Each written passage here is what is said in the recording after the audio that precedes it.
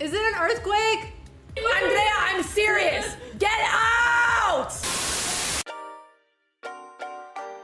Why are you laughing? Of all the chess players. Yes, Hans. Hans is the best. Hans is my love. I'm in love with Hans. Yeah, boy, Chris is being very, That's very thorough. very thorough.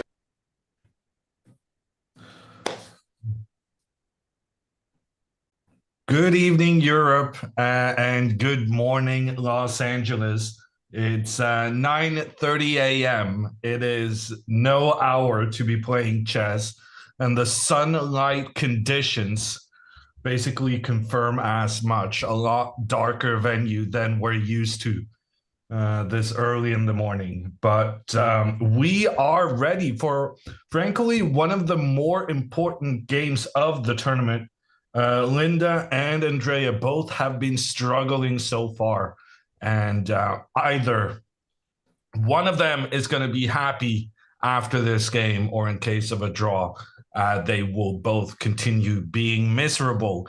I'm Jon Ludwig Hammer, and I'm here with Anna-Maja Kasarian. Anna-Maja, what are your expectations for this game? Yes, Hammer, welcome everyone. I'm so excited for today's round, Hammer, because today we will most likely have some decisions among the top players, because the top two players, Jennifer Yu and Dina Belankaya, are facing each other today. And right now we're seeing that Andrea is facing Linda and the game has started. And what my expectations are exactly, I'm expecting a lot of fights, but it's hard to say who will be the favorite in all of these matches today. Yeah, really interesting, like you said, that today we have the number 1 placed player playing against the number 2, the number 3 placed player against number 4, 5 versus 6, and 7 versus 8. This round today could definitely decide a lot of the final placements, seeing as how after today there's only 2 more rounds. In the meantime, we are getting quick moves on the board, and I guess that's not too strange, as Linda is not going to be surprised by the fact that Andrea plays the Jabava London, or tries to play into it. I'm really interested by Linda playing e6 on the second move, because this does invite white to go into the French. But as a French player yourself, I guess you would be fine allowing that. And apparently Linda is too. Yeah, it is surprising, because from what I can recall, Linda usually played the Sicilian. In this tournament, she has played the Caracan. So the fact that she was basically okay with playing the French is surprising. I'm not sure if she would actually be ready for it. And I think that she simply expected Andrea not to play e4, as she is not an e4 player herself. Yeah, and instead bishop to f4. I was really looking forward to this right now, because last time we had this position on the board was ANNA CRAMLING with the black pieces against Andrea. And Andrea ended up in quite a bit of trouble there out of the opening, even though she had the white pieces. And ANNA CRAMLING, she played bishop to b4, immediately putting that pressure in towards the white knight and the white king. And in fact, this is what Alexandra had prepared for Andrea when they faced off against each other in their European adventures earlier this year. Unfortunately, for some reason, Andrea actually played bishop to f4, and she never did go for knight c3. She didn't want to be her normal, predictable self. But that being said, we are now in a territory where Andrea's opponents are very certain what she's going to play for the game, and Andrea has to face targeted preparation that's trying to knock her out of her comfort zone. Yeah, especially because Linda hasn't really played much recently. Her last classical tournament was, I believe, 7 years ago. So it's been quite some time. So it's really difficult to prepare against Linda, especially seeing that throughout this tournament already, she's been changing her openings quite a bit. So it's really hard to prepare against Linda. It's really unpredictable. And I remember from the after the game against Alexandra, you were talking to her about how she's preparing a lot, and I am a little bit concerned that she also spent a lot of time preparing on this game, as she has to look at a lot of different lines. And Linda brings the queen out early. Quite a surprising move from her, trying to point that queen in towards the white knight and the white king. A familiar sight for Andrea. It's quite similar to the game she had against ANNA CRAMLING earlier, because, well, it's this time it's the queen, not the bishop, but the idea is a lot of the same, pointing down towards white's king very early on. She spent some time on this move. She did not play this move Queen A5 instantly. Do you think she's already out of her preparation and that she's on her own now, or do you think she was trying to recall some lines? I think she was trying to recall something, because Okay. Queen A5, I feel like that's not the kind of move you're just going to play on instinct. Bringing the queen out early is a controversial choice, because sometimes the queen gets knocked around, and it harms your development that you spend so many times moving the queen, especially if it gets attacked in the future. And of course, the queen is more prone to getting attacked when it enters the game early. So I think this is preparation. It was one of the computer's top choices, and it put some instant uncomfortableness for Andrea towards her king. Right, that makes a lot of sense. Now, seeing that her knight on c3 is pinned, and one of the main ideas in the job of Alon is we want to play knight b5. So what are the next options for Andrea here? Well, I think she needs to go queen d2, right? Queen to d2 would try to counteract the immediate pressure black has created down towards the white king. And I think it's very important here. There's a tricky move that I think is going to be absolutely key for Andrea. Because here, if pawn takes in the center, should Andrea just casually recapture that pawn, I'm very concerned about the bishop coming in, pointing down towards the knight, queen, and king. And if we get the knight out to try and help, the knight to d5.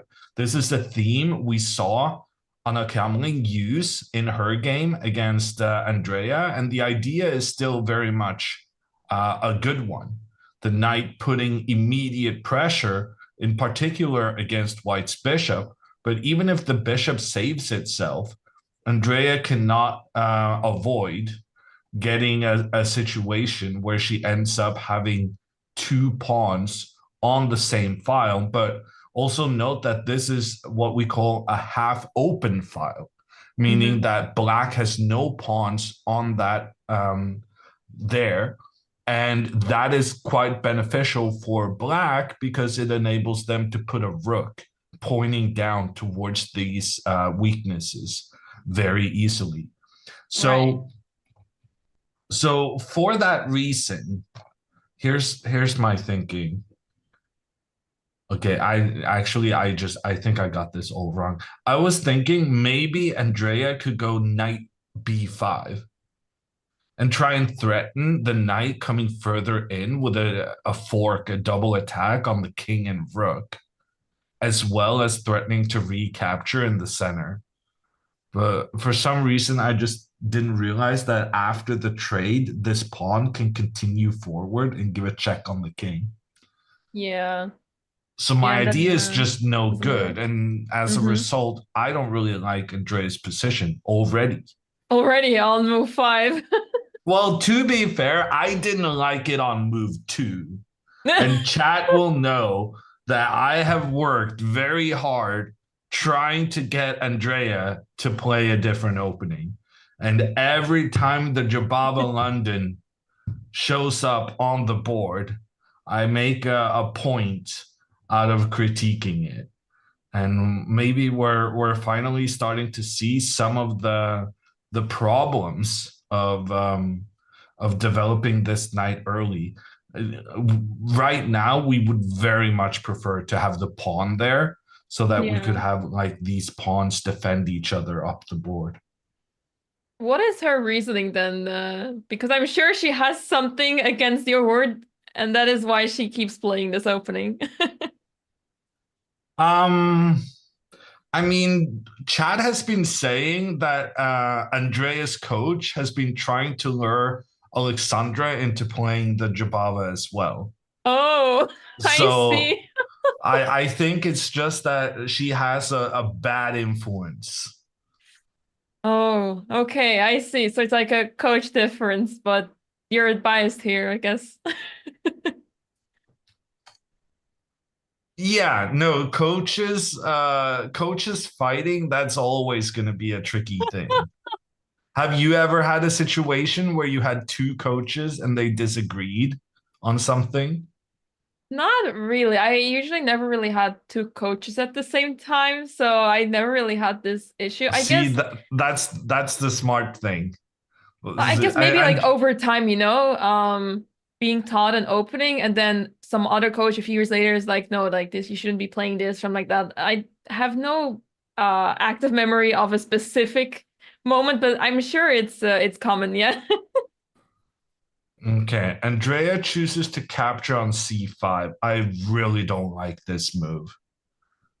We're inviting black to bring their bishop into the game quite quickly. But also now I kind of like this move knight to d5. Frankly, this pawn on c5, it's not going anywhere. Like you black can capture it now, but you can also capture it on the next move. And here I'm thinking knight to d5 um attacks the bishop, attacks the knight, and still keeps the attack on the pawn strong so that you can take that one later on. This seems quite nice for black in my mind. Yeah, I agree with you. I am no expert in this from either side because I just never played d4. I tried to jump off of London once because I was facing a 2600 and I thought if I'm going down, let's try something else. And of course I went down You're facing a quite badly. 2600 and you think the best idea is to play a bad opening? Well, a bad opening is a bit harsh, but to be fair, I did get a good position out of it, Hammer. So the surprise element was there. Yeah, no, that's fair. The Jabava definitely has some tricky stuff, but Hmm. I think you're onto something when you say the surprise element, right? Because right now Yeah. there's no surprise element for Andrea. She's playing it every single game, and people are really targeting her in this to try and find some new ideas that she may not be familiar with. I guess it's one of those things where you see those top players play this opening a lot, and they can afford to play this because they played very different chess than us mortals. So I guess it's not easy to play this if you're not that experienced, right? Yeah, no, it was very tricky. Yeah, and for those that are joining the chat now and are surprised to see a game, today we're starting a bit early as this game between Andrea and Linda is starting earlier. But we have in 1.5 hours, well, now it's in a bit over an hour from now, the other games will start as well. The game of Nemo against what was it again? Nemo against Jules is starting a bit later. That one is the evening game for today. The others are starting in a bit over an hour from now. So that's why we have a bit of a different schedule today. To reiterate that, a very exciting day with number 1 playing against number 2, number 3 against 4, 5 against 6, and 7 against 8. The round today could decide so much for the standings.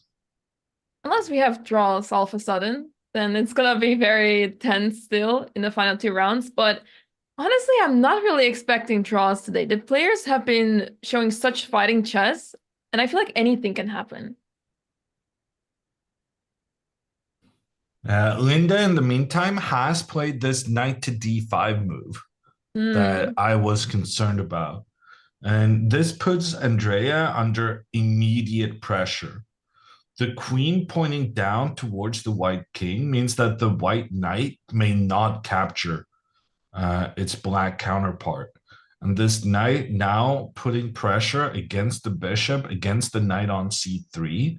The computer's top choice here is to go bishop to d6, trying to trade these bishops and actually defend the white pawn from in front of it. But then after knight takes knight, you got to make sure that you don't recapture, because then the queen comes in, check on the king.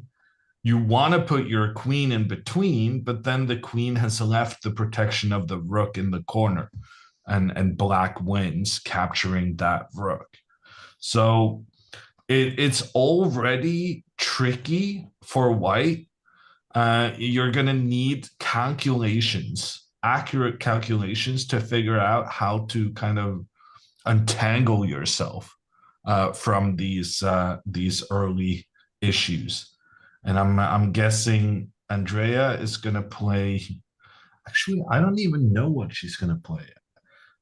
I mean, bishop e5 feels like natural, but at the same time also just terrible because it can be targeted so easily by, let's say, knight c6 or even f6. So she can't really save her own bishop to try and help defend the knight. And when we've taken that off the table, I mean, you could go knight to e2. I guess that makes quite some sense to defend. But the problem then is that you're not very happy about losing your bishop. Your London bishop, that's supposed to be your pride and joy. And in fact, this has to be Andrea's move. Yeah. And now after Linda captures the bishop, Andrea's going to have to recapture. And then we get some kind of position like this, where black has 2 central pawns against white's 1. And in addition, black has the 2 bishops, which can be an advantage in a long game. So already, I would say black's position is for preference. I mean, this is exactly what you want with black, especially getting rid of that bishop on f4. It's one of the main pieces of the opening. And on top of that, the white lost its center. So the whole idea of the Jobava London has basically collapsed already. And black is just out of the opening already in a pretty good position. Yeah, I was going to make a snarky comment there. What is the point of the Jobava London? But I don't. I tried to tell my students, I try and tell them, like, you don't want to put in these queen pawn openings, you don't want to put your knight in front of your c pawn, because then your c pawn is unable to participate in the control of the center.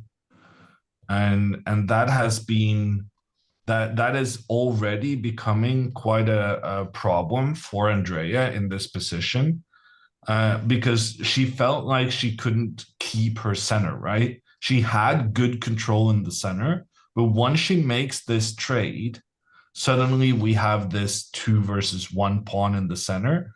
And when that's not necessarily a bad thing, because white gets to open up the d file through the center. So having 2 versus 1, like that's not necessarily such a bad thing. However, when that does happen, you would very much prefer having the pawn in front of the knight than behind it, because then the pawn would have some real good influence, for instance, towards the d5 square, and it would make it a lot more difficult for black to advance these 2 central pawns. Right. So how would you feel about the London then? Do you think do you still feel the same about the London as the Jabava London, or do you think because of the C pawn there's a clear difference there? No, I think there's a big difference between the Jabava and the normal London. And I think the normal London is definitely a lot better, because then you're reinforcing in towards the center, and you're making it like in the London, you would never capture this pawn, right? Right. That Yeah. would be crazy. You want this That much I do pawn know. in the center of the board. And that's kind of a key part of your strategy. You're controlling the e5 square. Very often you just try and move your knight up there, and then you go crazy with the pawns on the king side. But you don't really have that option here. Like, there's a reason why Andrea felt like she needed to capture on c5, because she was starting to be concerned about what if black captures and then moves their bishop up, and my knight is being targeted. So the Jabava London, I think, it's an opening that is very reliant on putting immediate pressure on the opponent and exploiting the fact that you've prioritized the development of your pieces over some strategic benefits.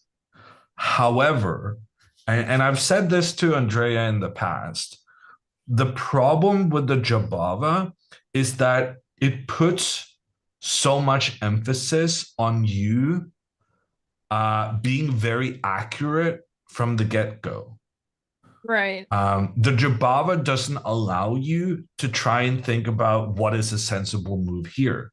The Jabava requires you to have a lot of opening knowledge, because if you make a little mistake that loses you that development initiative, it will mean that then you're prone to just being worse. Whereas a normal opening, one of the benefits of those, if you follow the opening principles of using the pawns to control in the center, the advantage of that is that while it may have a lot more options for the opponent, so it's still a lot of knowledge you kind of feel like you need, but it's much easier to navigate, say, a Queen's Gambit than a Jabava if you don't have like 100% opening knowledge, because in the Queen's Gambit, you can rely on some general opening principles to guide you to figure out the way forward. Whereas in the Jabava, there's so many lines that requires weird solutions. Right. Because it's like it requires weird solutions because the opening in itself is not intuitive. Yeah, especially when you're playing with white pieces, you don't want to put yourself in such a position. And when you play d4, I guess you also expect to have a more solid game. So to be facing this is pretty rough. And Linda has been spending quite some time, but she did decide to take the bishop. I was going to ask what other move could she be considering, but she did take the bishop on f4 after all. I think that's a good decision from her. She values the bishop pair. I'm 2 thumbs up for that. It took me some time before I started to realize how good bishops were. I was like 2,500 before I realized that bishops are the greatest thing ever. Before that, I was a big, like I would play a lot of openings where you move your bishop up and try and trade for a black knight on the c6 square. But suddenly something clicked in my mind. And I realized that no, I shouldn't be trading off my bishops. And thus I started respecting the bishops from there on. So you're not a fan of the Rosalimo, for example? The Rosalimo is a fantastic opening. Oh. But But you don't take. No, I do. No, Okay. the Rosalimo is an exception. Rosalimo Okay. is great for white. But I Okay, stopped noted. playing like the exchange Spanish. Right. Mm-hmm. And yeah. Actually, I still give away my bishop for a knight. The thing about trading bishop for knight and giving your opponent a doubled pawn is that it creates a very interesting imbalance in the game, because the bishop and the knight are the two pieces that we think are approximately equal in value, yet what they do is so incredibly different. If you're a stronger player, then it makes a lot of sense trying to go for positions where you trade bishop for knight and you preferably give your opponent a doubled pawn at the same time, because those strategic imbalances are more likely to showcase you as the stronger player, because it requires a greater understanding of the game. Right. Yeah, so Andrea took the knight back on f4. Linda took with the bishop on c5, as expected. So now black with a great center, and white. I mean, I guess the knights are out, and the knights can get annoying, but without that pawn on d4 and the lack of center control, it makes things much more difficult because the knights are having a hard time maneuvering around now. And Andrea still needs to watch out for the queen and bishop working together, pointing down on the king, which is why I'm happy Andrea played this move a3. That was the move I was suggesting for white when we analyzed this position. And it's just a very important move to prevent the bishop from increasing that pressure on the diagonal. As an added bonus, if Linda castles here, then Andrea can actually just win the game outright with a little fork. Mm-hmm. Yeah, so Linda needs to defend this against this threat now. I guess you'd either have to move the queen or bishop. You have no other choice. So what would be the better choice here? Do you retreat with the queen now? Well, I think the question is, if you want to move the queen, where do you go? Right. Do you go all the way back? Do you go slightly back? Or do you try and stay as aggressively placed as possible? The easiest one of those to eliminate is actually queen to b6. Because then Andrea can go knight to a4 and attack both the queen and the bishop at the same time. And Linda just, she went through so many hoops to be able to get a dark squared bishop, while Andrea does not have one. And she doesn't want to give that back so easily. So then I guess the second option is queen to c7. But there's some problems with that too. My first instinct is just once again to move the knight forward. Number one, I really hate this Jabava knight. I am so happy that I can move the knight away and then push pawn to c4 afterwards, because then this pawn is now going to be a good contributor to the game. But as an added bonus, there's some variations here, I think, where we can try and chase the bishop back and then go for a queen trade. And we have some ideas of trying to get our knight into the c7 square potentially. So, and frankly, if the queen goes all the way back, that's the almost the easiest now that I thought about it. Because then knight to e4, once again, moving that Jabava knight away so that the pawn could participate. But here the added bonus of attacking the bishop. And if the bishop moves, the knight comes in with a check. And here Andrea would be very, very happy about the outcome of the opening. So I think just all the queen moves, what they have in common is that the queen would then no longer be pointing down on the white king, enabling white's knight to find a better placement. So yeah, the queen has to stay on a5, so I guess we would have to move the bishop then. But yeah, you'd have to retreat, and I guess retreating moves are not really the type of moves you want to make, especially so early on in the game. But yeah, since a3 has been played, black has no other choice. You can't really play moves such as knight c6 because the tactic when after b4, capturing that pawn on b4 would not really make a lot of sense.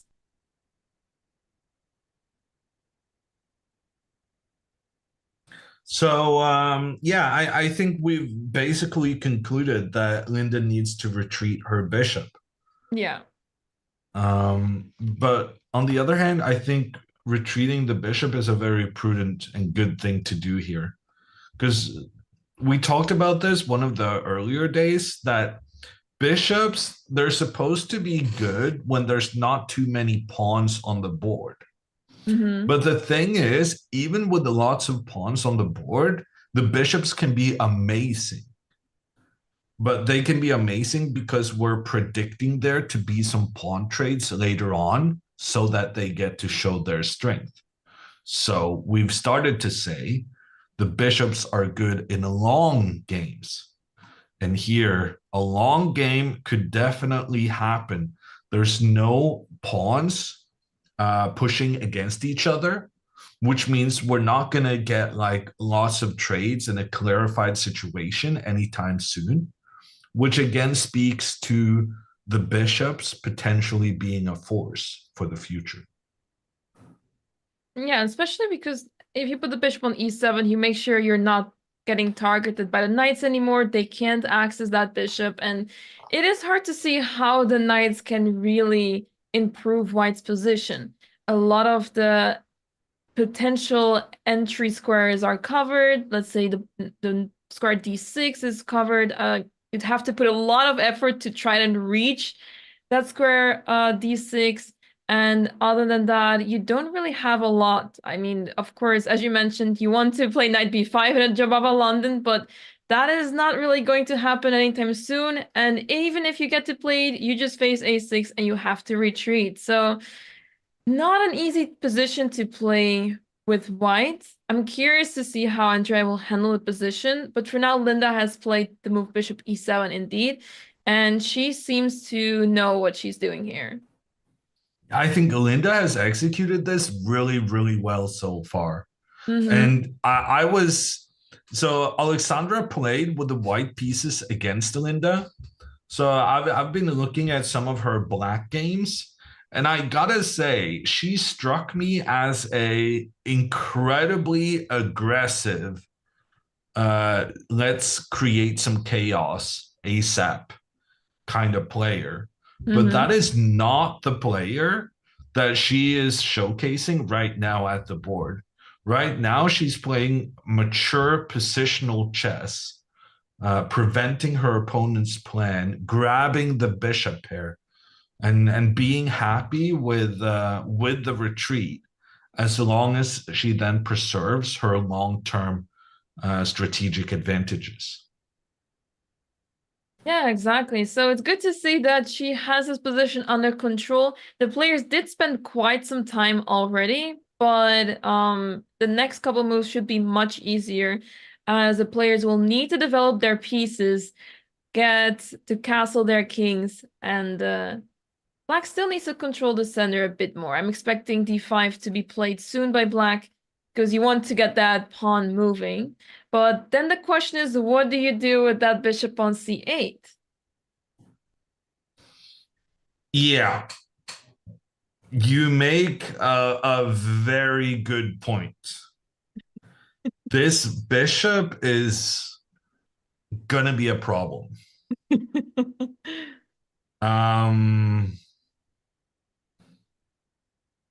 Yeah, a plan needs to be formulated on how to get that bishop into the game. I will say what I'm not gonna do. I'm not gonna play the move b6 with my queen on a5 because I'm kind of scared of that queen not being able to go back into defense. And yeah, I saw already the computer hated this b6 move. I'm not even sure why, but it goes to show that it's not for me.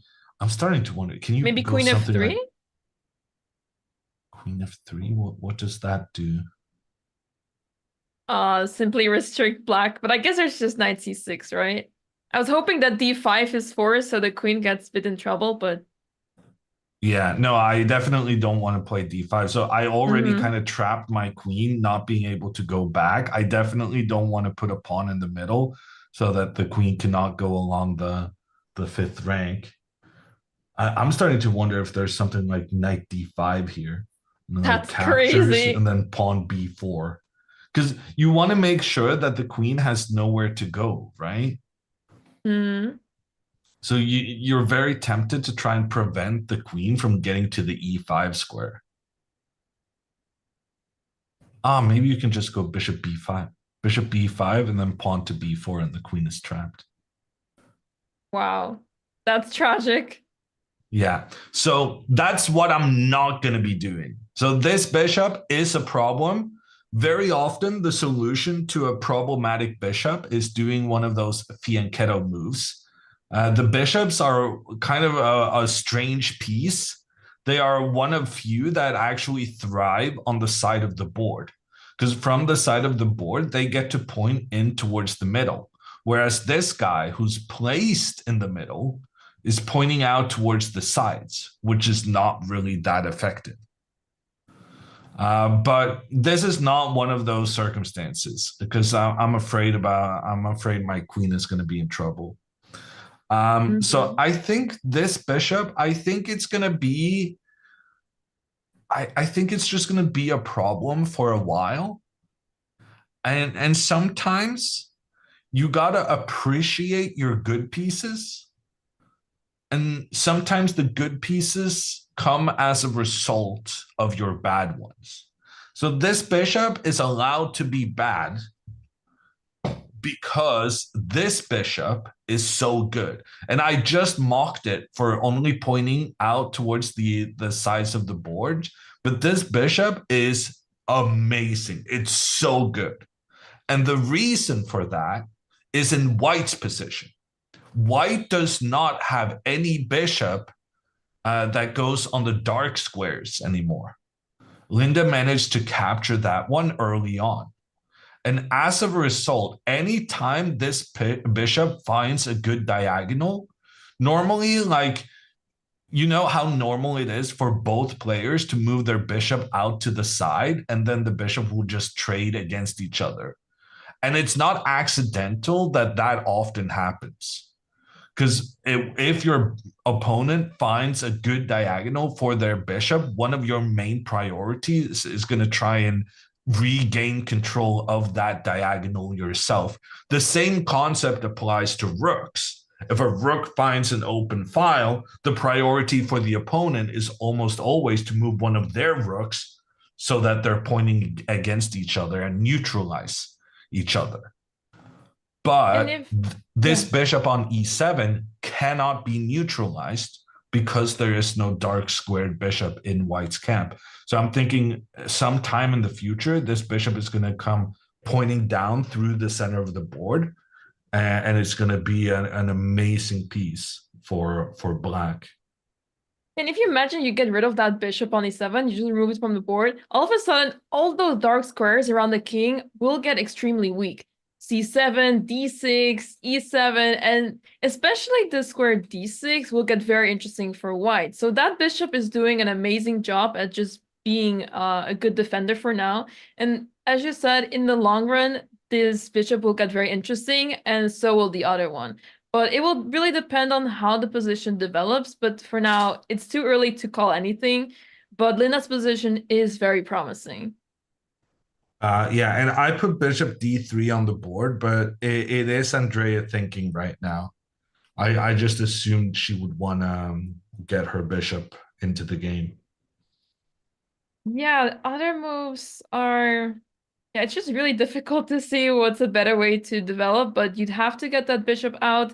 Is there a chance she might be considering bishop c4 just for the sake of it? No. No, you don't think so? No, bishop c4 would just allow black to improve the positioning of their pawns while also attacking the bishop.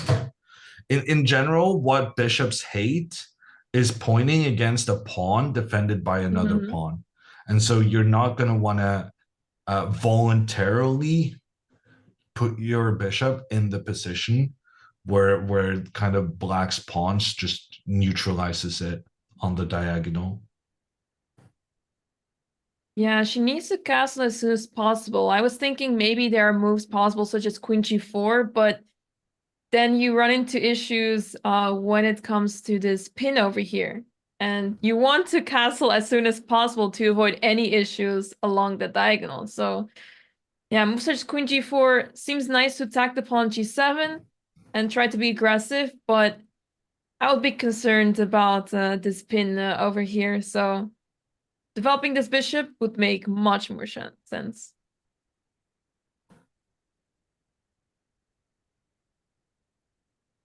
But I wonder what she's thinking about. Yeah. I'm not sure.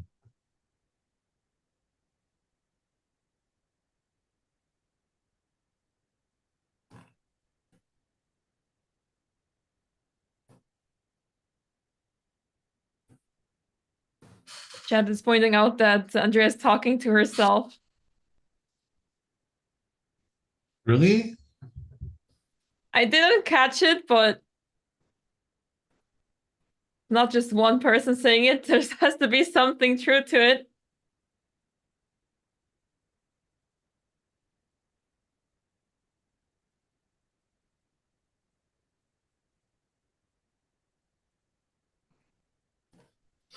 Andrea needs to castle. So bishop to d3 makes sense in terms of trying to castle kingside.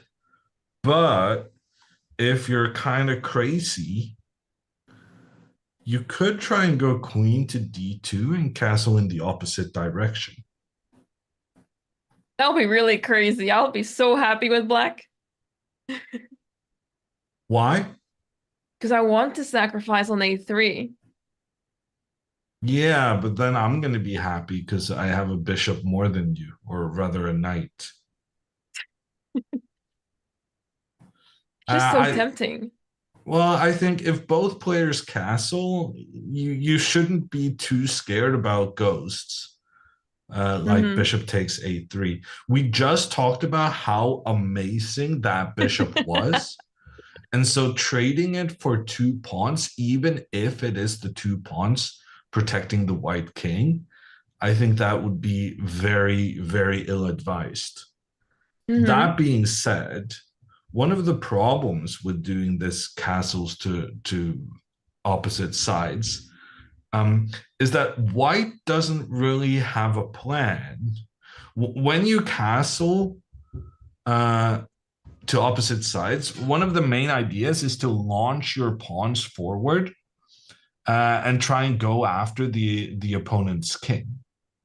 But here, Andrea is struggling with the fact that even if she were able to push her pawn further forward on the side of the board, Linda could just use her pawn to block. And notice how she's blocking while the white pawn is on a light square, so that Linda is doing this so that she controls the dark squares. And in order to break down this blockade, Andrea is going to need her dark squared bishop to regain control of some of these kingside squares. But she doesn't have that one. And as a result, anytime she tries to like push further through with another pawn joining the attack, that pawn is going to be captured. It's going to be defended. Like, yeah, it's just not good news. And so castling queenside feels like a way to say that, okay, strategically, my position is not amazing, but therefore I will make this a tactical skirmish with like attacks for both players, so that the more strategic features don't really matter as much. But here the problem is that after pushing the pawns up, Andrea's attack kind of just runs out of steam. Yeah, so castling long would be not advised, as it doesn't really help much with the position. And you really have to play it safe here, I feel like, because if anyone has the advantage here, it's black, and black can easily capitalize on the fact that they have control of the center soon. The pair of bishops will come out soon. For now, black is not really developed as much, so the danger is not as visible. But as soon as this knight comes out and we will be able to decide where we put this bishop on c8, then it becomes much more clear what black is going to do. But for now, it's still early in the game. White still needs to develop, and I really think that Andrea has to go for bishop d3 to then go short castles. Andrea's time management in the previous game against Alexandra was amazing.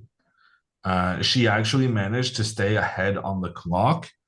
It would be great to see her continue that trend, but unfortunately, she is down 10 minutes at this stage.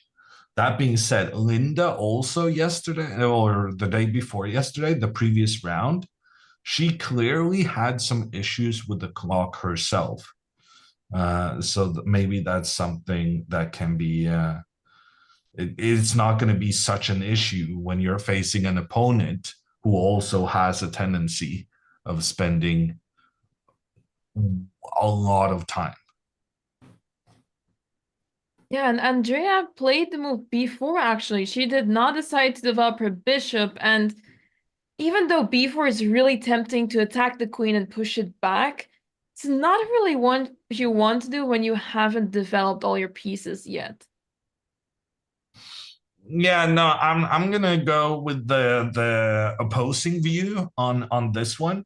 I think b4 is a good move because it addresses the problem in the position, which is this freaking Jabava knight.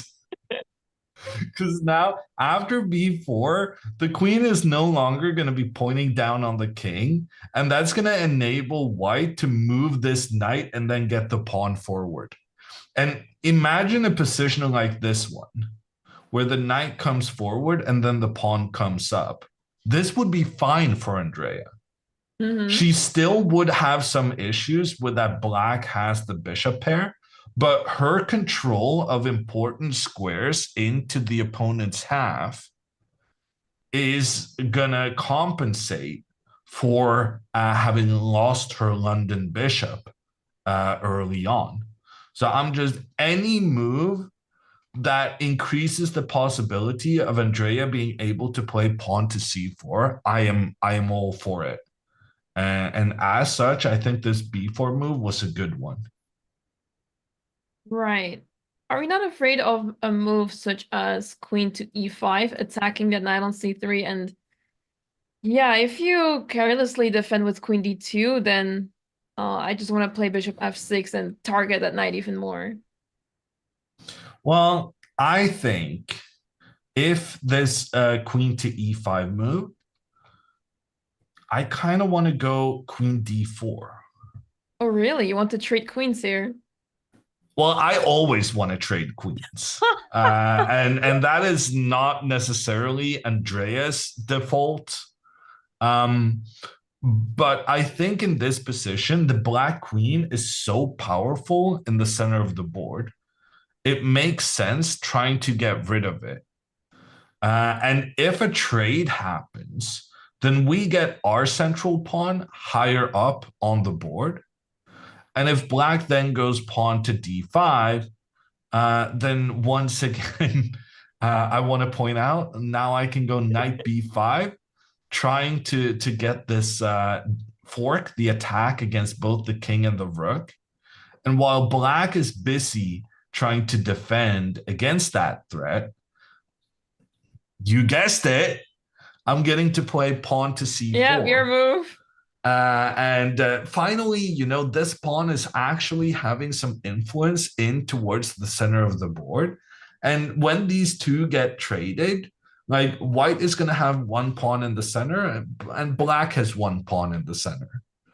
And I think this is acceptable for white.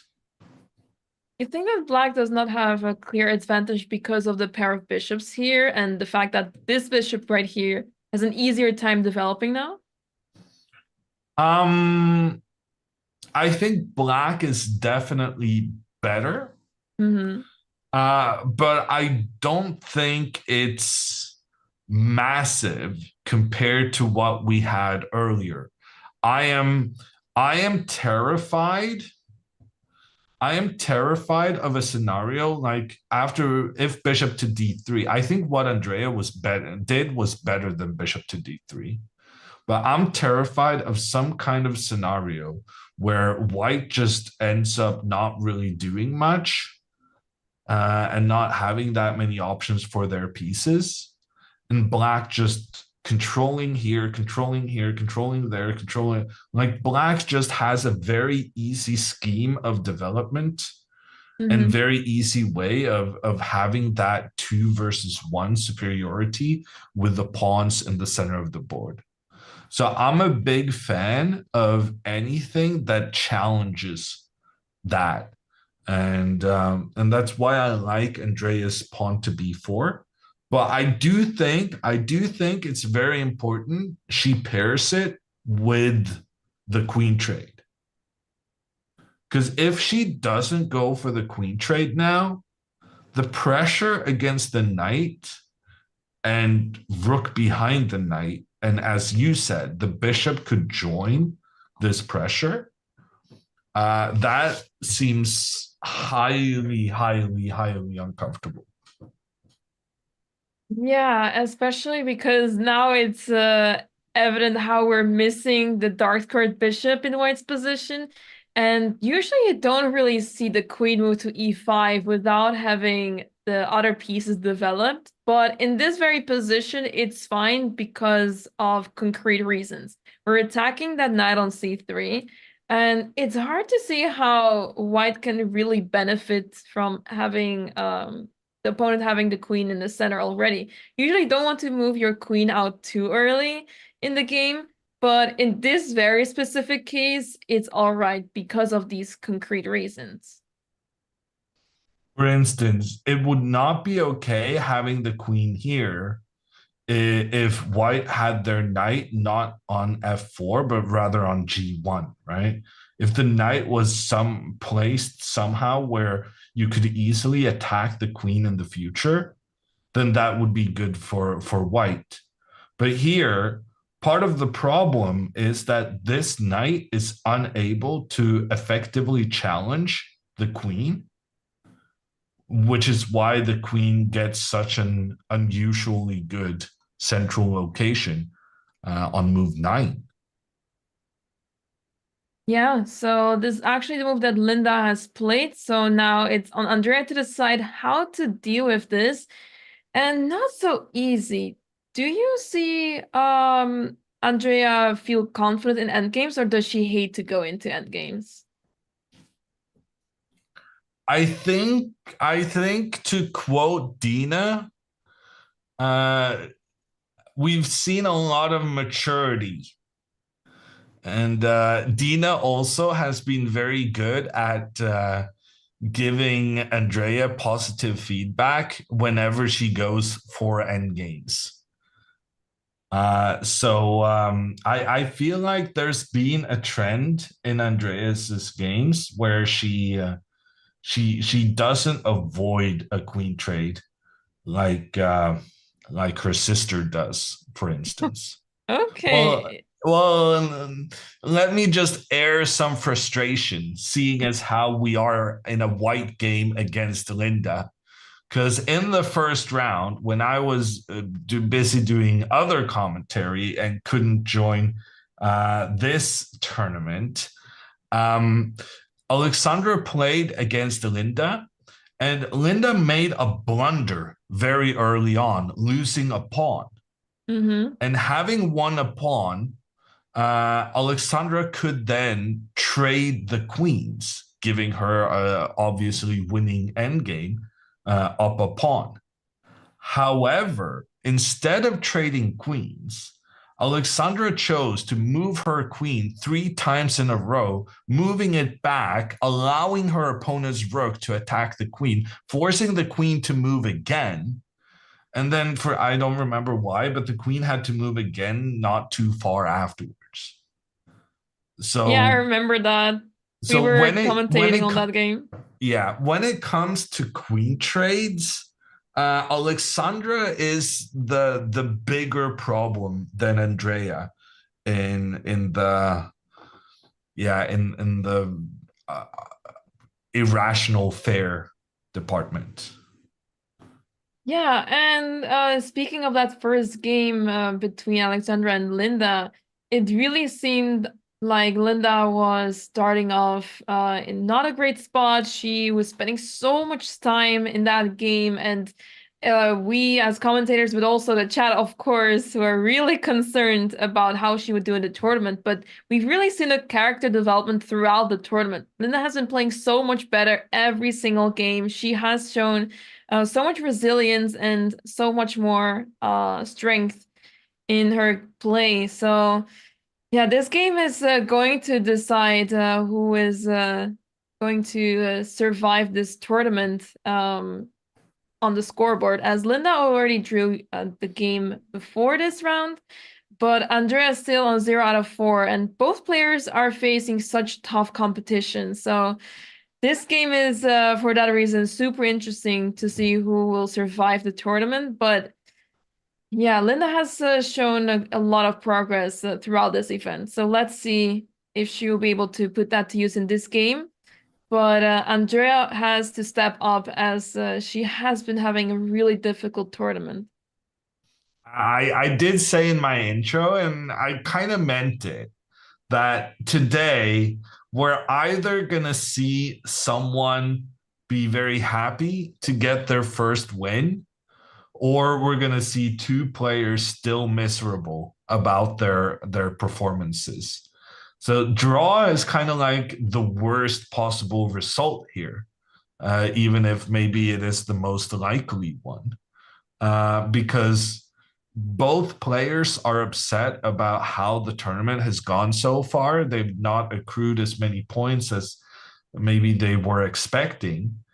And a win here could change the tides and give someone, the winner, a boost before the final 2 rounds, while a draw is just going to kind of reinforce that they're both having a bad tournament. So I'm kind of hoping for a winner today, simply just because otherwise I feel like they're just both going to be miserable. Yeah, Andrea also said in the post-mortem the other day, she was really upset, of course, understandably so, but she also said something along the lines that she doesn't even want to win against Linda anymore, and she was very upset about her performance altogether. But Yeah, I think if she wouldn't win this game, that would even be worse than it already was.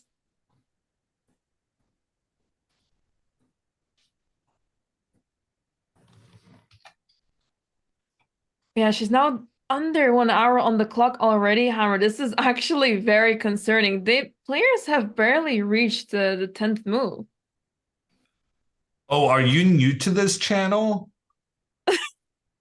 Well, I tried to be hopeful, Hammer. Oh no, you don't need to be stressed out about having less than an hour left after only 9 moves. This is just normal. Like this is not sensational whatsoever.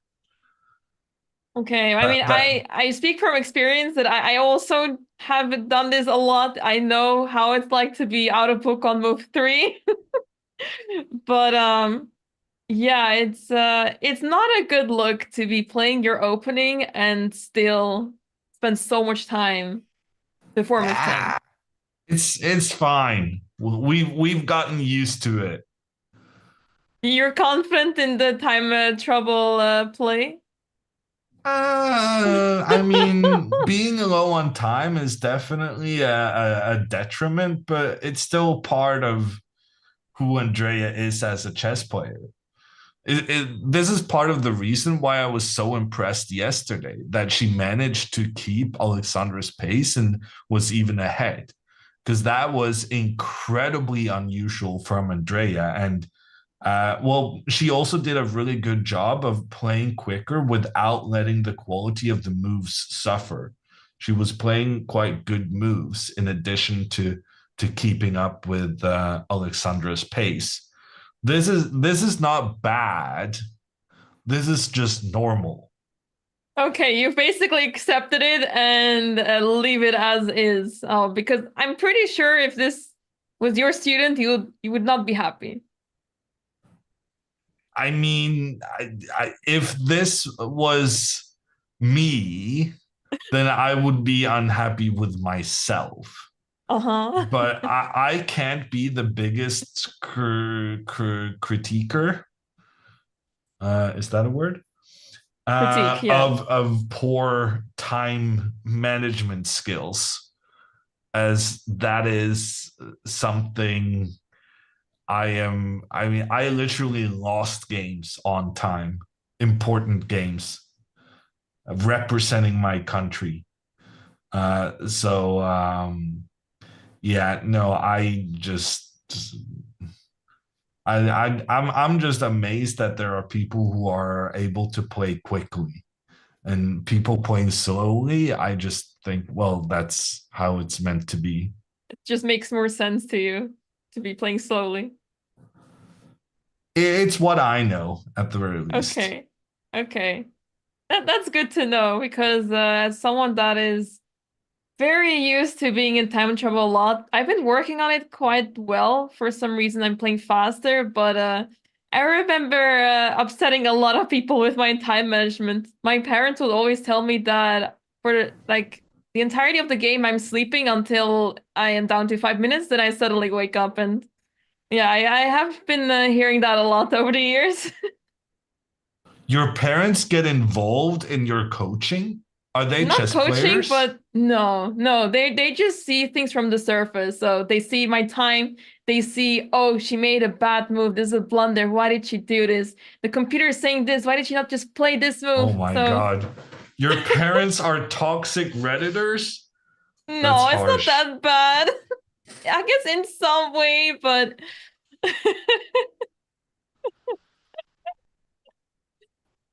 yeah, it's classic. I guess it comes from my parents not being chess players, so it's easier to judge then. Yeah, no, well, I mean, my parents have no idea about chess, but they would never dare second hand kind of questioning decisions I made during the game. Oh, But really? no, that would just not happen. But I mean, I guess part of why it wouldn't happen is because my face would turn red and I would start yelling at the top of my lungs. And I would, yeah. No, yeah. trying to affect a chess player's rhythm and tendencies and stuff like it is one of the trickiest things ever. Yeah. Yeah, true. I mean, it's really easy to judge things based on time usage and just based on blunders and inaccuracies, but yeah, it's always really difficult to explain to those that do not really play chess to explain why you made certain moves, because every single time you look at the computer's move, then chess makes so much more sense. But of course, during the game, we do not have access to these sources. Yeah, yeah. No, I'm honestly, I'm amazed that your parents are coming in with input. To be fair, I mean, my dad has sometimes said, "Oh, it's gonna be okay. Oh, you were better even though you lost." And that just, oh my Oh, God, I that get hurts. so tilted. Yeah, Yeah, no, that's I'm very like, I tilting. know I was better. I'm a pretty decent chess player. Of course, I knew I was better. I just couldn't find the right moves to execute it. I'm not like a complete idiot. It's much easier to realize you're better than to actually manage to convert the advantage to a win. And yeah, no, my mom at some point, normally it was always my dad traveling with me to tournaments, Mhm. but as I got older, my mom started joining a bit as well. And then we started a policy well, of course, she never, ever talked about anything from the games. That's number one. Mhm. And then number two is that she contributed in a way where she could be the most useful. So if I had lost a very frustrating game, she would hold up the biggest pillow from the hotel, and then I would actually just punching bag my frustrations. And Aw. that was pretty good.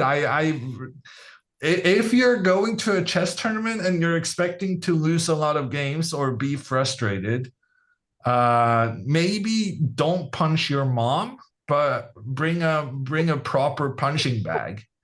I think that would be good for Andrea right now. Wow, those are very wise words. But yeah, it's nice to have someone around that, knows how to handle chess players' emotions, because it's a lot. Especially from family. Family is it depends, I guess, but from experience, my family is very supportive, but them not really knowing chess has been pretty difficult to deal with. They were very fanatic in my chess career, so they want me to win so badly, sometimes even more than I do, which is pretty crazy. Wow. In the meantime, Andrea has made a move and she goes knight to b5. I don't like this at all, but mostly because it's not the move I suggested. But secondly, because I'm not sure what are you doing now if pawn to a6? Hmm. Because pawn to a6, I still want to go queen d4. I still want to trade off this incredibly well-placed queen in the center of the board. But right now, the issue is that if the queen comes up and offers that trade, black can just accept the trade. And now, well, you got to save your knight so that the knight doesn't get captured by the pawn. So you have to recapture with the knight, but then you allow the pawn to move forward and do a double attack, a fork on the knights. Computer didn't like that. Ooh, computer Knight didn't like d5? that. Knight d5. You just allow one of your knights to be captured, then you bring your knight in, check on the king, pressure against the rook in the corner. And normally, when a knight captures the rook in the corner, it's usually a complete disaster. But here, somehow, the knight is actually managing to escape back into the center of the board. I wonder if Andrea has calculated all of this and if she's just a genius for figuring this out and trying to get Linda into this line, because it's very tempting to go down this line with the fork. Joe asks, what about king f8 and then bishop d8 to try and control both these squares the knight needs as it tries to get back into the game? I'm thinking here maybe we can go pawn a4. I guess you have time for it. We can try and just push this pawn up so that it controls the b6 square.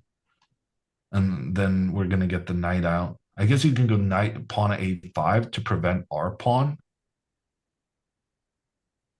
Yeah, I don't know. This knight it's not safe, but it might be okay. Maybe we just take in the center here. Because now anytime you try and open up for the bishop to try and attack the knight, then we can go for the trade. And we open up for the rook to start counter pressuring. This whole discussion is completely moot because, frankly, I guess that was predictable. When going knight to b5 instead of queen to d4, Andrea had already decided that a queen trade was not really something she was interested in. So after Linda attacks the knight finds its way to the center of the board. And look at Andrea. She spent 2 moves now moving her knight around, seemingly not accomplishing much, but it's actually kind of clever what she's done, because now she is able to move her c-pawn, either that the pawn just moves 1 step forward and helps the protection of the knight. That makes sense from the point of view that when you only have 1 bishop remaining, you often want to place your pawns on the opposite color to the one your bishop is controlling. And Andrea's kind of done that. She moved these pawns to dark squares. She already had these ones on dark squares, and now she can get another one on a dark square to support the knight. But it's also possible for her to go pawn to c4 and try and get some good control in towards the center of the board. Either way, I like it, but may I suggest for the future moving this pawn forward before you get your knight out, because then you can save yourself. Yeah, save yourself a couple of moves having to move the knight around in order to get the pawn involved. Yeah, the 2 knights in the center are a bit unusual as well. It feels like they're not supposed to be there. I believe other pieces are supposed to be there. So yeah, it looks like a strange position, but if Andrea gets to move c4 in, it makes a bit more sense, and I can see her having a better game. But yeah, I can't help but wonder what these knights are doing in the center. In the meantime, I want to point out that we have another game starting in 10 minutes. And that's going to be the top matchup currently placed in shared first place. It's Jennifer Yu and Dina Belenkaya. And the winner of that game, I would say, is very, very likely to win the entire tournament. So that match is starting in 10 minutes. And after that, at noon local time, in 1 hour and 10 minutes, we will have currently number 3 versus number 4, or rather shared 3rd place on equal amount of points. It's Alexandra Botez versus ANNA CRAMLING.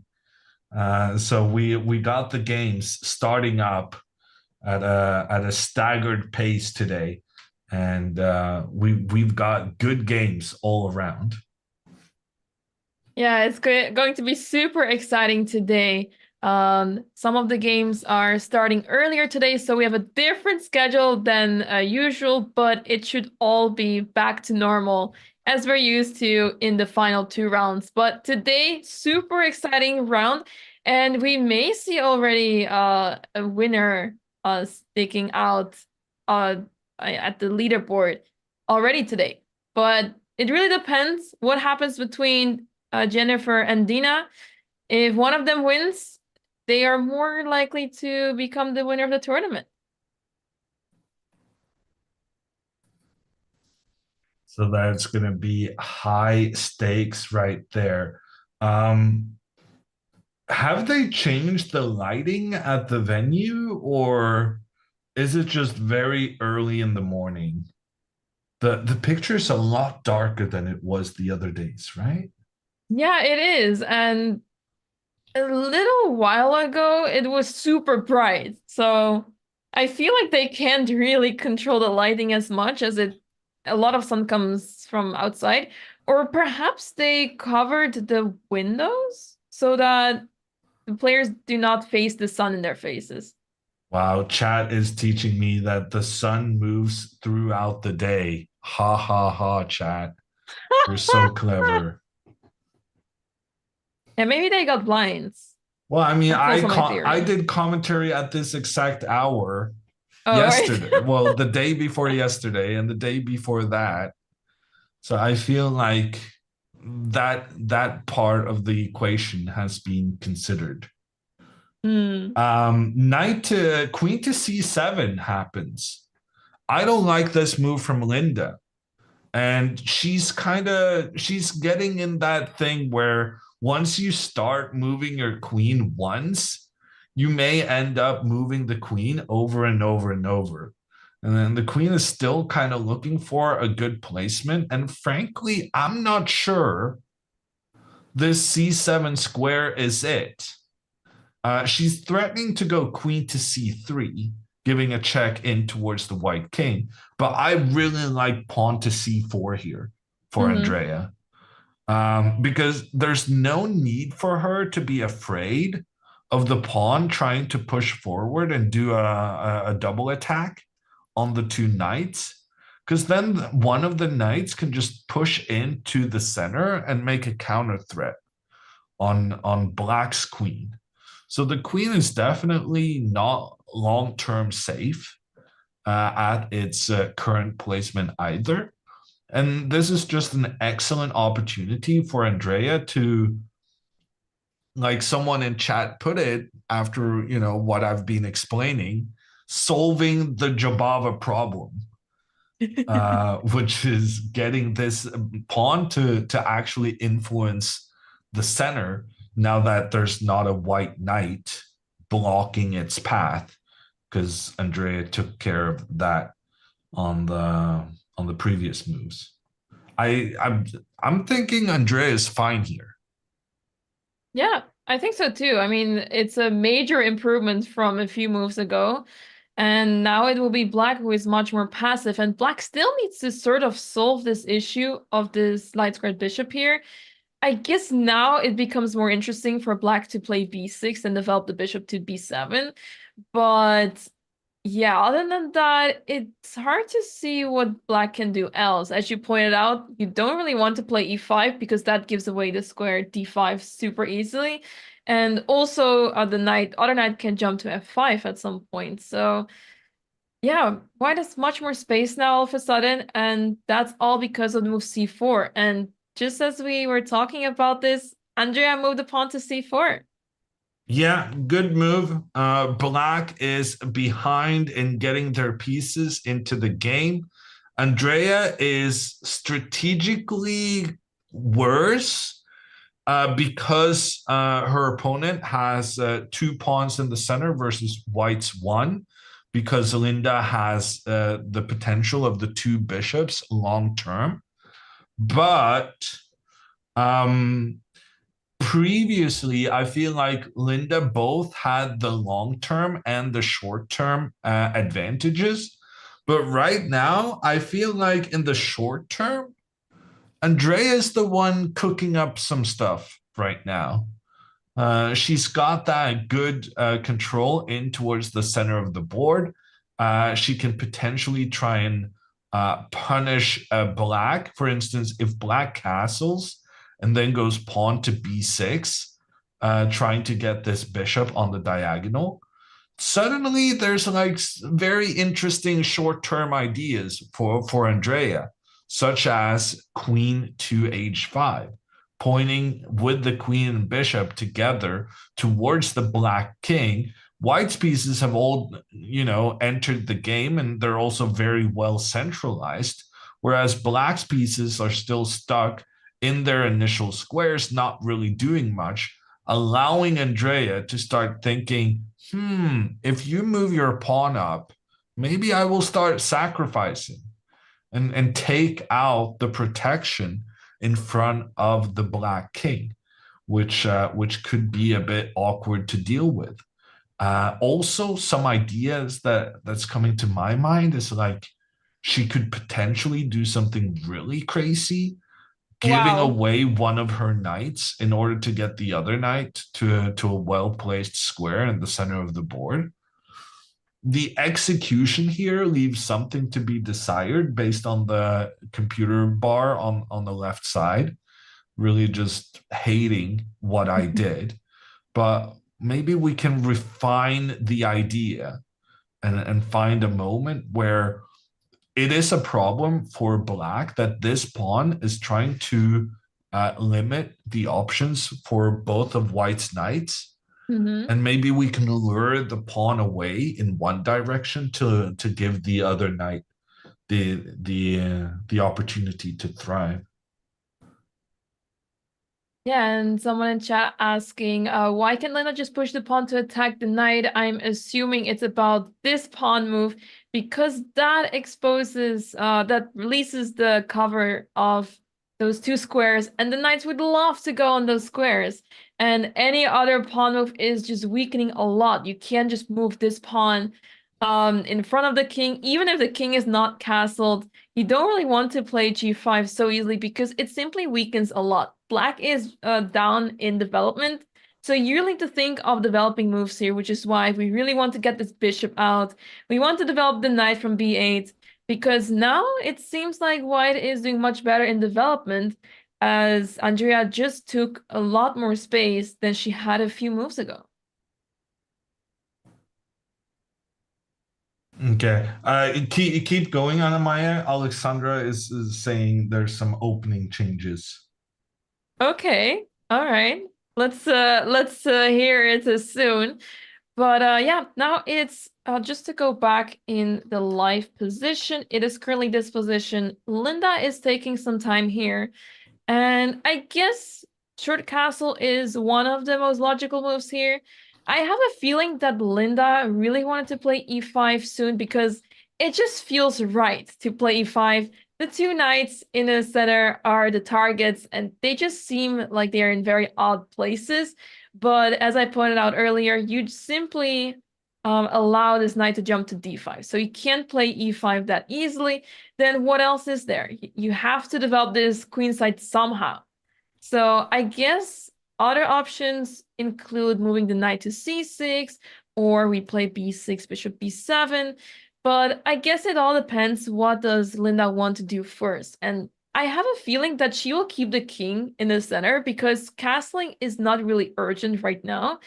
I think she may want to focus on playing b6 first and then developing the bishop to b7, because controlling this diagonal could be very helpful for black. Okay, I have taken care of the emergency opening debate, but I cannot reveal the contents of what I just discussed with my client until the start of their game. Okay, so we will hear it as soon as they start. Yeah, I think that's Okay. fine. Alexandra is starting up against ANNA CRAMLING. Big matchup. They're starting in an hour. Right now, we're expecting at any moment the top game potentially the tournament deciding game between Dina Belenkaya and Jennifer Yu to start out. I'm so excited for that game. That game is quite something. Both players, they've had a different path up until this point. Jennifer has been playing really well, consistently playing well, and she's had really good games overall. Whereas Dina has had quite a rocky start, but it got her to where she is. She didn't lose a single game so far. But she was definitely in trouble in most of her games, and she definitely had some luck in there. But yeah, both players on 3.5 out of 4. That game between the two of them is going to decide who is going to take the lead in the tournament. Unless the players go for a draw, but I think draw is an unlikely result. I think one player is going to take the win today. And if you had to guess, the person with the white pieces? Ooh, okay, this is putting me on the spot there. Well, you kind of opened the door by saying I think one of them is going to win. Jennifer has That's the true. black pieces. That's you would prefer being white in this very, very crucial matchup. Yeah, for sure. I guess based on how the tournament has been going, I think Jennifer is going to win today. Because I feel like Dina has been playing really well, but she has been in trouble a lot of times. And I feel like her opponents did not punish her for that. And I feel like if there's anyone in this field that can punish Dina for this kind of allowing these kind of situations, I think it's Jennifer. So I think that will be my reasoning. Also, yesterday, the players participated in the Blitz tournament, and Jennifer also won that tournament. I believe she won all the games even. So I think that also sets, the tone of this game, that she is a really strong player, and she's the favorite in this one as well. I think personally, I just think she's better than Yeah. everyone else. And well, she's showcased it so far. Jennifer gave away half a point, and that was a draw against Nemo, where she had a big advantage during the game. And like you said, where Dina has been in trouble a couple of times, Dina was worse out of the opening against Nemo. She was lost at some point against Jules. She was completely dead lost against Anna. So Dina just hasn't shown the same level as Jennifer. But I do think the fact that Dina has white, like Dina can also be a bit cynical, right? She can try and speculate and just playing it very safe.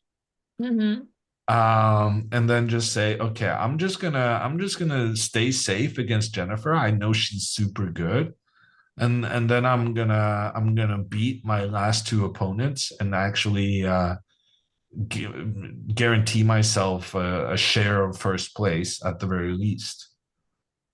One thing that surprised me quite a bit is seeing Dina switch from e4 to d4. I've played against her quite a few times, especially online, but also over the board. And I remember her playing e4 against me.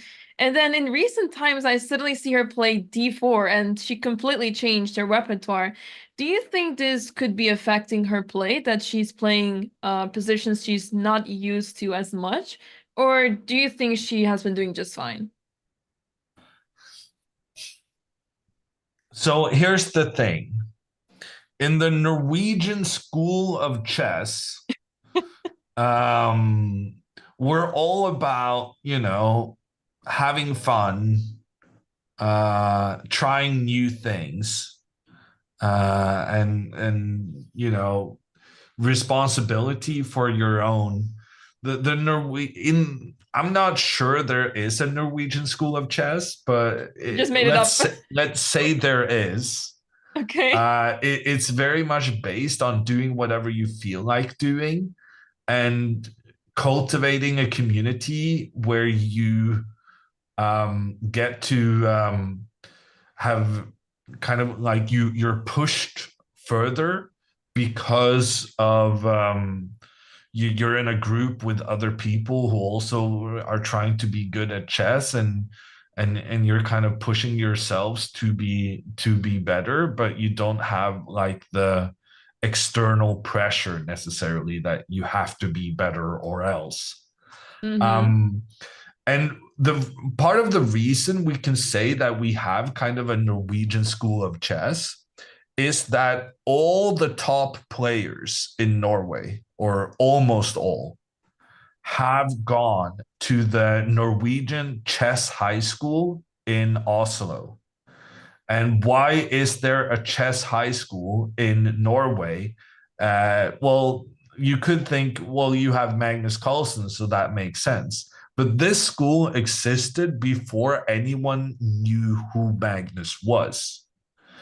This school is the brainchild of Grandmaster Simen Agdestein, who was one of the top players in the world. He also played on the Norwegian national soccer team, and as a striker, and even got some appearances there and scored a goal.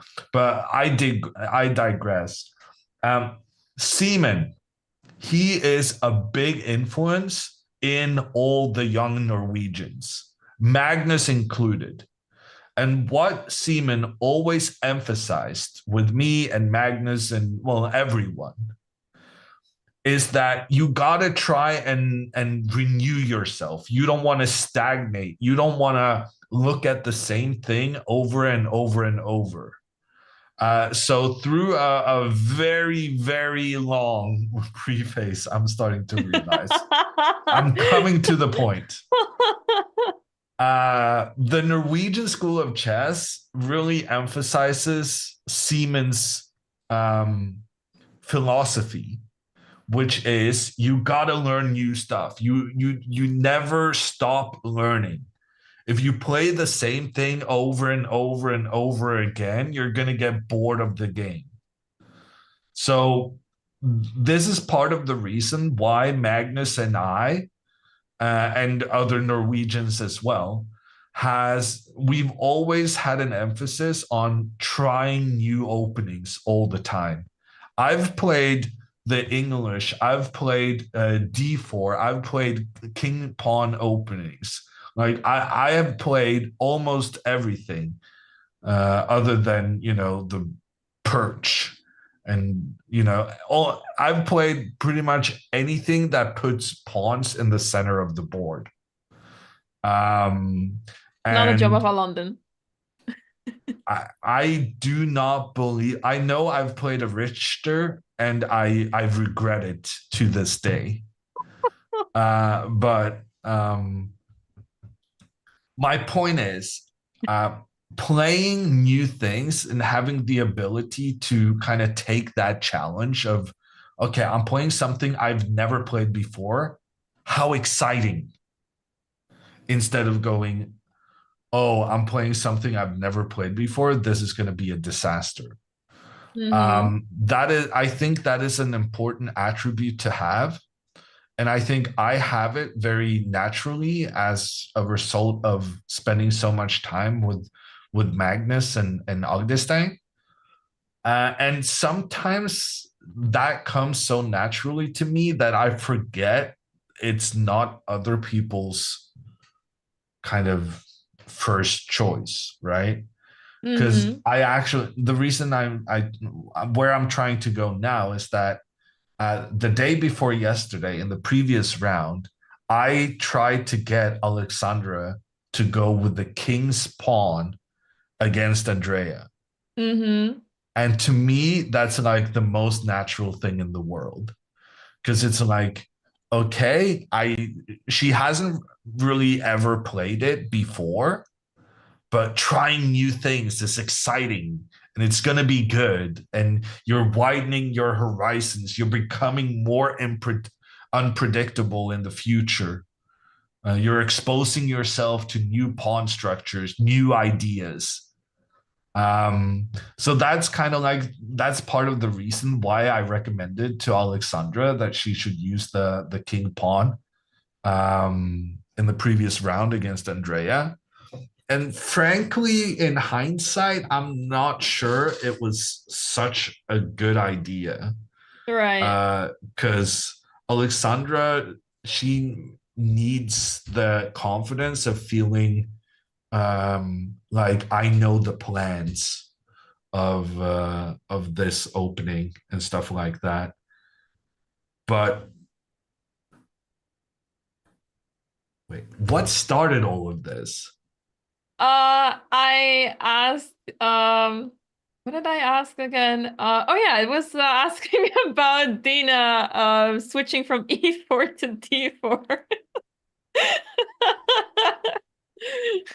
I strayed somewhat. I almost forgot it was the question about Dina. But To answer your question, yes. no, I don't think that's a problem. I think it's a good thing exploring new things. Okay.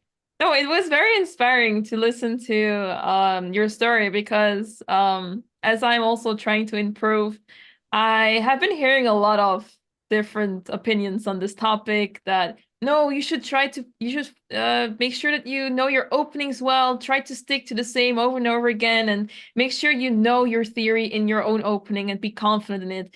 But recently, I really love playing the French, and I want to continue playing the French. But there have definitely been lines prepared against me that I had never seen in my life, despite playing the French for 10 years now, 10 plus years.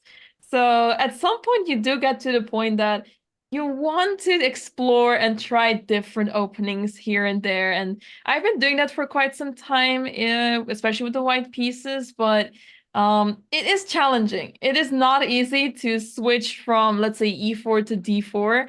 I've noticed that with D4, I'm just struggling to gain an advantage out of the opening. It's just so solid and so boring that I'm more of an attacking player. So because I'm just playing solid positional chess, I'm very impatient and I just want to move the pawns up the board and start Are you attacking. But saying you cannot get attacking positions in 1d4? I have been failing to hammer. I don't know why. The positions get so boring.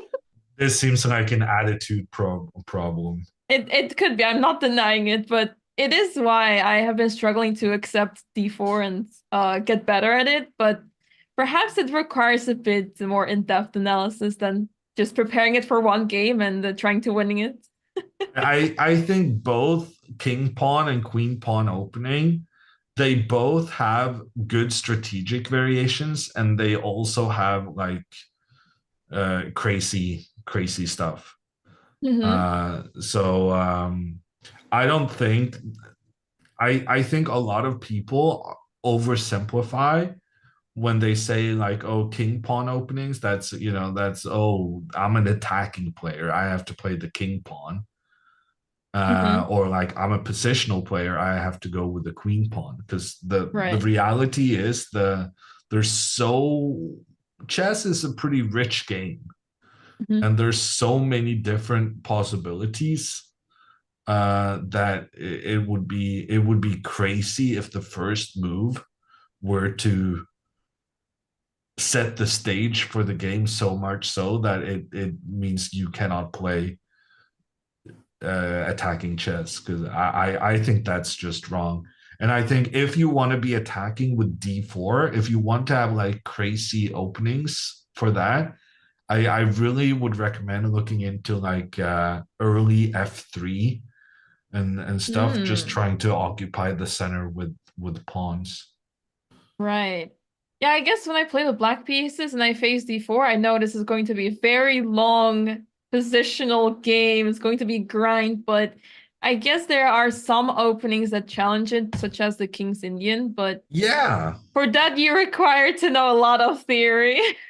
No, but if you're complaining about your openings not being attacking enough, and then at the same time refusing to put in the work to play the King's Indian, I don't know what to say.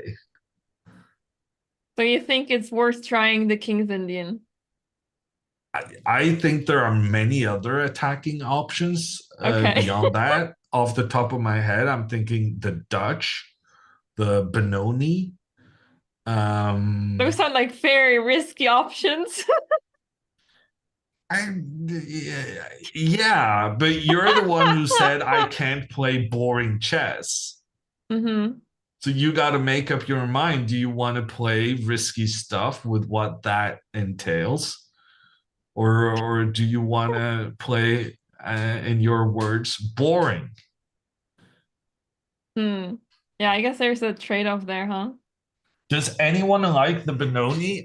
You're not supposed to, but I think the Benoni gets a bad rep. People say the Benoni pawn structure is, the worst thing to happen in chess ever, but I just think that's plain wrong. I think the Benoni pawn structure is quite good for black. And the problem is that you have, a bit too many pieces remaining on the board.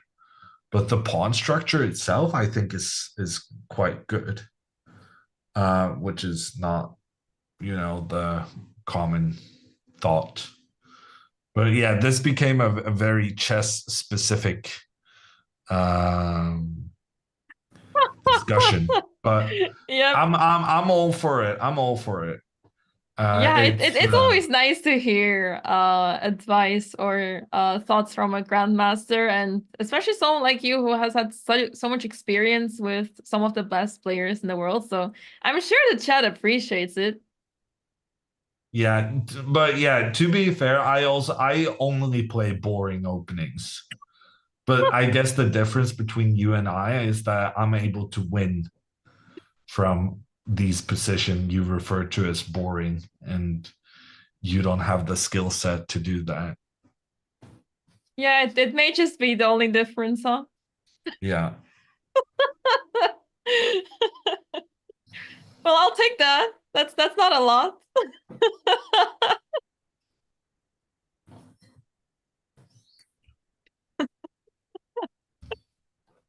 Okay, Andrea's getting her bishop into the game. And we wanted this bishop to d3 move earlier, but chess is a tricky game. We wanted bishop to d3 earlier, but now I'm going to say this is a mistake.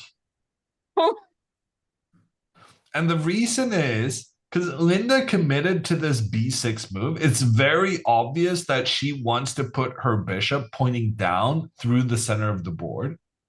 And Andrea then, she went bishop to d3, but I think she should have just gone bishop to e2.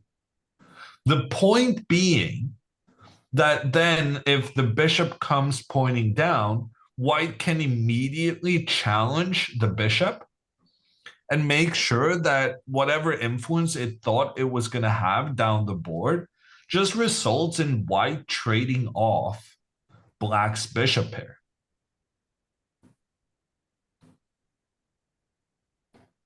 You see Alex in the chat. I think it's Alex.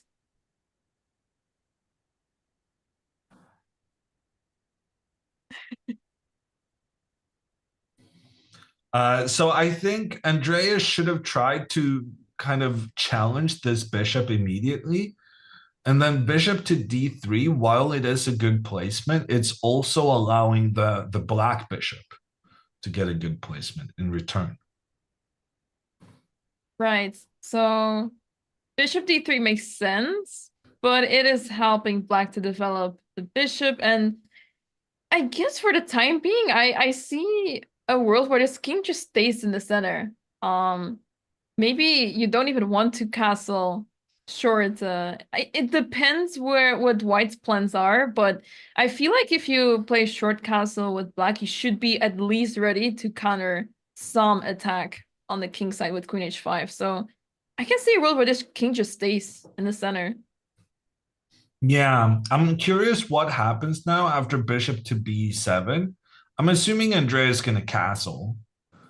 And then now that the bishop has taken control of the d5 square, now there's a real possibility of going pawn e5, attacking both the knights at the same time, And this time you don't have that counter threat against the black queen, because now that one can just be captured. And what's fascinating about this is that even though this variation results in Andrea losing a full knight, the computer still feels it's super interesting. Okay, it didn't like that move though.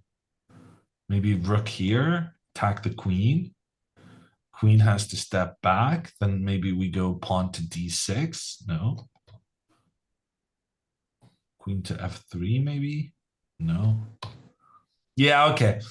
Computer is saying there's some interesting possibilities for white, but Maybe just e4, f4, e4? e5. No. No. You really don't like aggressive attacking chess, do you? Aggressive attacking chess. You're down a knight and you want to start spending your time giving away every dark square control you have. Okay, f5 is a bit too much, Hammer. Well, I mean, even before then, I think it was too much. Wow. But yeah, no, here you're just down a knight for no good reason. I feel like you need to open up something against the king, which is why I wanted to go pawn d6, because I felt like maybe I can get the queen up here or pressure here or in this direction. How about queen g4? Queen g4. I want to prepare queen e4 and d6. D6, please. Ah, No, d6 first. d6. That's brilliant. So first you bring the queen in, then you sacrifice the pawn, and when the pawn is captured, you get the double attack with the checkmate and the rook in the corner. That's good. Finally, we're seeing the tactics. I'm so happy. But if this is the kind of thing Andrea has to kind of deal with, then I think that also brings into question this bishop to d3 move. Because if she had been able to challenge the black bishop immediately, she wouldn't have to deal with all of this. Imagine if she had gone bishop to e2 first, then pointing the two bishops against each other. And now if pawn to e5, white would be very happy to bring the knight into the center, have that attack on the queen. The difference being that the knight still gets captured, but now instead of recapturing with the pawn, Andrea can recapture with the bishop and get the threat against the rook in the corner. So yeah, I'm starting to be concerned about the well-being of the knights. Yeah, I was expressing this concern as well. Ever since I've seen the knights in the center like this, you don't really want to put the knights in the center when they can get attacked so easily. You want to be a bit more careful with them, and the knights cannot really entry into black's position, which is, I think, the main issue. And it has a lot to do with the fact that black is the one controlling center, so where do you go with those knights?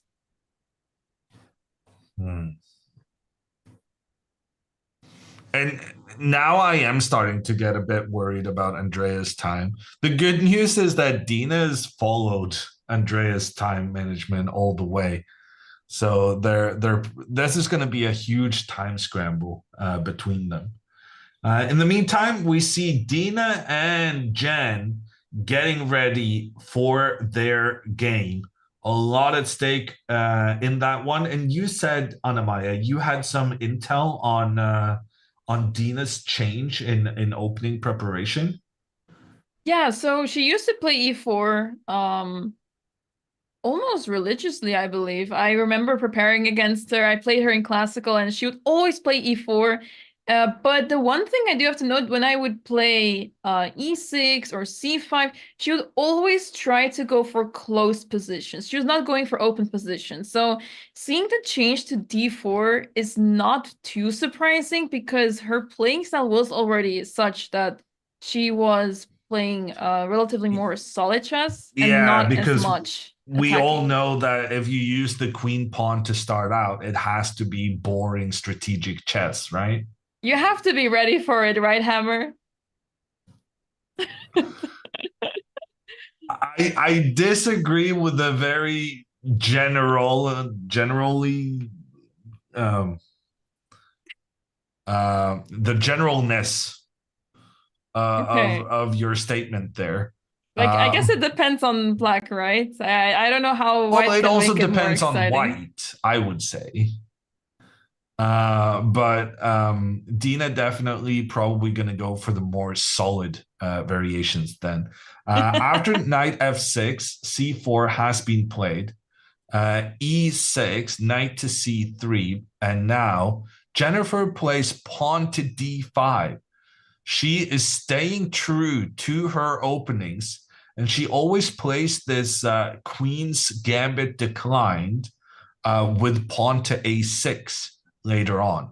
So I'm curious if Dina has some vicious idea to try and punish Jen for just playing the same opening over and over. This is so far the same thing that happened in Jen's game versus Linda earlier in the tournament. Right, so she's taking her time for now, but I'm curious to see which line she will go for here because there's many moves you can play with white. One of the most sort of forcing lines is c takes d5. You capture the pawn in the center, and then you go for this call spot structure kind of positions where white has a lot of different ideas, and black is usually a little bit on the passive side, at least from my experience. I know I should be playing this line better with black, but I've always liked the prospect of white more in this opening. And it's interesting you mentioned that because Jen has a game in this exact position from earlier in the tournament, but where she had the white pieces instead Hmm. of black, because she played this against Anna Kramling. Right, And the start so far identical as Dina brings out the bishop to point down towards the black queen.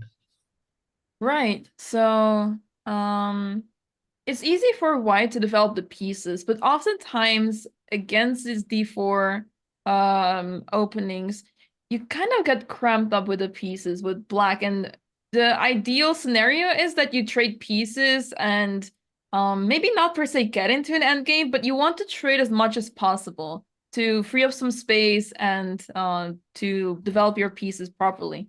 Because you usually don't really get this light squared bishop out that easily. It either has to go in an awkward spot like e6, or you play b6 and then either play bishop a6 or bishop b7, but these moves are quite awkward. You want to play bishop f5, but you oftentimes don't get the chance to play it. And if you played here, it feels like it's too early to play bishop f5. I mean, it is the main line of the opening almost, though. In this very position too. Yeah. Okay. Oh, you don't know this? This is like the Berlin endgame of the queen pawn openings.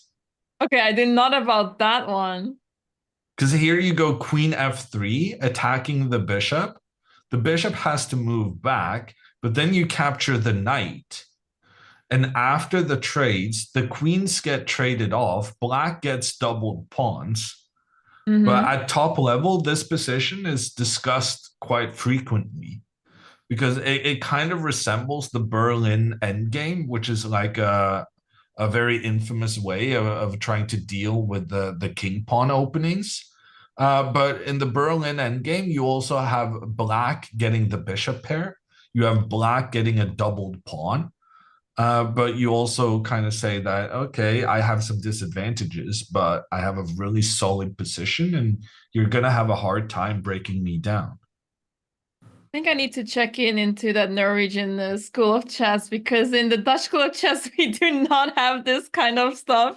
But I remember vaguely playing one game What do you similarly like mean? this.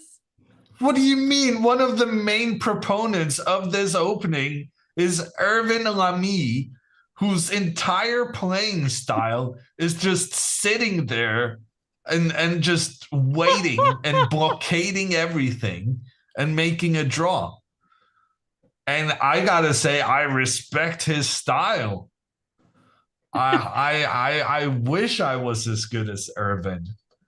But yeah, I remember there's a very, very cool game in this variation that Irvin played, and it was like he just shut down everything and made a draw against quite a strong player. Mm-hmm. Yeah. Well, he did not teach us well, Hammer. What can I say? In the Dutch school of chess, we're used to tactics and aggressive play and playing e4 on the first move. d4 is not what they teach us at first. Okay. Yeah. No, I'm making a face, but I guess because like the number one rated Dutch player is, complete opposite of everything you just said. But I guess he is from the Russian school of chess, so Yep. it makes sense.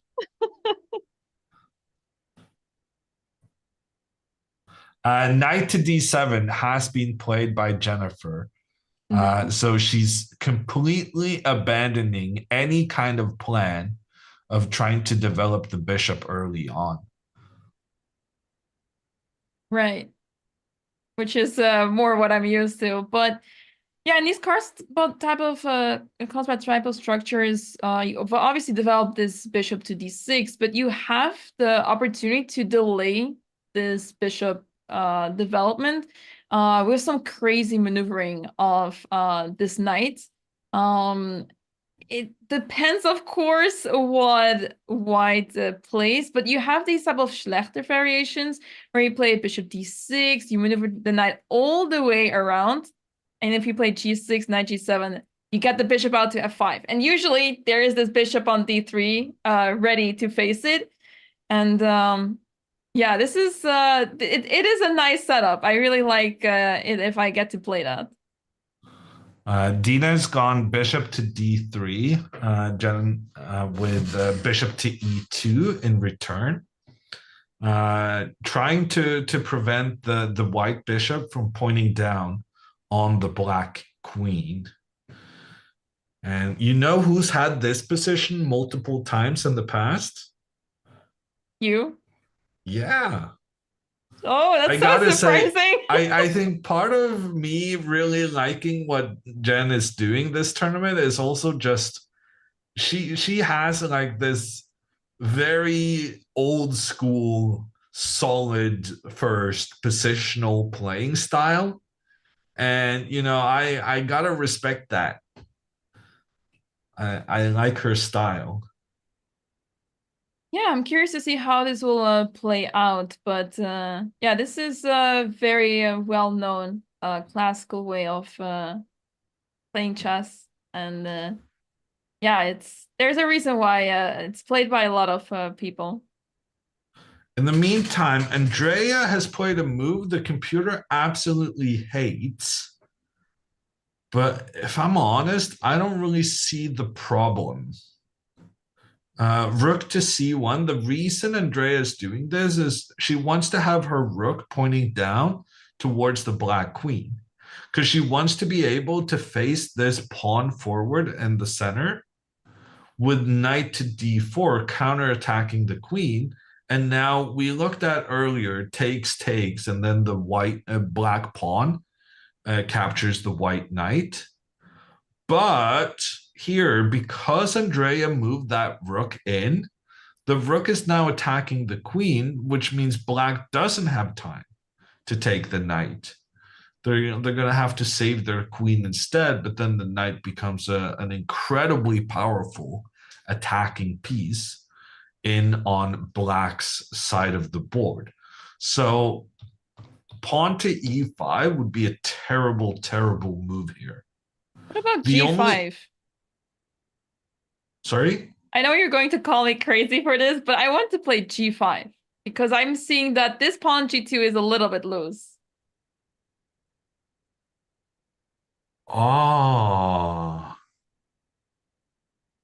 Wow. You see, Hammer, this is my favorite move, the move g5.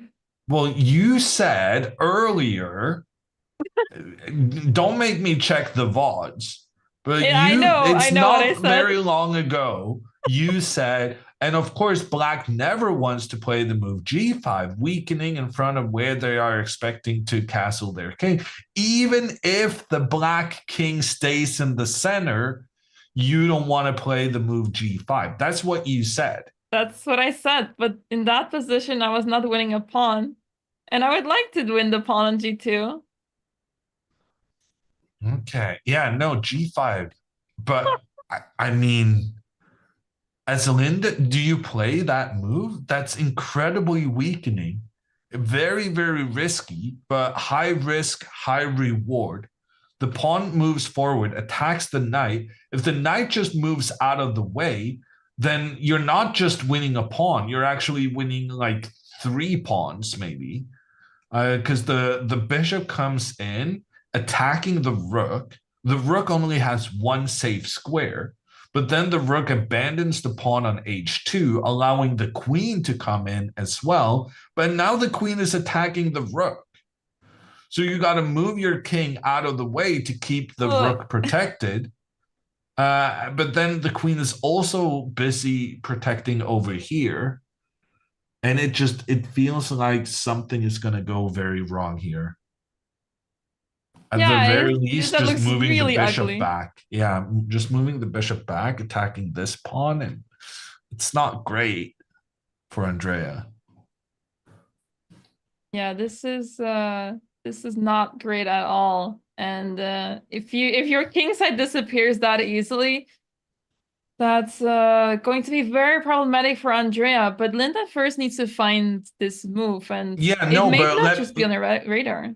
Yeah, but also let me counter with 2 reasons, not just one. There are 2 things that can stop you from finding a good move. And I think both of those reasons are in play right now.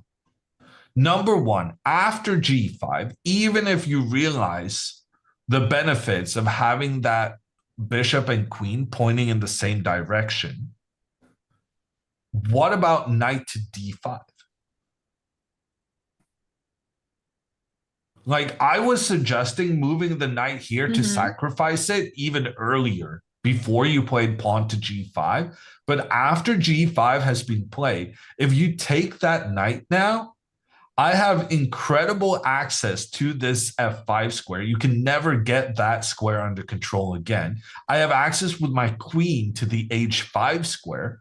My rook is pointing down here. Your king is never going to castle queenside, but frankly, now you can't go to the king side either. Because the bishop and queen pointing down there, like your king is going to be stuck in the center of the board. And what about your knight? How are you getting your knight into the game? If the queen moves back, then I'm just going to defend the pawn.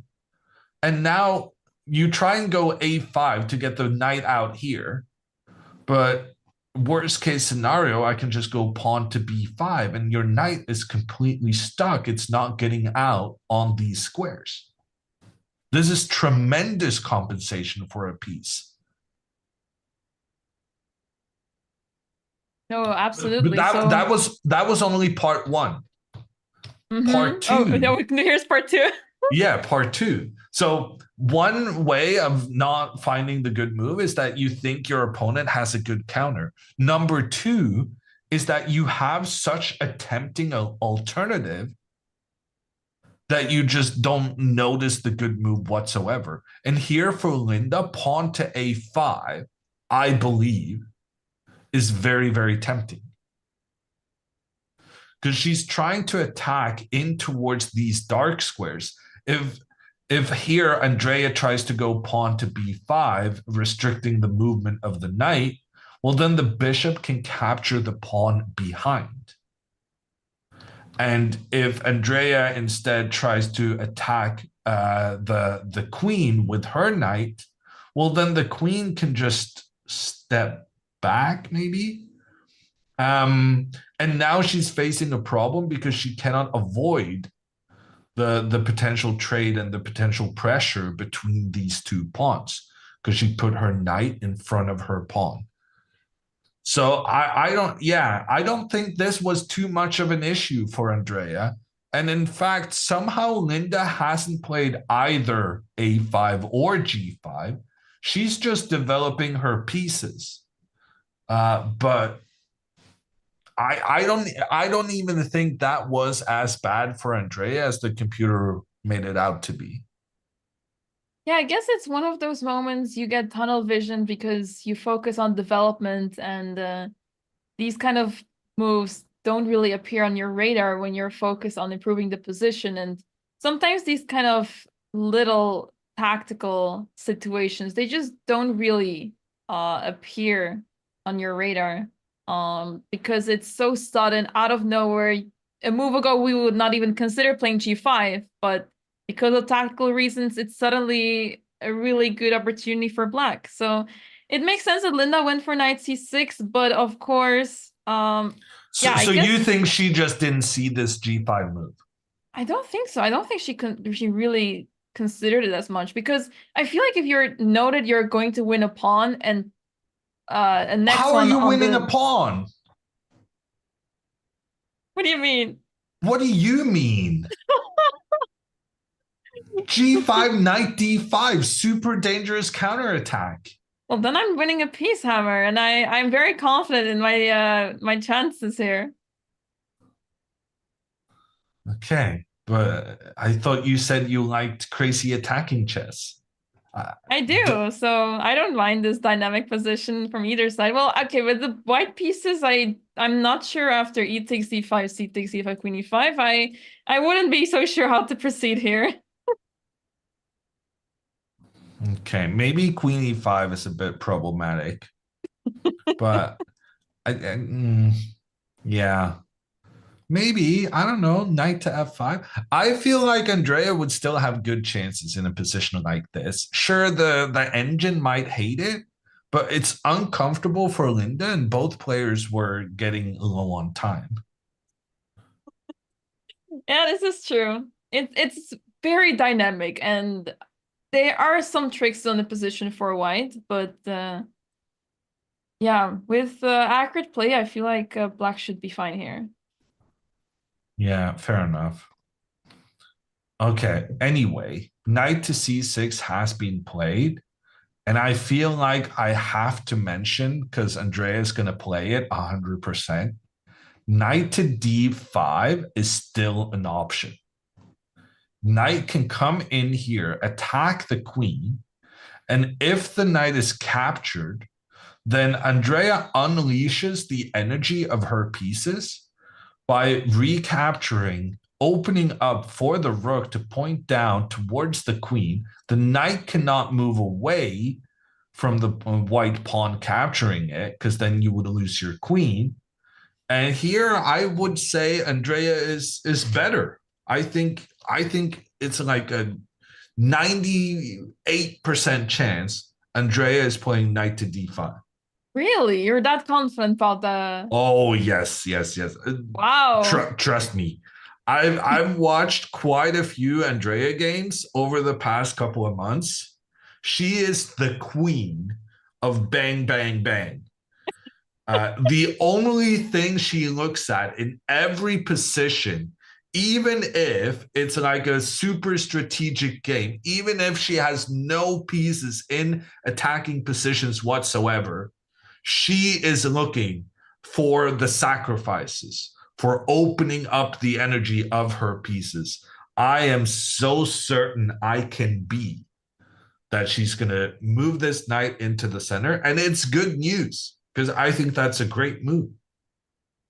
Yeah, it's very classical in Sicilian type of positions, and black setup kind of reminds me of a Sicilian here with the pawns on a6, b6, and e6, and the way that the pieces are developed. It's very similar. And now this rook on the c file, moves such as knight d5 appear and seem very good. But the question is if Andrea is going to find this, because she is known to like to sacrifice her knight, but yeah, I don't know. It really depends.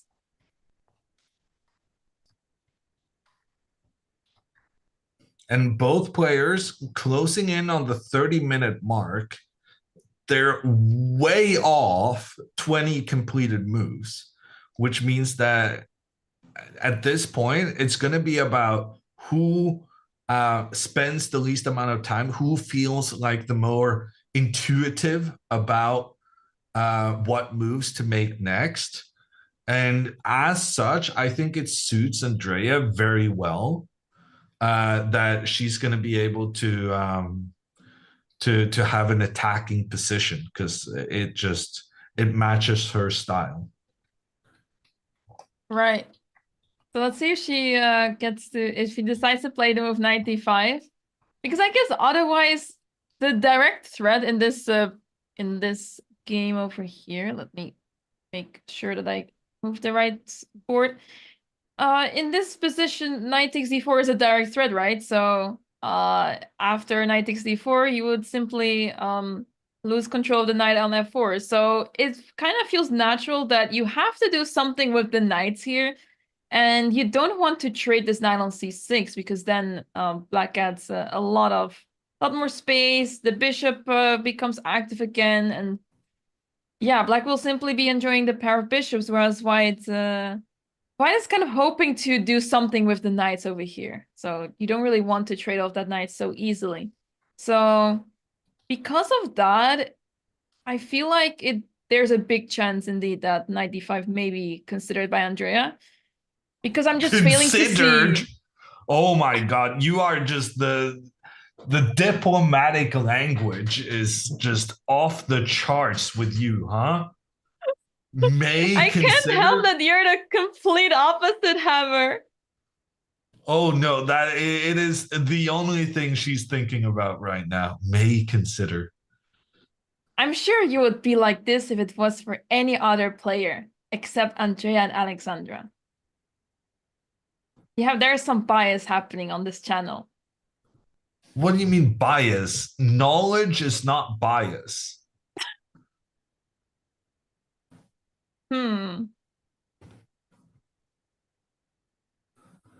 I am sorry to say, for my own mental health, I know how Andrea thinks. That is the consequence of my many commentator sessions here, but it is also then the reason I know what's going to happen ahead of time. I wonder how she feels about this. About me knowing that she just goes for I think she's fine about it. I think she's fine about herself having that approach. Because like if she didn't go straight for the throat, always attacking her opponent, she might feel like chess is a bit boring. Maybe you should play the Jabava London. Me? Yeah, if you said you wanted to avoid boring openings. Wait, where is this coming from, Hammer? I'm just saying, Andrea is super aggressive and she still plays d4. It's kind of ruining your you can only attack with e4 mentality. I thought you were 100% against the Jabba London. This is I am. This is I new. am. But you just don't want me to win in chess? Well, I just strategically it's favorable to promote bad openings because then it's going to be easier for you to. Oh my God, Andrea, no. She blundered it. No. I warned for this to happen. No, Andrea, she castled. No, and look at her reaction. Oh my God. Oh, knight takes knight. The pawn cannot recapture and defend at the same time. This is a disaster, and this is what I was so God. well, I was not concerned, but I thought she would spot this. But this hurts. This hurts a lot. I guess she did go for the knight sacrifice. I was technically right about that. But you did not know her well enough to guess the right knight sacrifice. Yeah. Oh my God. Poor Andrea. Yeah, how do you even recover from this? It's a full night, you have no compensation, and It's yeah. just over. The worst thing about this is that she had a similar thing against Anna earlier, where she just gave away a full bishop in one move. And now she did the same thing again. With the white pieces again. It's even the same freaking first three moves. But a completely different theme, though. I would not know how to recover this if I was in her shoes, because this is devastating to lose in this way. It will be very difficult to convince her to finish the tournament.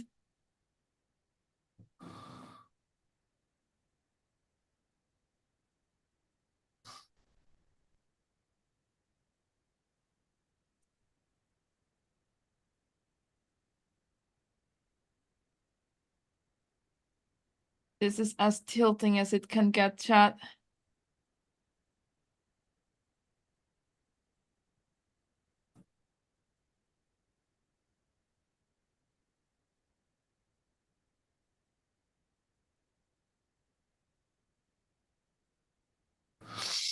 Yeah, Temple of God, I feel like is onto something here. She's not really losing against her opponents, she's losing against herself.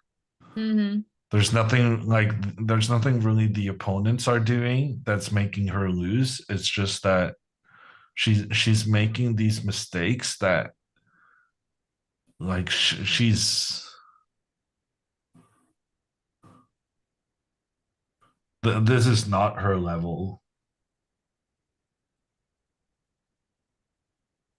She is much better than this, but it's been mentally draining this tournament because she is one of the lower rated players in this tournament, and some of these players are so experienced for so many years that they have been playing competitive chess at a very high level. So going into this tournament, it was very brave of her to be playing in this field, because knowing that you're one of the lower rated players by quite a few hundred points is really challenging.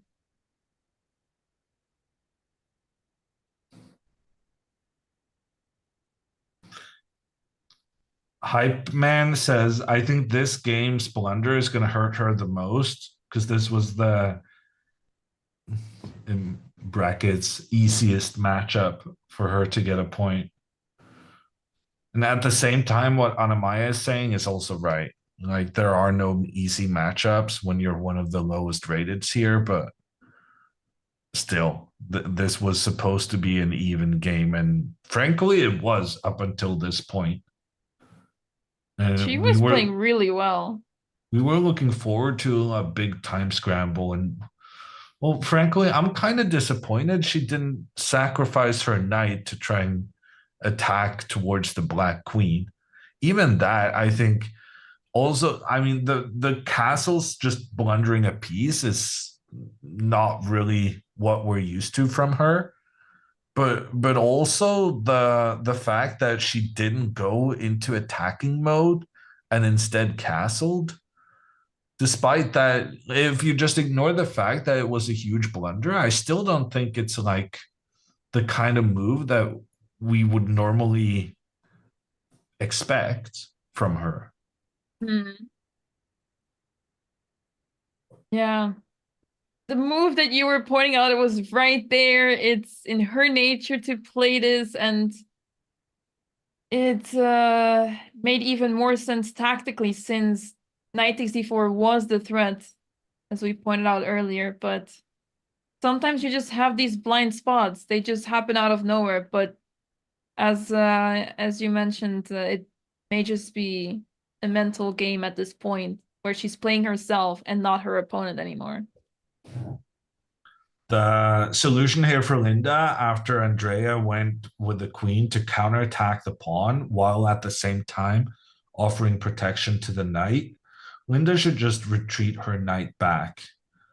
And then even though Andrea gets to capture a pawn, the key here is that Black is able to bring their queen into the center of the board, provoke a potential queen trade here, but also importantly, the queen in the center gives indirect protection to the rook in the corner.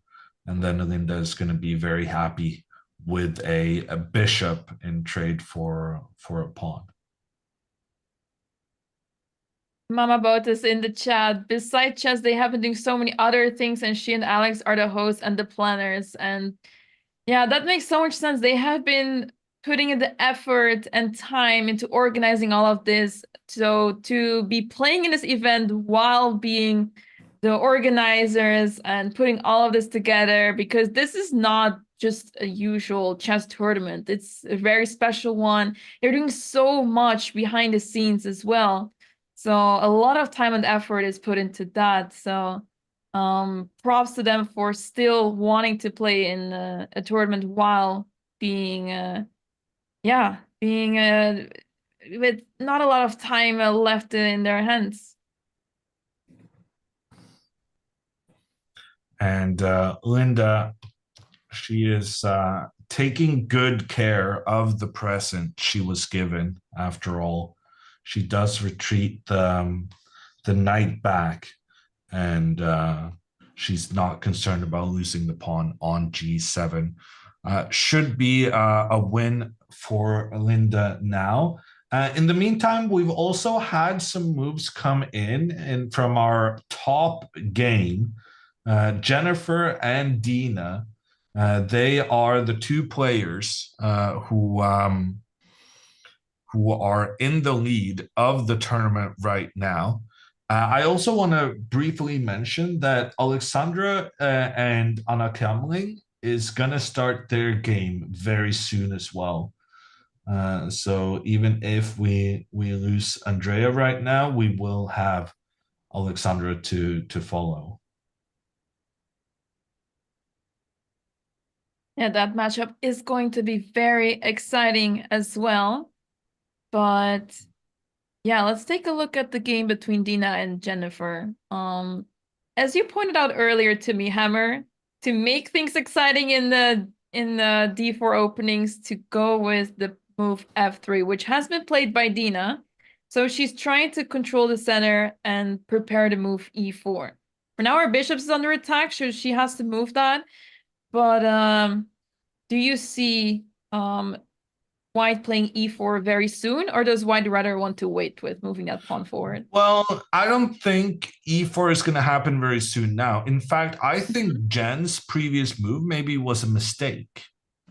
Right. It makes a lot of sense pushing that pawn forward when you have the queen and the bishop from the opponent pointing down. But I'm not sure you needed to do that here. In general, for White, the best placement for this bishop is the f2 square. Because once you go with this plan of pushing your pawns forward in the center, you're going to need something to keep things defended on this diagonal. So the bishop really wants to step back here to help the advancement of the pawns. But by playing pawn to h6, Jen she's kind of forcing her opponent to make moves. The moves Dina wants to play anyway. She wants to retreat this bishop, and she wants to bring it back to give defense to the central pawns. So I'm thinking, if I was Jennifer here, I would rather do something like knight to h5, because in that way, I'm making sure there's going to be a trade between the bishops. The white bishop cannot escape this trade. And when it happens, I'll be able to put that immediate pressure down towards the e3 pawn. So even if white captures the black pawn with a check, I don't really care about that, because afterwards I'm going to have the pressure against the central pawn. And because you no longer have the bishop to come back and give those pawns the defense they need, I think such a situation would be in Black's favor. I saw the computer reacting, and the computer didn't like this knight to h5 move. Maybe white can do something crazy like pawn to h4. Oh, wow. And say that, okay, we'll just trade here, but then I'll get to open up for my rook as well as my bishops. But I don't really see this doing anything because the queen can still, okay. Computer thinks this is great. It's a very complicated position. But Right. Jennifer played h6 pretty quickly. So clearly she's not been pondering all the complicated consequences of moving the knight out and trying to force the trade between these two bishops. And after h6, now Jennifer cannot get the trade between the bishops, because anytime Black tries to say, ooh, would you like to trade? Dina's going to go, no, I want to keep my bishop to help defend my center. Yeah, and by playing h6, you also lose control over g6, at least when you want to put, let's say, a knight over there. That's not going to happen anymore. So it also limits you a little bit. And yeah, it becomes harder to see where this bishop on c8 is actually heading to, because it seems quite difficult to develop this piece. Usually you want to play b6, bishop b7, if you're not able to develop on the other side of the diagonal for that bishop, but that feels very passive and slow, and playing c5 so easily. It's one of the ideas, but yeah, not one that I really particularly like here. Yeah. Actually, sometimes Black even goes pawn to b5, combining the plan of moving the bishop out while also trying to put pressure in towards the white knight. In general, I find these kind of positions very, very interesting, because there's so many different plans for both players. Right. But I'm curious what Jennifer's going to do next, and I'm shocked, absolutely shocked, that Dina's thinking.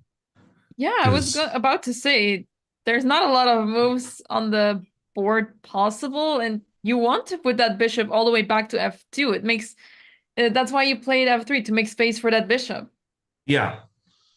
So and also, if you move your bishop back to f4 instead, that allows your opponent to make sure that they can capture your bishop with a knight, because now the bishop is out of escape squares. And you can try to be clever. People have tried to be clever with knight takes d5. They try and make the argument that if the pawn captures the knight, well, then the bishop comes in to trap the queen. And there are situations where this is a very, very clever idea for white. This, however, is not one of them, because here Black can move their bishop, check the king, and then the king has to save itself, but that has opened up a new path for the queen to escape the white bishop.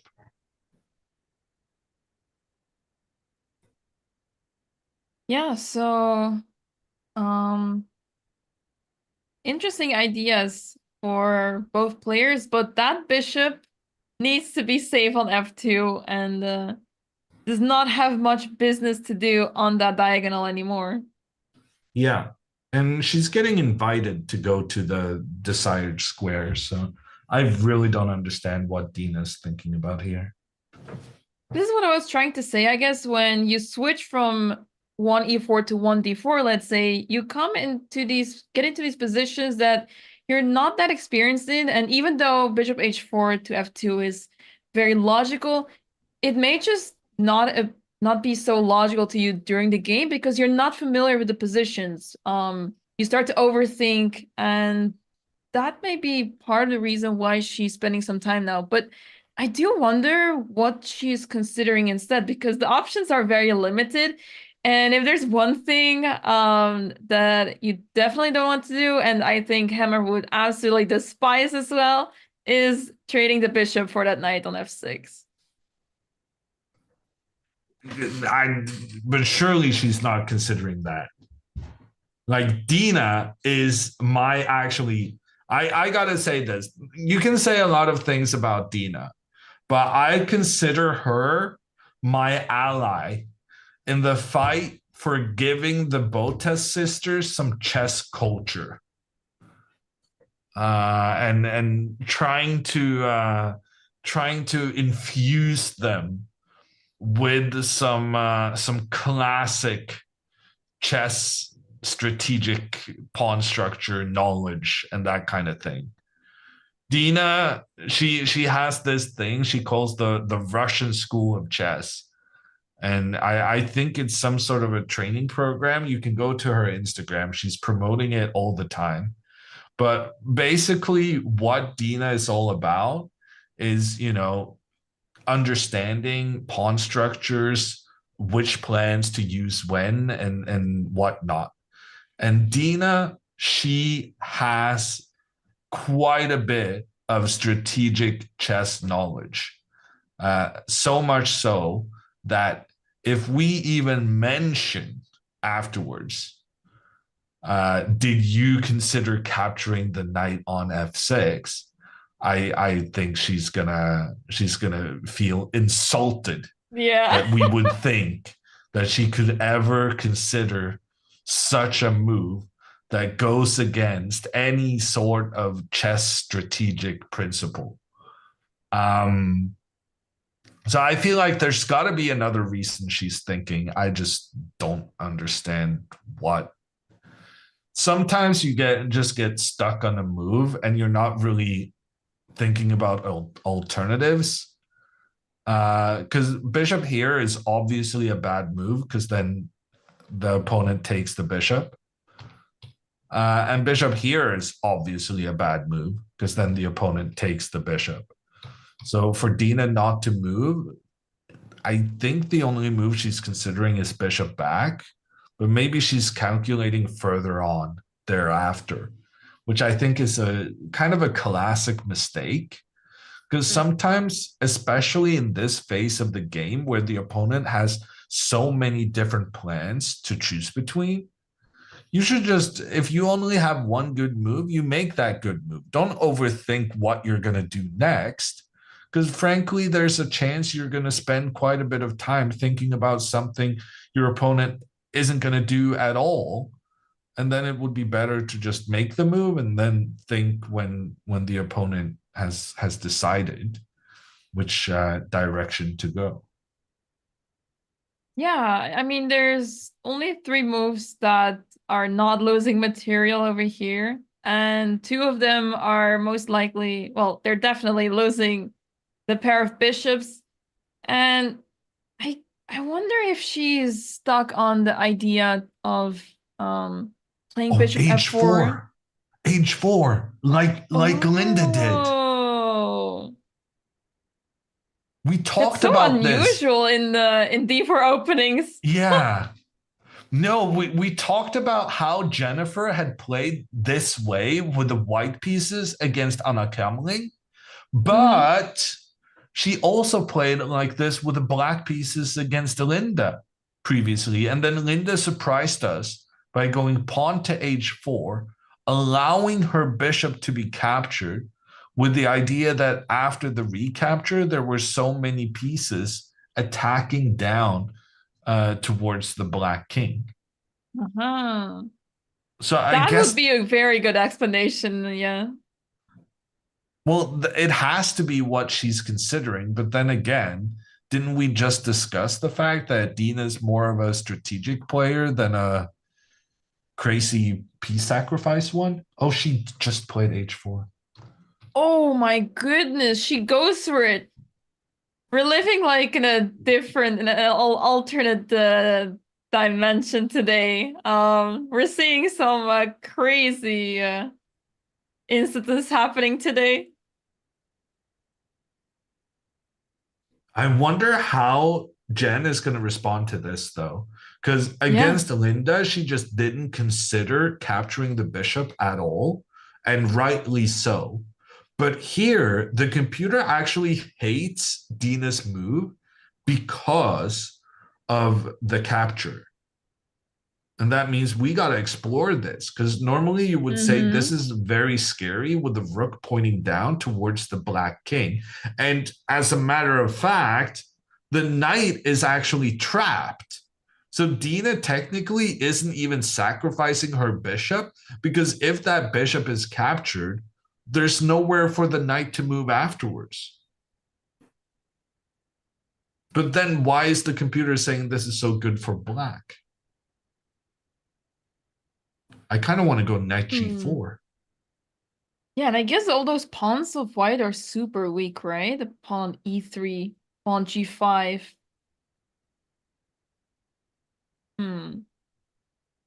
Knight g4, eval bar doesn't flinch, which means that's the best move. And now if the queen could jump in, of course, that would be checkmate. But the problem is you can't get rid of the bishop and allow the queen to move in with the attack first. White probably is going to capture the knight, but then after bishop takes pawn, both the bishop and the rook are targeting the pawn on e3. And here, this is kind of similar to the problems Andrea was facing, that once she had given away her dark squared bishop, she had a real issue of keeping the dark squares under control. Andrea kind of managed in her game until the unfortunate incident that shall not be mentioned. But in this game, the lack of dark square control in Dina's camp is just going to be her demise. Because, yeah, you can give a check, but the king is always just going to run away. And this pawn is in big trouble, and you can't really protect it. And even if you just give it away, black is going to be able to bring more pieces close to her king in order to keep the king defended afterwards. This is a big test for Jennifer. Yeah, Jennifer said no to the bishop against Linda. Now we have a similar situation. And if this time she takes the bishop, I think Jennifer just is going to win this tournament, and so deservedly so, because then she's just made all the right decisions, and she's showcasing with this game that she understands the nuance, and that in that situation I shouldn't take the bishop. Here is a different circumstance that is favorable to me. Yeah, and it's crazy to see that Dina is so aggressive in this game, because we've seen her in her earlier games in this tournament that because she wasn't aggressive enough, she was running into major problems. And I was surprised to see her play passively and not be active enough. But perhaps she feels the need to play aggressively against someone as strong as Jennifer. Perhaps she doesn't want to go for these kind of solid grinding positional play, and when it's possible, go for the attack.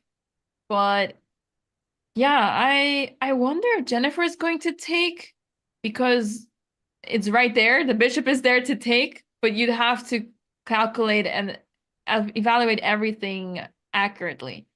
That may not be so easy behind the board. And especially in this line, I feel like it's very uncommon for white to do something like this. Usually you just see the bishop move instantly. So let's see what Jennifer decides to do. But yeah, I wonder if she will just let the bishop stay there or capture it. The thing is, when she decided not to capture the bishop against Linda, that was the right call, even Mm-hmm. though it would have given her an extra bishop. Whereas here, capturing the bishop is the right thing to do, even though the knight gets trapped afterwards. So, in comparison with the game against Linda, Jennifer is not even going to win the piece. She's still going to lose the knight right afterwards. And even so, it's a better situation than the one she had against Linda. Like when she was up a bishop that was losing for her, now that it's just a trade between pawns, now it's winning for her. And that despite like she's not going to be up on material. I guess she is going to be up on material if she finds this knight g4 move, because then the next two moves are going to be capturing white pawns. But allowing white to have the open rook pointing down on your king just to win a pawn, that is some ballsy stuff right there. Yeah, that's a bit much, and I would not be surprised if she doesn't go for this line. I mean, if you prepare this, if you study this line, you don't really expect h4 to be an option, and you kind of neglect it. And But the thing is, what else are you gonna do? you mean with black here? In order to do something other than pawn takes bishop, Yeah. you need to have a reasonable alternate move. Hmm. Right, because any move that black plays here other than capturing, you will be able to at least retreat the bishop, and then you can go back to h2 because I now... don't think I'm retreating. I'm committed to this. But I don't think any move you can make is going to make taking the bishop on the next move more enticing. Mm-hmm.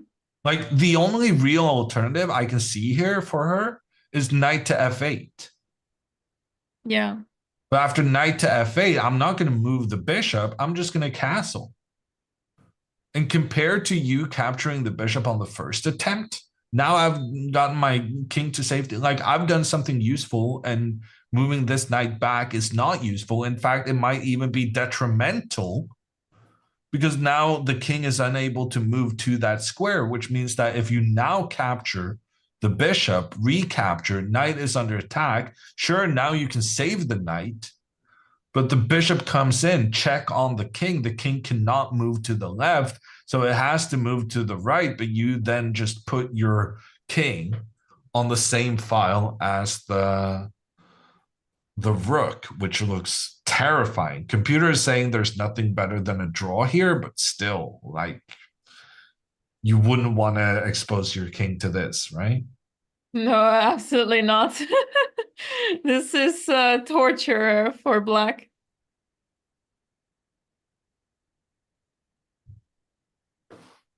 I don't Just know to if go... it's torture because computer is saying it's a draw, but like, Yeah, how do you computer get always yourself? knows how to defend this. Yeah, Was wondering it's what if Jennifer just doesn't want to take whatsoever, but here, let's say we play 96 and we're just going to threaten to take it now.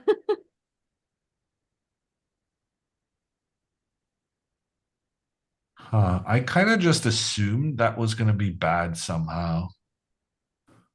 Not all my moves are bad, Hammer. Fair enough.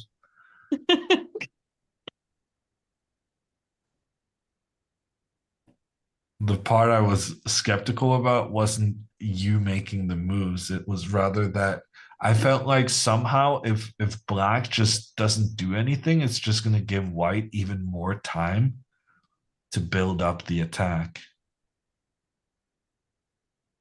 Okay, I guess it's hard to this follow is it gonna up. be a little crazy, just a little bit. But how do you feel about bishop takes pawn? Ooh. Oh, you're speaking my language, but this time I would not want to be with the white pieces. Uh, but I mean, if you're gonna be aggressive, you gotta take some risks, right? Yeah. True. So I'm assuming you're going to take my bishop. Yes. And then I'm going to go pawn g4. Because having given up the bishop that moves on the dark squares, I'm going to try and get my pawns to take over dark square control. I just gave away a bishop for a pawn, by the way, but I'm still acting within the general positional principles. Mm-hmm. Yes. Yeah, I think I would like to create some square for this knight, because if I just go this way, then I'm just abandoning my king side altogether. So I was thinking, I somehow just want to retreat and get this knight on h7 and wait for you to come at me. I'm coming. Don't be. You don't need to be insecure about that. I am coming. Okay. If you put out cookies, I will come even faster. Come on, chat. Damn it. It is a perfectly legitimate verb. I don't know what you guys are on about. Okay, they don't know what they're missing out on here. Okay, but you see what I mean, it's kind of crazy, but is it more crazy than what Dina's already done? Like, when you've already committed yourself to a big attack, you might as well, keep sacrificing, putting the pressure on the opponent. Mm-hmm. Yeah, so there's many ways to complicate matters. I see Jennifer not taking the bishop yet and just maneuver the knight to e6 and ask, Yeah, now, no, what are you I going to do agree next? I agree. I feel That like could it's be a more thing. likely to happen than taking directly. But at the same time, it is a mistake. Like, not taking the bishop is technically a mistake. Computer is saying taking the bishop is basically winning for black. But here, there's a very typical thing for competitive chess players, is that you sometimes you trust your opponent.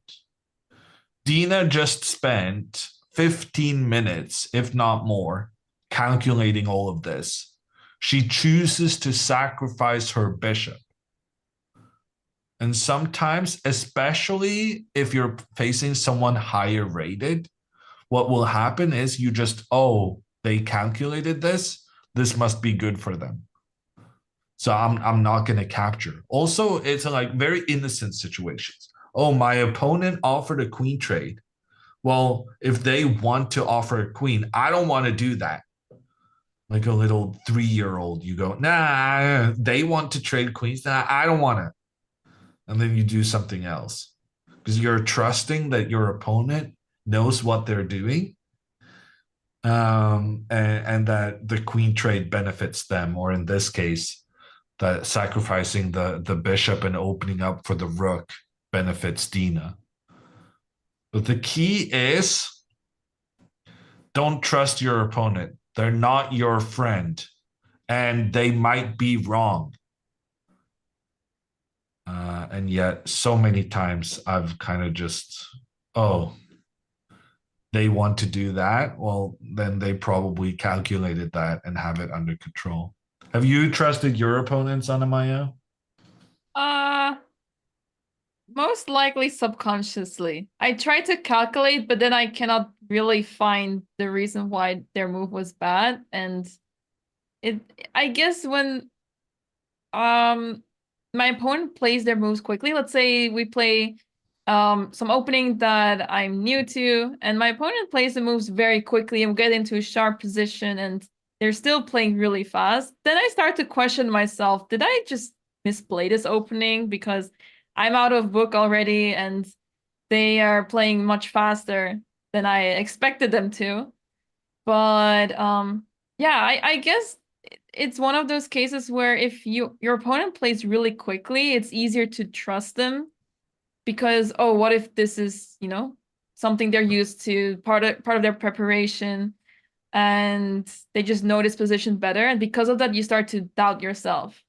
Because Jennifer did nothing wrong. She played all the right healthy moves. So I feel like that should make her realize that Dina is not playing from her preparation anymore. So there must be something going on here. It cannot be 100% correct, because this is a very normal playable position for both sides if it wasn't for h4. Yeah. So Jennifer's still thinking about her move, but yeah, this is a very critical position now, whether she takes or not. And I'm so curious to see what she will decide to do, because yeah, if she calculated all of it and takes, then she's in a really good shape and looking to win that game. But it's so tempting to just it's tempting to take, but also to just let the bishop stay there and make sure that your opponent does not have an easy attack on the h-file, because opening that h-file in many openings, that's just disastrous and so dangerous that you just don't want to consider it whatsoever. I think maybe even in like a blitz game, I would not even consider taking, because it just looks too dangerous. So I'll just let the bishop stay there and do anything else. But yeah, now she has a lot of time for it, and she can calculate a lot and decide if she wants to take the bishop or not. But deciding to take the bishop will depend on if she can evaluate the position properly after what we discussed after. Oh, it's not what I wanted to play. Takes, and then knight g4. This is the crucial move, because the knight doesn't really have other squares, but still understanding that this move makes matters so complicated for white is not easy.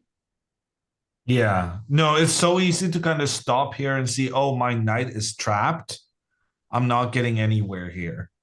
But then to realize that since the knight is going to be captured anyway, you're going to give away the knight in such a way that kind of splits up the entire white pawn structure, so that these pawns are now unable to protect each other, which in turn means that you're able to recapture on g5, you're going to capture on e3, and frankly, you're probably going to capture on g4 in the future as well.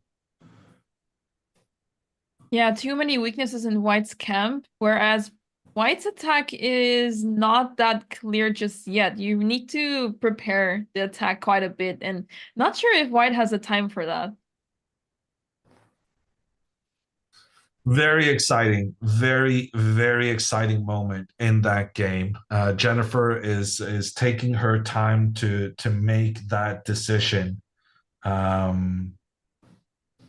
Okay, we're gonna move on to Alexandra versus ANNA CRAMLING. They are starting out right now. So we're going to have 3 concurrent games. We're kind of working on the logistics on the back room, trying to figure out how we want to do this. Maybe we should let chat decide. Who in chat wants to revel in poor Andrea's suffering after she blundered her piece?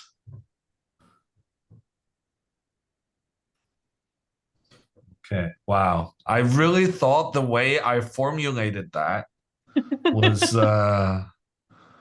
gonna work a little bit differently.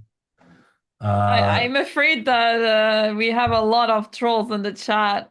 So anything Andrea's you'll ask them. suffering is very, very popular. So I guess we're gonna move away this Jennifer versus Dina game for the moment. We'll come back, I assure you. And we're gonna replace this with Alexandra's game until Andrea and Linda are done. And what's happening there is that Anna Cramling, with the white pieces, she always plays the same thing. So after knight f6, c4, g6, Alexandra goes for the King's Indian defense, which is one of the very, very tricky ways of facing the d4 opening. I hope you're taking notes, Anamaya. You Yes, could have learned I'm something very from this. curious. Yes.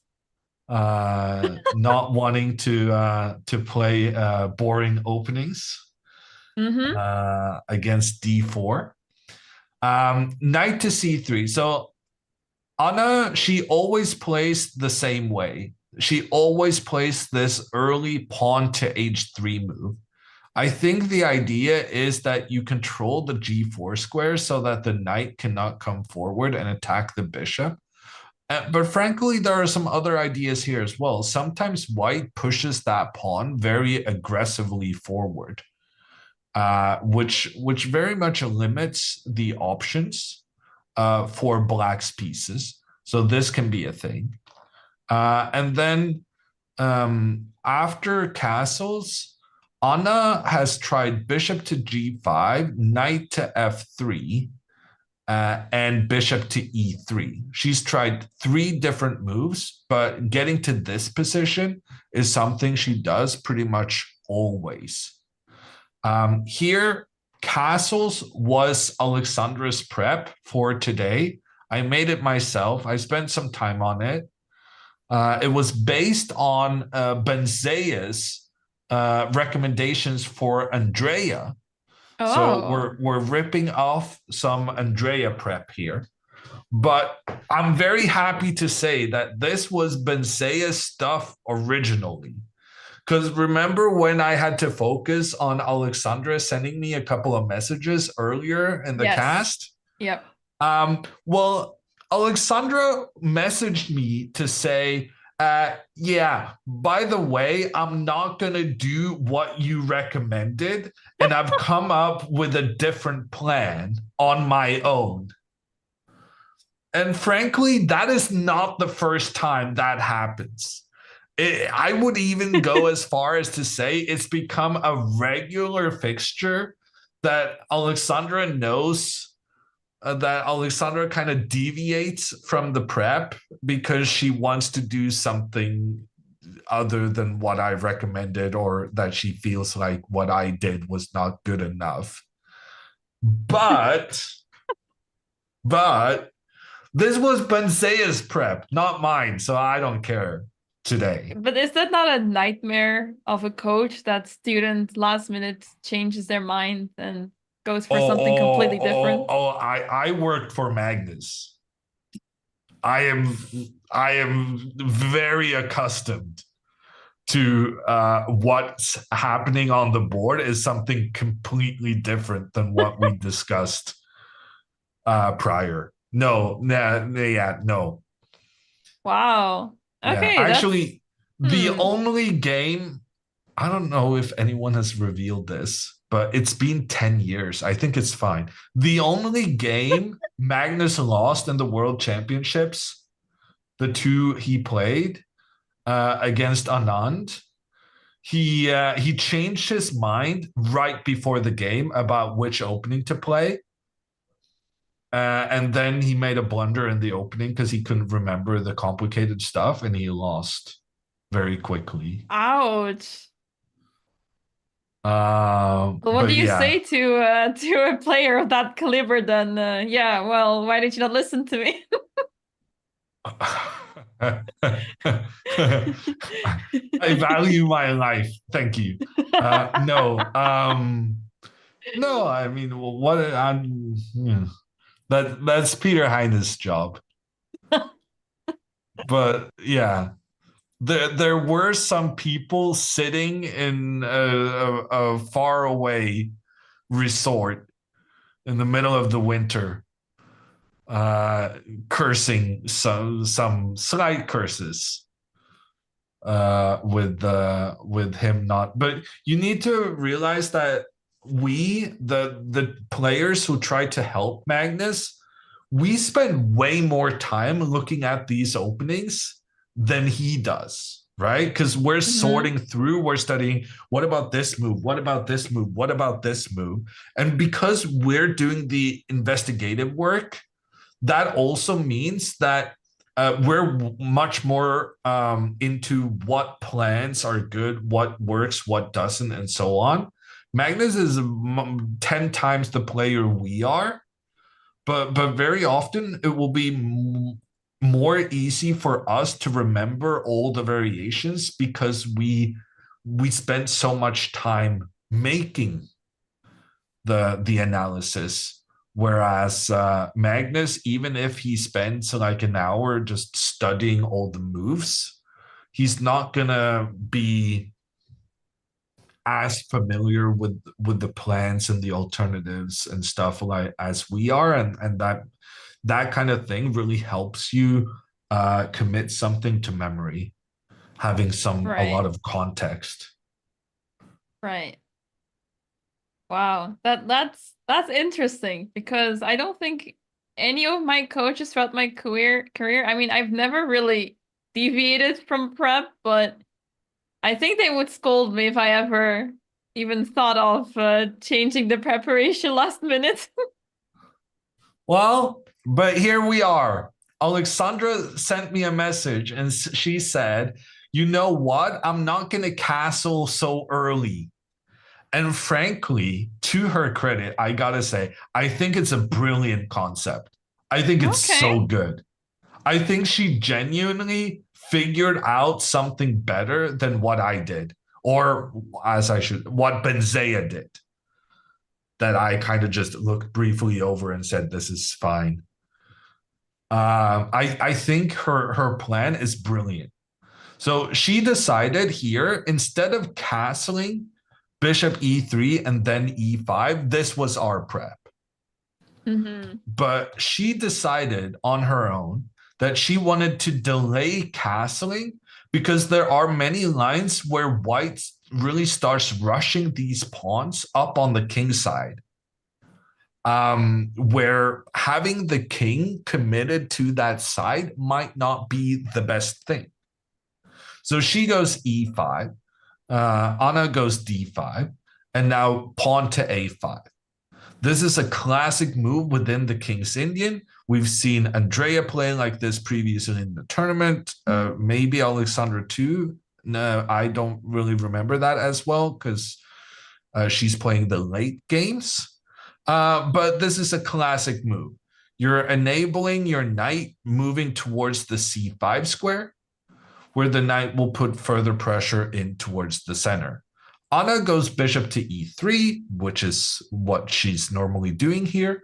And then after knight to a6, the classic move here for white is to play, I think, g4. Okay. And this so you're is still committing on the king king's side, right? Yeah, because there are some things that g4, it is kind of an attacking move, but it's also limiting the options for black. So for instance, now black can no longer try and maneuver their knight forward. And with the knight not being able to move forward, I think Alexandra is planning to go backwards. Because this is what in preparation for today's game, I've been studying some Andrea versus Anna internet blitz games. And they have played this variation many times. And they often end up in this situation with the same plan here, with pawn to g4, whatnot. And then the knight moves here, and the knight moves to g3. This position, Andrea and Anna, I think, have had, or something very similar.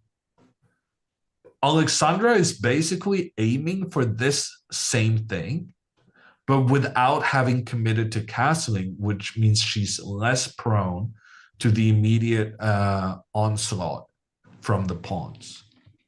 So if we take Right. that as the kind of where we started and then compare it to where we're at right now, Anna might go g4 and then knight to d7, knight here.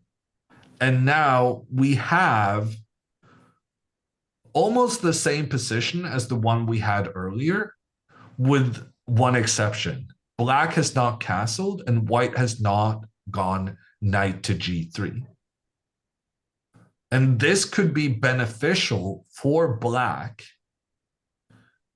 because white has a lack of control on the dark squares here. And now Alexandra was sending me before the game that she was planning to go bishop f6 here. Wow. Moving her bishop out of the normal fianchetto position, but with a plan of kind of just blockading the dark squares. And she's going to put her bishop on this h4 square before she castles. And by doing that, she prevents the pawns from advancing. I'm kind of proud. I don't even care that because last time she said, I don't even like your stuff. I'm going to play something else. I felt slightly offended. I'm not gonna lie. I was a bit unhappy. It didn't help that it was Jules who had helped her with the alternate plan.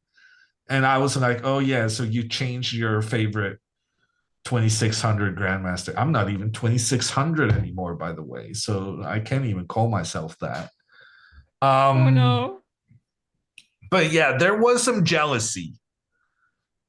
I'm not good enough anymore to be her coach. I didn't know it was possible not to be good enough for a 2000 rated player Getting when you're one of personal the now. best in the worlds, having previously coached the literal world champion in a world championship. But I did digress. This time I'm kind of just proud. This is an amazing idea she found. Yeah, it feels very unusual, and I guess if she has never tried this before, then Anna will also be pretty surprised about this. So, I also see it as a win. And Anna has not played g4, but she plays knight to e2. And I will bet you all the dollars in my pocket against all the euros in yours that Alexandra will go knight to d7, and then after pawn to g4, we're going to get into her prep. Ooh. She did it. 97 is on the board. I must admit, just as I finished that sentence, that I'm just proud of her, it kind of dawned on me that is Alexandra good enough to figure out this brilliant idea on her own? And may she have had alternate help again. But for the moment, I'm just not, I'm gonna try not to be jealous, and I'm gonna be so happy that she's found an incredible opening idea. And I really like her position here. Computer thinks it's equal, but I think the fact that white has no control of these dark squares is going to be very annoying for her in the long term. Wow, this is some epic insiders info we're getting here behind what is happening behind the scenes. But yeah, this seems like super exciting stuff. It's very unusual to move your pieces twice when you haven't really finished your development. But this move bishop f6, it's there for a reason. As you're pointing out, blocking the dark squares, making sure that you cover them. And I'm also failing to see what else is here with white. I mean, I'm thinking of moves such as f4 because if I can't play g5, then I would like to play f4. But then you open up this diagonal towards the king. So that doesn't really seem pleasant to me.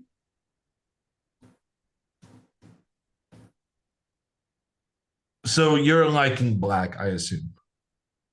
Yeah, I mean, it feels very unnatural for me to have my knights this way, and it feels a little bit stuck. But seeing that white is similarly stuck and unable to make progress, I can't help but like black's position.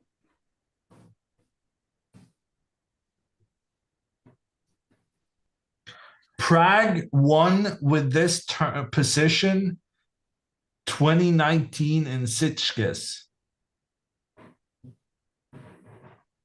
Wow.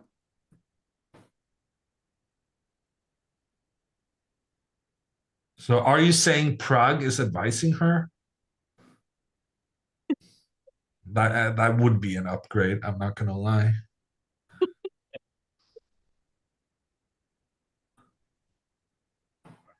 Hmm. It does seem quite new, this position. It hasn't been played that many times, as far as I can tell. It's kind of brilliant though. Because the thing is, if black had already castled, there's some very interesting variations where white goes pawn to h4. And sure, you can capture the pawn, but then the white rook is pointing down towards the black king. But since black hasn't castled, capturing that pawn on the edge of the board is not a problem whatsoever,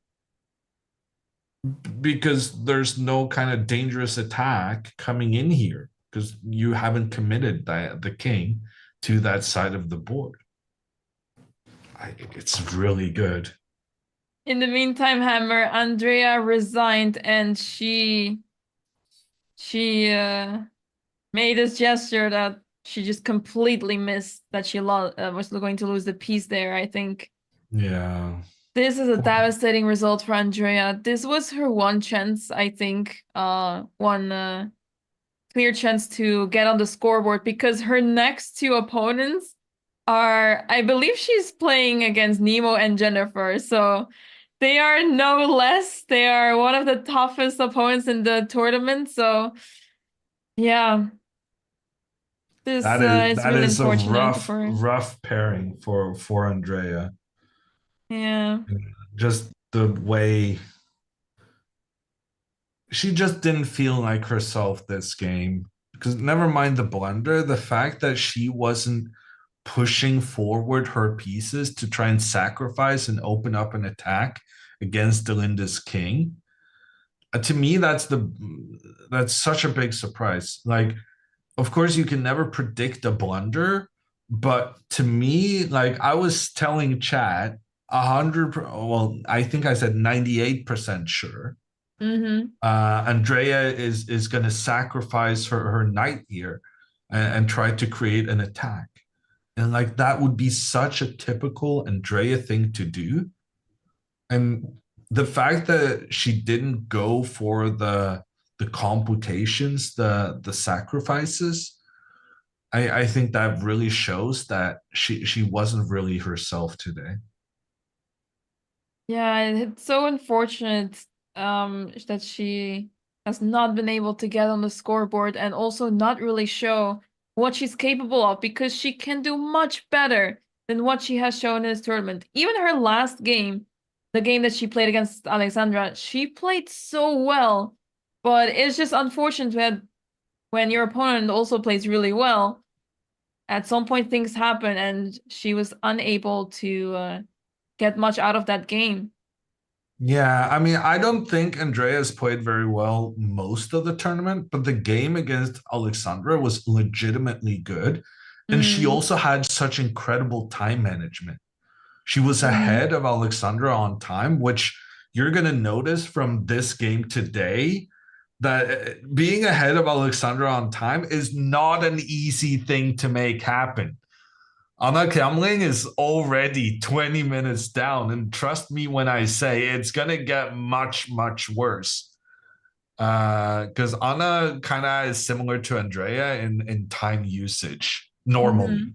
But the fact that Andrea managed to muster her best in the sibling rivalry, I think I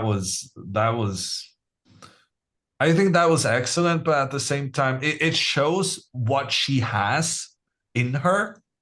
But then what is going on when she's not able to show that level in the other games? Like, how is it that she's playing so much better against Alexandra than against all the others?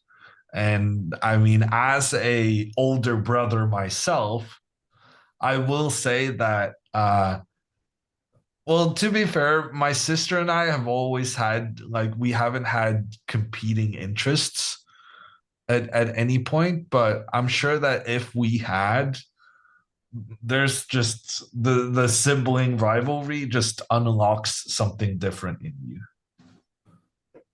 Yeah, and Andrea has been doing so well recently. She's been improving so much, both in online chess, but also over the board. She's been doing super well, and she's been really showing some good chess. She's showing that she's capable of playing really well. But there have been these moments where she hasn't been able to recover well from her losses, or things spiral down, and that happens so easily in chess, right? Especially when your opponents are higher rated, or in previous tournaments they were even underrated, and it's just a big challenge altogether. So she has been fighting really well. She's not giving up, but she is struggling to recover from her losses mentally. Once you start focusing so much on the result, that's when things start to go downhill, because all you think about is winning and nothing else matters anymore. As long as if you don't win, then it doesn't matter how you played, it doesn't matter what the results, it doesn't matter what you've done previously. It matters now that you need to win and come back somehow in a tournament. But yeah, recovering from losses is one of the biggest challenges of chess players. In the meantime, we have big news from the top game, you against Belinkaya. Jen chose not to capture the bishop, and she has instead pushed the pawn forward to try and counteract in the center. Please bear with us as we correct our layout here.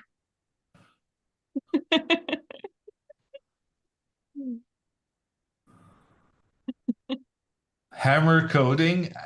Let's just say if Hammer ever coded, it would be as much of a disaster as that layout was.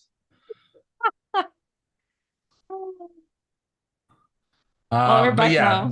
the bishop was not captured. Instead, she's trying to make some pressure in towards the center of the board.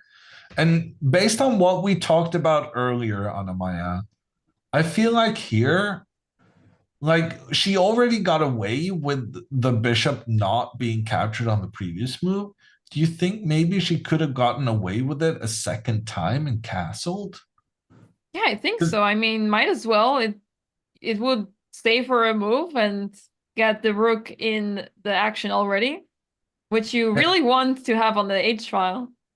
And now if you capture and recapture, you've opened up on the H file, but now it's like white has gotten a very useful move to castle, whereas black has just lost more control in the center with the pawns no longer protecting each other like they did earlier. So I think kind of what happened here is that while Jennifer was thinking, Dina realized that the bishop could have been captured. And now when Jen went with a different direction, Dina just moved her bishop out of the way as quickly as possible, even though she probably didn't have to do that, because now she was scared of the capture, since she had spent time while her opponent was calculating and figured out that actually maybe she could have taken that one on the previous move. Yeah, it's quite surprising to see Jennifer go for this c5 move, but in a way it makes sense. When your opponent is sort of trying to attack on one side of the board, you want to strike in the center and open files, especially because this king is still in the center. So that could be the reasoning why she went for the move c5 instead of going for this complicated line with taking the bishop and then suffering with the attack on the king side. But she did spend a lot of time on this. She spent 34 minutes on this move c5, and now she's down to 42 minutes on the clock. And yeah, you can't really afford to spend so much time. I guess it was a critical moment, but it's one of those situations where if you spend a lot of time on a certain move and then you play, let's say, the easier move, then it feels like kind of a waste of time. And it's hard to get that time back and recover from the loss of time. So now Dina is up on the time with 59 minutes on the clock. So yeah, she's looking good here, but of course, Jennifer's not going to make it that easily because yeah, she is going to face this attack, I think, on the king side. And normally you say face an attack by counteracting in the center. But Jen just played pawn c4, which is a very, very controversial choice, given that black no longer has pressure in towards the middle, giving Dina more of a free rein to rush her pawns up the side of the board with those attacking intentions. In addition, this pawn attacks the bishop, and the bishop only has one safe square to go to. So Dina gets a quick move there. And now knight to h5 from Jennifer. Wow, that is quite the move. Because now the knight has abandoned the protection of the pawn in the center of the board. That pawn can be captured by white's knight. I guess then she goes with a check on the king and pressure on the knight, but the knight can just retreat. And the queen is pointing towards this bishop, but that bishop is protected. And now knight takes bishop, knight takes back. Dina has an extra pawn here, and I feel like that pawn is quite valuable. It's a 2 versus 0 situation when it comes to pawns in the center of the board. Yeah, I guess the pawns are quite weak. So I would consider playing bishop f6 here because I'll be threatening bishop takes d4 and rook takes e3.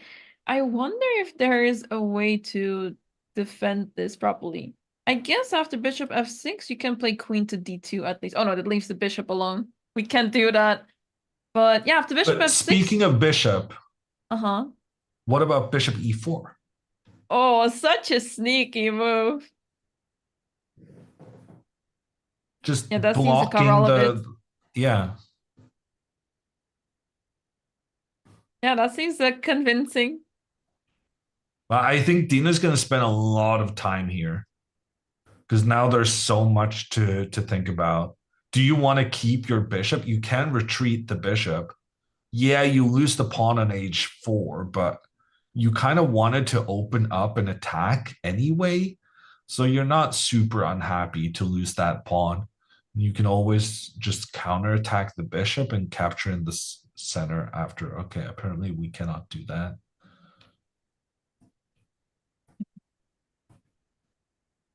Okay, apparently we cannot do that again. Ooh, but here we can just push this pawn. Yeah, but look at this Anna. Like we gave away a pawn, but that is just opened up for our rook.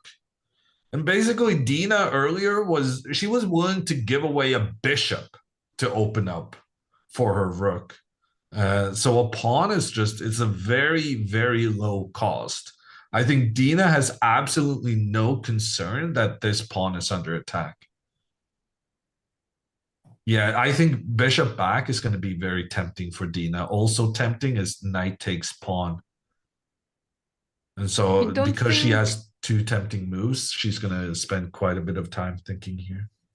You don't think long castle would be on her radar just to get the king out of there? And oh yeah, that's also fair. Yeah. Okay, 3 tempting moves. I just don't want to get checked on h4, so I Yeah, just want yeah. to get out of it and Well, then I don't want start to get pushing checked pawn. from a5 either. So Right. both these directions where the black can try and check in towards the king, it makes sense that the king tries to escape. No, Are you this is going to be a concerned? very, very tricky, but also very Mm-hmm. time-consuming next phase of the game. In the meantime, Mm-hmm. Anna has played queen to d2. She's trying to regain control of the dark squares, with the queen here taking control of the g5 square together with the bishop. And Alexandra instantly replies pawn to h6, because that Wow. was part of her preparation. In fact, the current situation on the board is the position she screenshot and sent to me 2 hours ago. This very position. This very same position. Wow. That is some insane stuff. And Anna knows, of course, that this is some heavy prep because you don't play h6 out of nowhere. You would not consider this as much, or you would at least spend some time on this, but she played this very quickly. Because, of course, after bishop takes h6, you just lose the piece because of g5. The bishop is trapped. So that is a free bishop. So you cannot take that pawn. And if you have to come up with that move on the spot, that will require some time. So Anna knows that this is some crazy prep going on. And she's already down 30 minutes compared to Alexandra.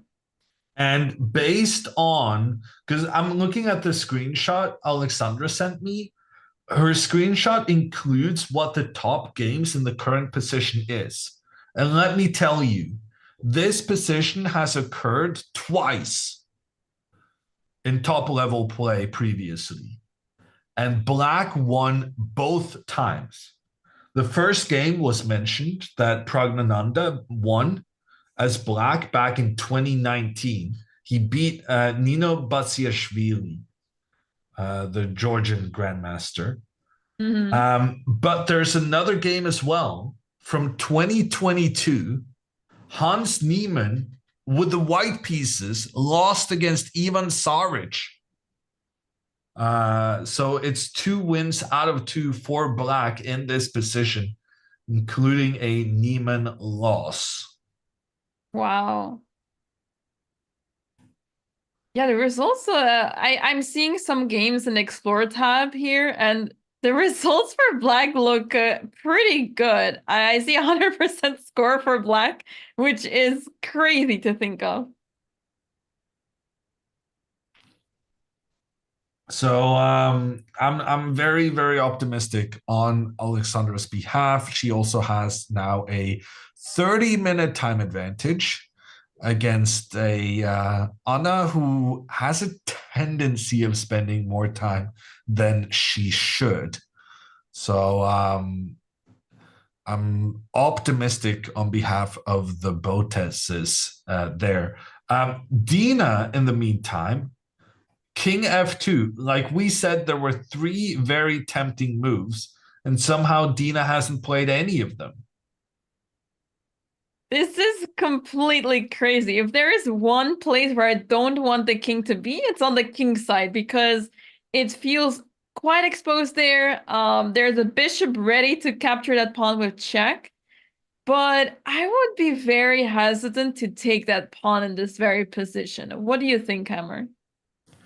Yeah, no, I'm loving what Dina's doing. She's taking control of the e3 square. She's expecting that to be a potential weakness in her position as she allows her bishop to be captured.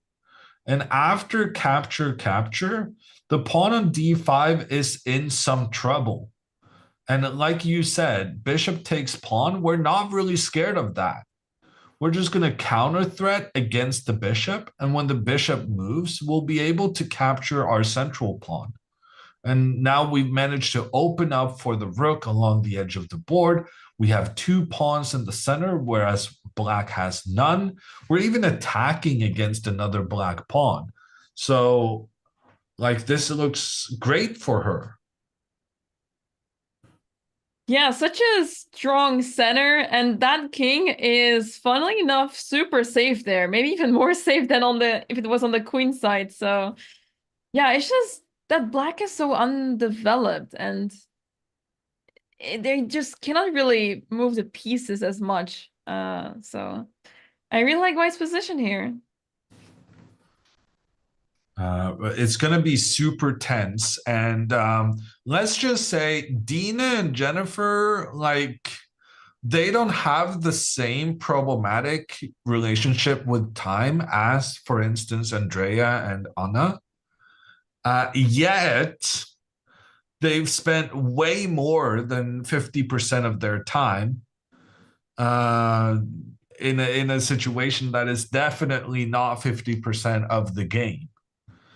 So because of the complicated nature of the position right now, I'm expecting both of these girls to end up in time trouble, and I'm kind of all for that because I think this tournament deserves being decided with a super exciting final game. Well, not final game, but top game, where you know, the tension is high, and the person who controls their nerves the best comes out on top. No, I agree with you. And this game is already looking so exciting. It's going back and forth already with that sort of bishop sacrifice that Dina initiated but was not accepted by Jennifer. And now we're in this crazy position where Dina just plays king f2 and asks Jennifer the question, what are you going to do? You cannot do anything to my king. And she is playing bold chess. And we have seen her beat grandmasters with this kind of style of chess. So I'm very excited for this game. And the one thing, I mean, as a spectator, as a commentator, I'm very excited to see Time Scramble, but I'm also concerned for their players because if they get into Time Scramble this early on, then we might see a lot of craziness happen on the board. I don't mind that though. I'm all for that. Knight g3 has been played by Anna, and now bishop to g5 instantly from Alexandra. Notice how white has placed almost all their pawns on the light squares. When you have a strategy that is so revolved around one of the colors on the board, you're very, very, very dependent on your opposite colored bishop, the dark squared bishop in this case, to take up the slack, take control of the pawn, the squares. The pawns then are unable to control. And what then would be your biggest nightmare? That your most important piece gets traded off. And that's what Alexandra is doing right here. The bishops up against each other.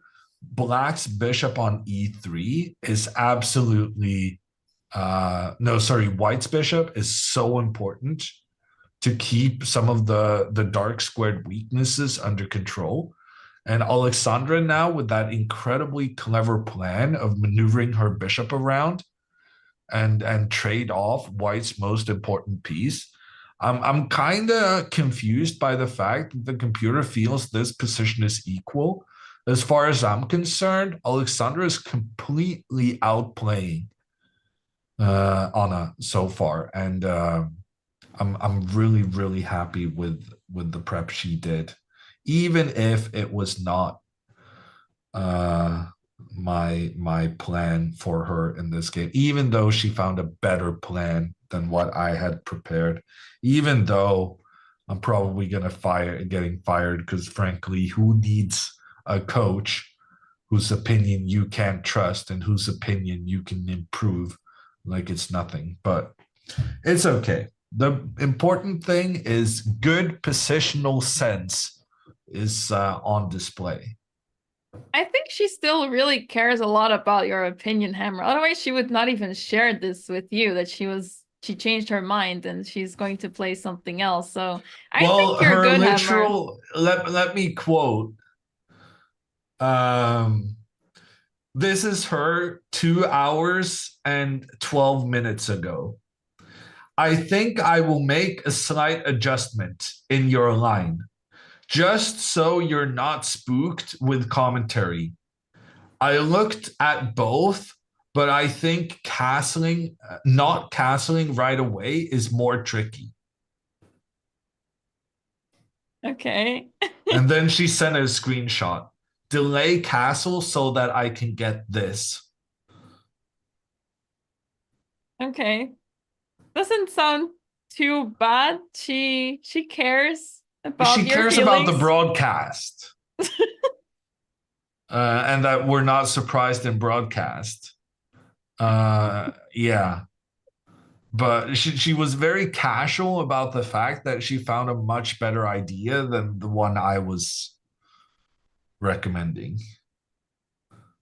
Well, it could also have been content to not share that she decided to change her mind, and then I we don't know. would have been in a I think it's better content that she's ignoring her coach yet again. But what do I Yeah, know? imagine the surprise on your face if you actually didn't know. I suppose. But Spy Pearl has a good comment in chat. Classic Alexandra delaying castling. Because she really doesn't like castling in the first 15 moves.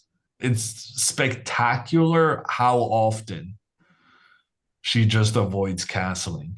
It makes sense as a French player. That's, I don't want to say the standard, but it's common.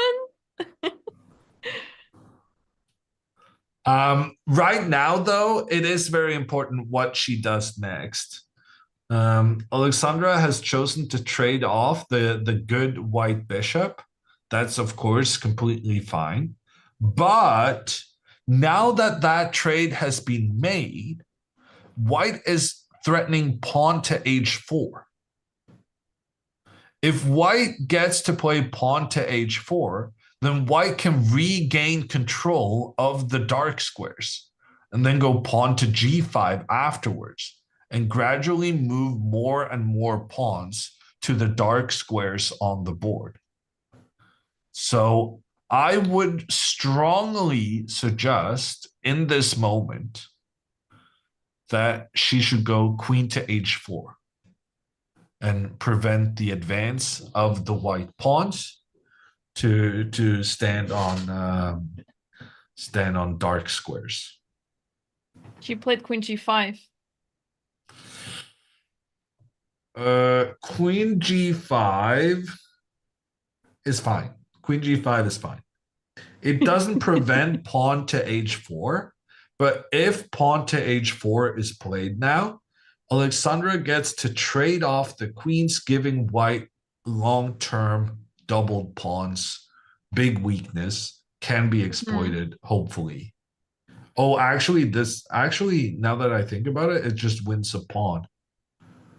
The pawn on g4, it's impossible to protect it. It can advance. It's pinned after h3. But then you just trade, and go after it. Oh, wait, knight h7. Wow. That's crazy. Yeah, so pawn, actually, she did prevent pawn to h4.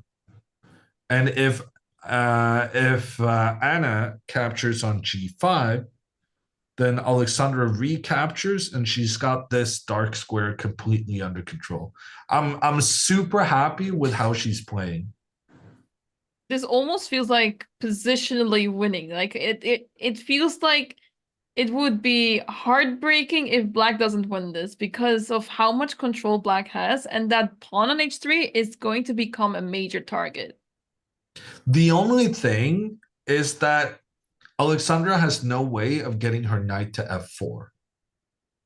And that's kind of what's saving white in this situation, and probably why the computer doesn't think this is crazy good for black. Because in order to get to this f4 square, you have to go either from g6. Well, that's not going to happen because there's a pawn there, and that pawn cannot advance because of the doubled pawns. You want to go via the e6 square, but that's not going to work. Definitely can't use the d5 square to get over here. And you can't use the h5 square because that's completely under control. So she would really, really, really like to get the knight to f4. It's just not possible. Yeah, that seems very difficult. So I guess you don't have enough pieces to attack that pawn at h3, so. Yeah. But I still think this should be much, much better for black in practical play, but Right. we'll see how it goes. Also, like the time advantage Alexandra is amassing has it's gonna matter down the line. Yeah, this is Wait, already a what did crazy happen in the advantage. game? She Anna Anna played played h4. h4.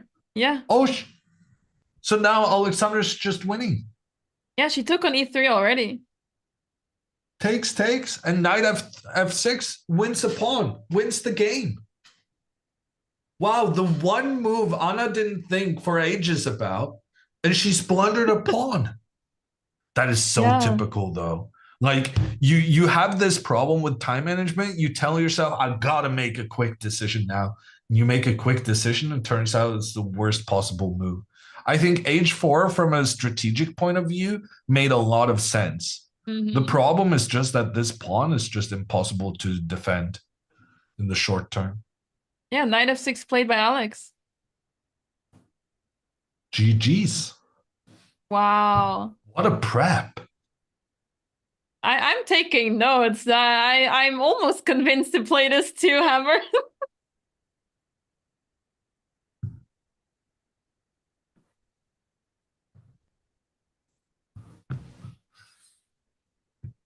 She nepoed her? Yeah. No, there's definitely I think I said that previously, right? Alexandra is like a nepo light. Or maybe light. A very mini nepo. Nepo is very famous for playing extremely quickly and as such putting a lot of pressure on his opponents. But sometimes he makes some mistakes due to playing so quickly, and sometimes he just wins and makes his opponents look like idiots. And I would know. I have had that very unpleasant experience. First-hand experience. Yeah. Oh, that's rough. Nano Nepo. That's pretty good.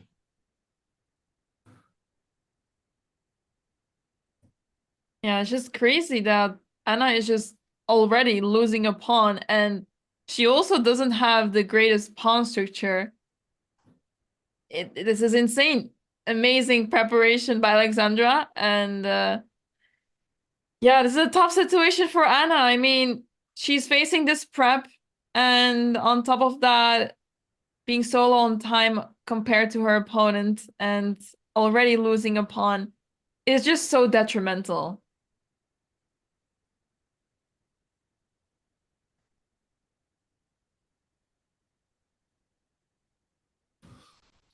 In the meantime, we've had some developments in the big Belenkaya versus you matchup.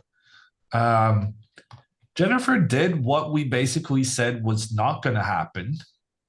She took the pawn on h4. Didn't we say that was a bad idea? I was questioning whether it was a good idea because it's tempting. There's a reason why you play king f2. You want your opponent to take the pawn on h4, but yeah, at the same time, it's hard to say no. I guess also there's maybe a lack of different moves. Yeah. Because you're facing the trouble you're facing anyway, so you might as well get a pawn for your trouble. After bishop takes pawn, we've opened up for the rook along the h file. Dina blocks the check on her king with the pawn countering against the black bishop. If the black bishop moves, then you lose your little horsey on the side of the board. So therefore, Jennifer first makes the trade, horse for bishop. And if now the bishop is captured, then the knight will capture white's knight. So Dina just recaptures. And after bishop back, last time we looked at this, Anamaya, I suggested knight c takes on d5 because I wanted to open up for my queen to put pressure on the c4 pawn. Computer wasn't too happy about that. And I think I've realized something about why.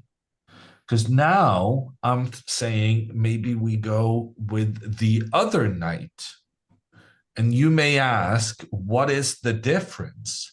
But now we do have the option of later on, after something like, oh, we can't do that.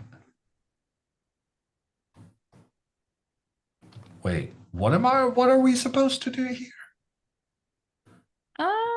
Well, at some point, pawn to f4 kicks the bishop back was going to be what I was saying. I just needed to make a sensible move first, and then the pawn would move forward and attack the bishop. But knight b6 is a very sensible move because it attacks the knight, it attacks the bishop, and if the knight trades for the black knight, well, then we've moved away from controlling the e3 pawn. And the bishop can interject there, the so-called Zwischenzug, intermezzo, in between move, depending on your preferred chess language. But regardless of the languages, this is just very good for black. So that's a big argument in terms of for the other knight. Yeah, it's still quite complicated, and that's why this move king f2, it's safe there, but it's also in danger if you start moving pieces forward easily. If you start trading pieces, then this king gets exposed quite easily. So yeah, you gotta be more careful now with white, I guess. Okay, Dina has captured, and she has used the C knight to make that capture. So no pawn moving forward to hit the bishop, but then at the same time, no bishop pointing down towards the e3 pawn. Yeah, this seems like the safer option. Because now this bishop is restricted at least on g5. But I wonder what black can do here. Does the plan with knight b6 still work? Yeah, I think knight b6 looks great. And there's the added benefit of putting these two bishops up against each other, that if you capture, then black can just recapture with the rook, and the rook is perfectly placed to support the pawn that white was trying to target. Ooh, and actually, bishop takes bishop. Maybe black can even capture the knight in the center. And there's some issues with all these black pieces pointing towards the e3 pawn. Ooh. That is really unpleasant.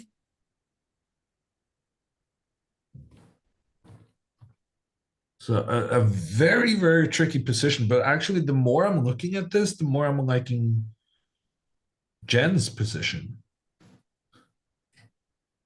Yeah, because all those pieces of white, they feel so loose. They depend on each other, and once the pieces get traded off, suddenly this pawn on e3 is so vulnerable. And once e3 falls, then white's position completely falls apart. So you really need to hold on to that pawn.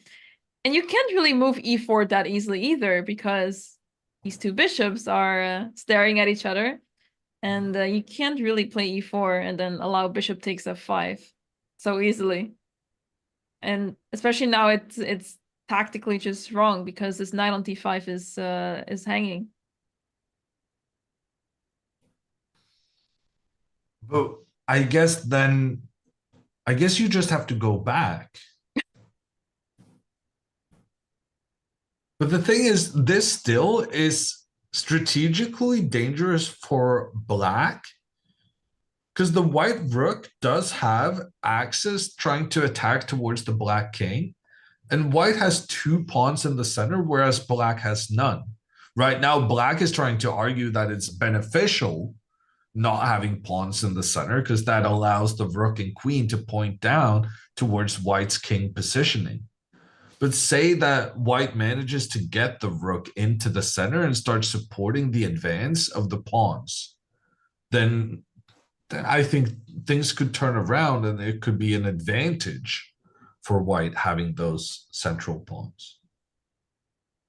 Yeah, but you gotta be really patient to retreat the knight after being offered so many trades, and it looks so appealing to go for these trades because the pawn on c4 is such a weakness, right? So if you get to capture that, that would be great, but unfortunately for white, it's not that easy. Okay. I need a bathroom break. Are you fine to take over for a couple of minutes? Of course, Hammer, you go ahead. I'll take over from you. So you know what they say, guys? Once the how does the saying go? Once the cat is once the boss is out of the house or something, the mice are how's that saying go? When the cat is away, the mice play. Yes, exactly. I know how it is in Dutch, but in English it's not really printed in my head. Don't your cheeks hurt from so much smiling? Yes. Yes. My face muscles are not trained well enough for this. But yeah, in Dutch it's very similar phrasing, but the wording is what complicates things. But anyway, we have 2 super exciting games, guys. Alexandra in a much better position against Anna. She has played amazing preparation. She has done amazing preparation, and it paid off. She has officially, well, almost doubled the time of her opponent, while not having spent, well, barely spent her time, as she is on 1 hour and 30 minutes still, which is the starting time of the game. And Anna is down to 45 minutes.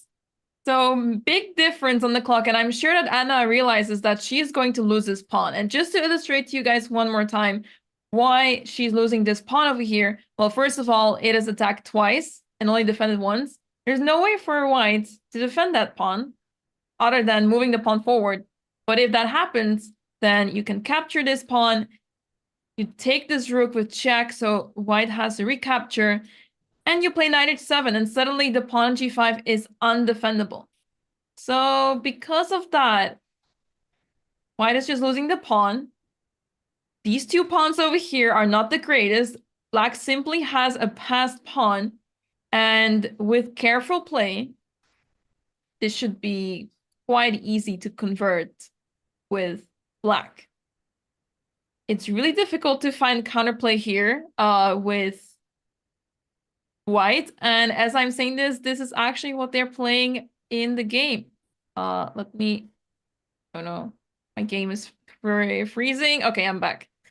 Knight h7 is not on the board yet, but should be played very soon. Okay, there you go. This is actually on the board now in live position.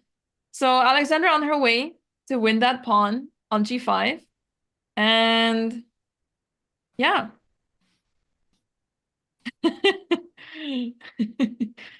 Yeah, that was a great picture. I would have loved to have a blonde hammer as a picture, but this will do as well. But yeah, Anna going to lose this pawn on g5, and soon the other pieces of black will come back in the game, or will join in the game. This bishop will probably be developed to d7. You can either go long castle or simply go king e7. Rook comes to h8, and yeah, just a really tough position to defend for Anna.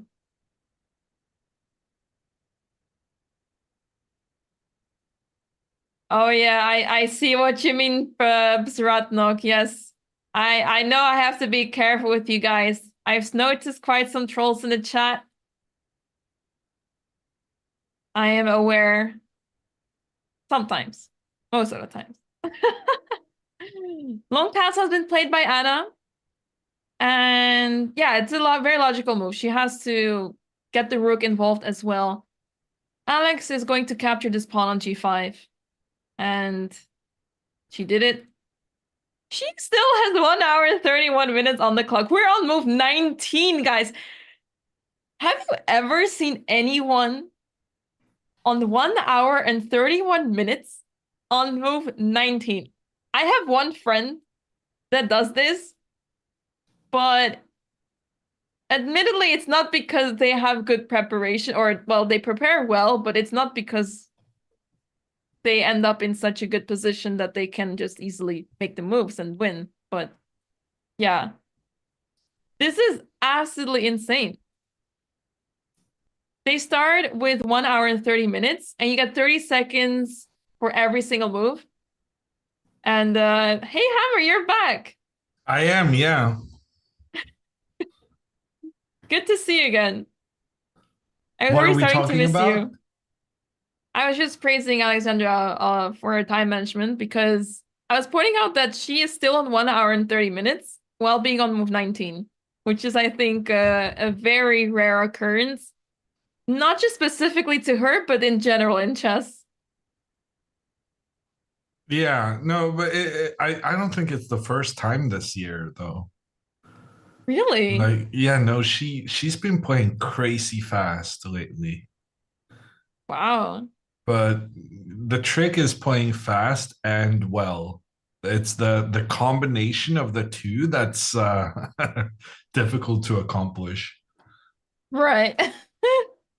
Yeah, I was just pointing it out as well that I know people that play super fast, but it doesn't really come with the guarantee that you get in a good position or that you play well. But this, what we see here in Alexandra's game, this is what happens when your prep is amazing and your opponent makes a mistake early on, and suddenly you're up a pawn. Yeah. Well, up a pawn, but also look at the pawn structure, right? White's pawn structure is pretty broken. And it means that Anna is unable to, in any way whatsoever, challenge the Black Knight. So it's not just a pawn, but this knight is an absolute beast. And that's just going to be so helpful as she tries to go bishop d7, king e7, and rook h8. Because this knight is going to keep white on their toes and keep them defensive. Yeah, I mean, besides the fact that Anna is down a pawn, as someone is pointing out in chat as well, it's so intimidating when your opponent plays this fast, and it's really difficult psychologically to handle this. I mean, if my opponent had 1.5 hours on the clock and I was down to 40 minutes, I would almost think that I'm already lost just because of that. But on top of that, Anna is down a pawn. It's like things couldn't get any worse.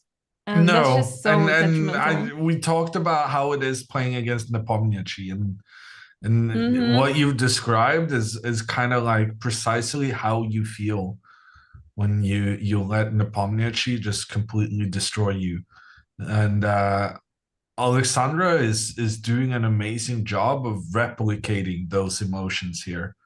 And I mean, so far she's played a perfect game.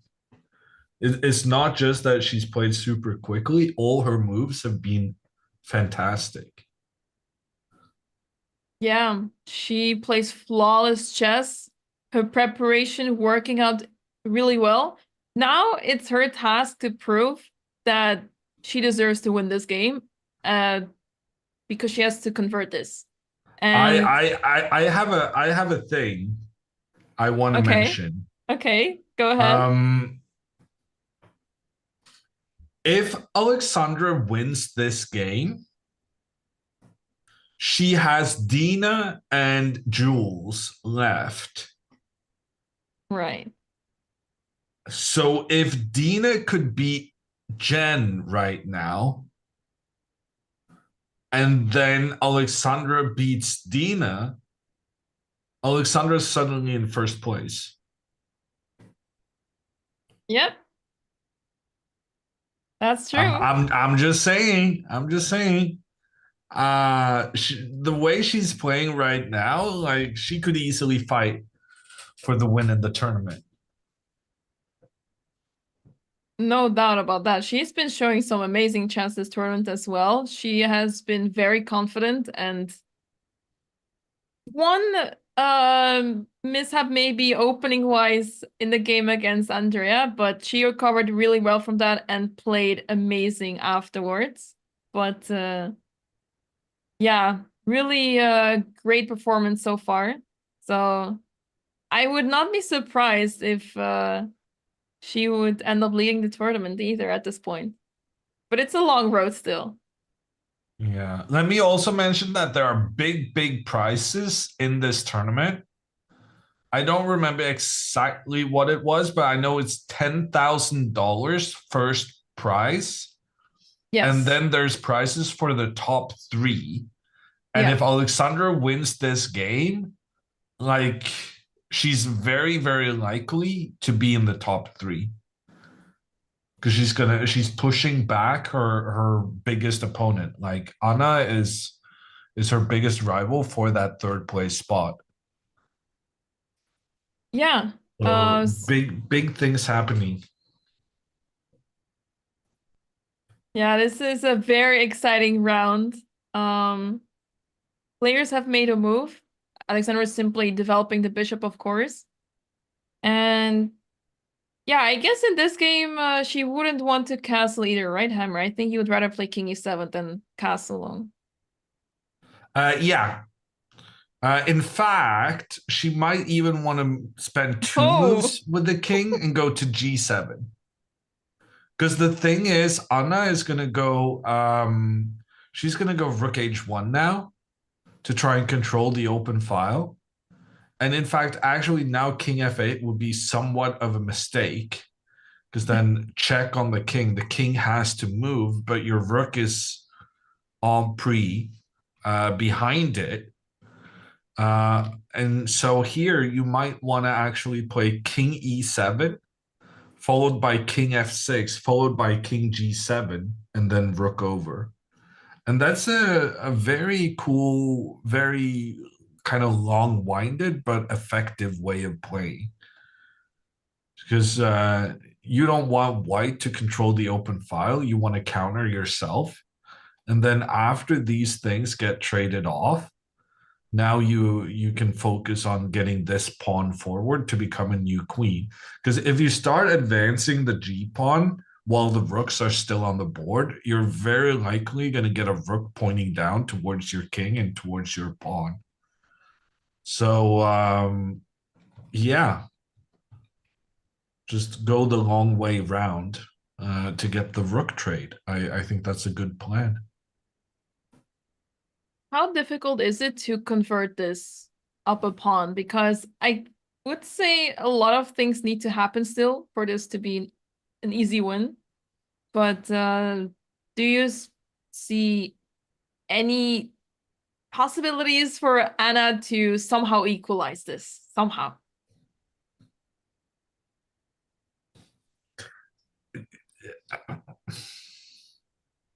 It sounds like you want to say something, but not really. Well, I mean, there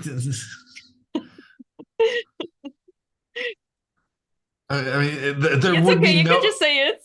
There would be no hope at my level. Okay. Okay, so we can derive from that what you mean. I didn't say it. That is just your mind. Okay. I mean, there's a reason you're holding back.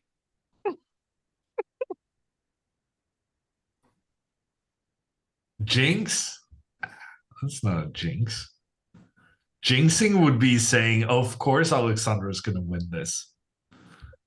Well, I know from experience that weird stuff happens. Okay. I think she's going to win this. Okay. I like seeing that you have belief that you believe her, that you trust her. Well, I mean, why wouldn't I, right? She's played a literal perfect game so far. Yeah, as a coach, you have to believe in your student. You don't have to.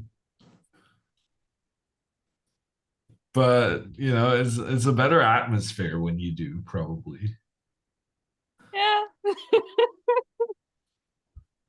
Preferably believe in them when they're around. And then, if you don't believe, you should probably keep that talking behind their back, like now. Yeah, you're usually always so honest. I do think Alexandra is going to win. Okay. Okay, that's good to hear.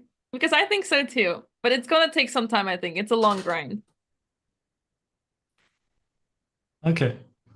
I mean, you say it's a long grind, but Anna only has 38 minutes left. So I'm going to say it's under an hour grind. Oh. Okay, how about moves? How many moves do you think this would take? Usually. 30? 30 more? Yeah. Okay, that sounds, long for an No, it's a long, but you're confusing number of moves and time elapsed. Classic mistake. You're gonna need some moves because the only way to win this is getting the pawn over to becoming a new queen.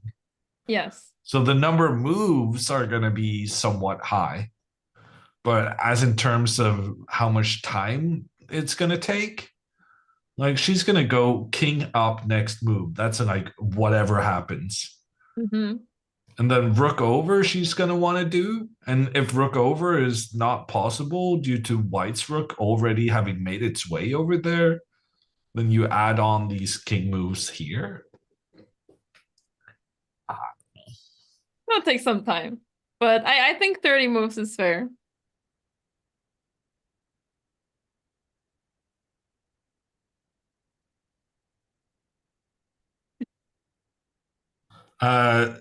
Should that be the strategy? Try and promote the pawn, asks Amy. I think so. Because Anna has this, there's one major weakness in white's camp, and that's the pawn on e4. And we got our incredibly strong knight that's impossible to chase away. That knight is eyeing the e4 pawn constantly. And we can get this guy in to increase the pressure. But even so, like if we have two knights attacking and Anna has two knights defending, that's not going to bring us really any joy. So we're not going to win this game by winning another pawn. And then we got to look at other options. And basically, I want to try and get my king up here. I want to have my king on g3. I think that would be fantastic. But the problem is, in order to get my king up there, I'm going to have to deal with this white rook pointing down on the king side. And my best strategy for dealing with that rook is probably going to be just trading it off. So we're starting to formulate a plan. We're going to trade the rooks. Well, if we could get our rook up here, then we would win. Like a rook coming in, putting pressure in from the side, that would be impossible for white to deal with. So let's assume that white has to go on the open file to prevent black from doing the same. And that means whenever we go to the H file with our rook, we're going to challenge whites and we can force the trade of rooks. So let's say we're at something like, I don't know, this position. So we've traded the rooks, and now that the rooks are traded, there's no more rook that can annoy our king. So now our king is free to try and make its way forward. And then white, it's not really clear what white can do in the meantime. But let's say white just positions the bishop so that it reinforces everything. And then while white is doing that and moving the king over here, now is the time for us to figure out how to get the king forward.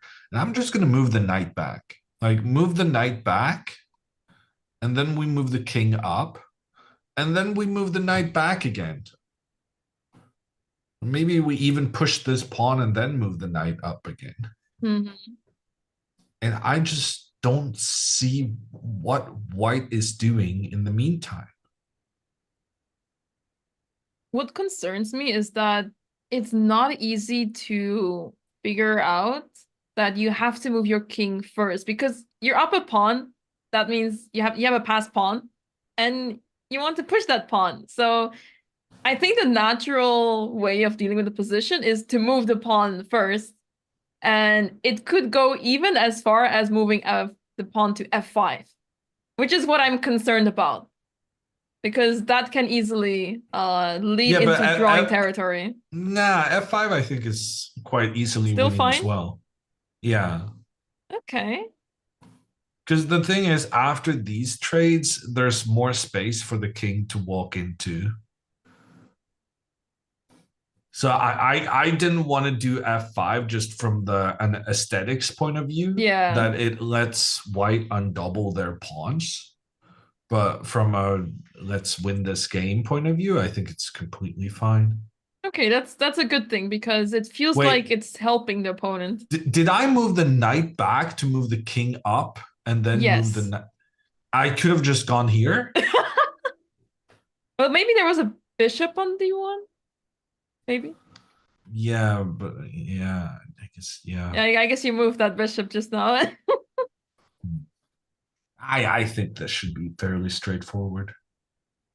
Okay, let's see it. At least since f5 is still winning, that's promising, because f5 feels so logical to play, because you're just moving the pawns forward. If you move g5, oh, what about my pawn at f7? It will be a backward pawn. What if I get stuck, you know? But if f5 is fine, then it's looking good for Alexandra.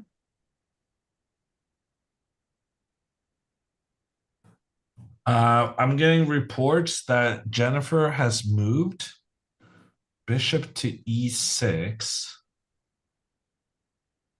She spent a lot of time on that too. She's now down to 14 minutes after that long thought. Yeah, I'm a sucker for a pawn. Can we just capture? I guess you can. What? Is there maybe bishop f5? Here? Yeah. I want to try and see if there's some tactics, but I guess you just drop the c4 pawn too, huh? I could just go back also, right?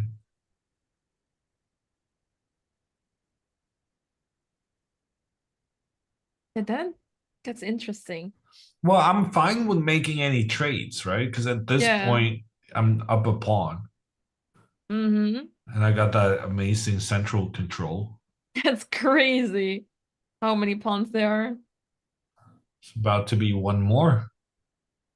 I'm honestly surprised the engine is not that happy. It's not more convinced about White's position. Yeah, me too. I would think white had a bigger advantage than what the eval bar is saying. Okay, what are the options? Can we capture the bishop? That's my second instinct. Because a lot of times people underestimate opposite colored bishops. They think like if I have a bishop that goes on dark squares and you have a bishop that goes on light squares, it's going to be a draw. And to be fair, that is the case some of the time, but not all the time. And the question here is like, after we take the bishop, would we then be able to kind of push this guy away? The Then maybe problem with rook taking the a8. bishop, yeah, and the problem with taking the bishop is not so much that it's giving opposite colored bishops, but I think part of the problem is just that this knight is too important defensively to protect against the threats that black's bishop is trying to have against this e3 pawn. Interesting. It's not easy to play here with white. As soon as you move forward with your pieces, you're weakening a lot of squares, and especially the pawns in front of the king of white. Those look quite vulnerable. No, I think you just take the pawn. I don't really see an alternative.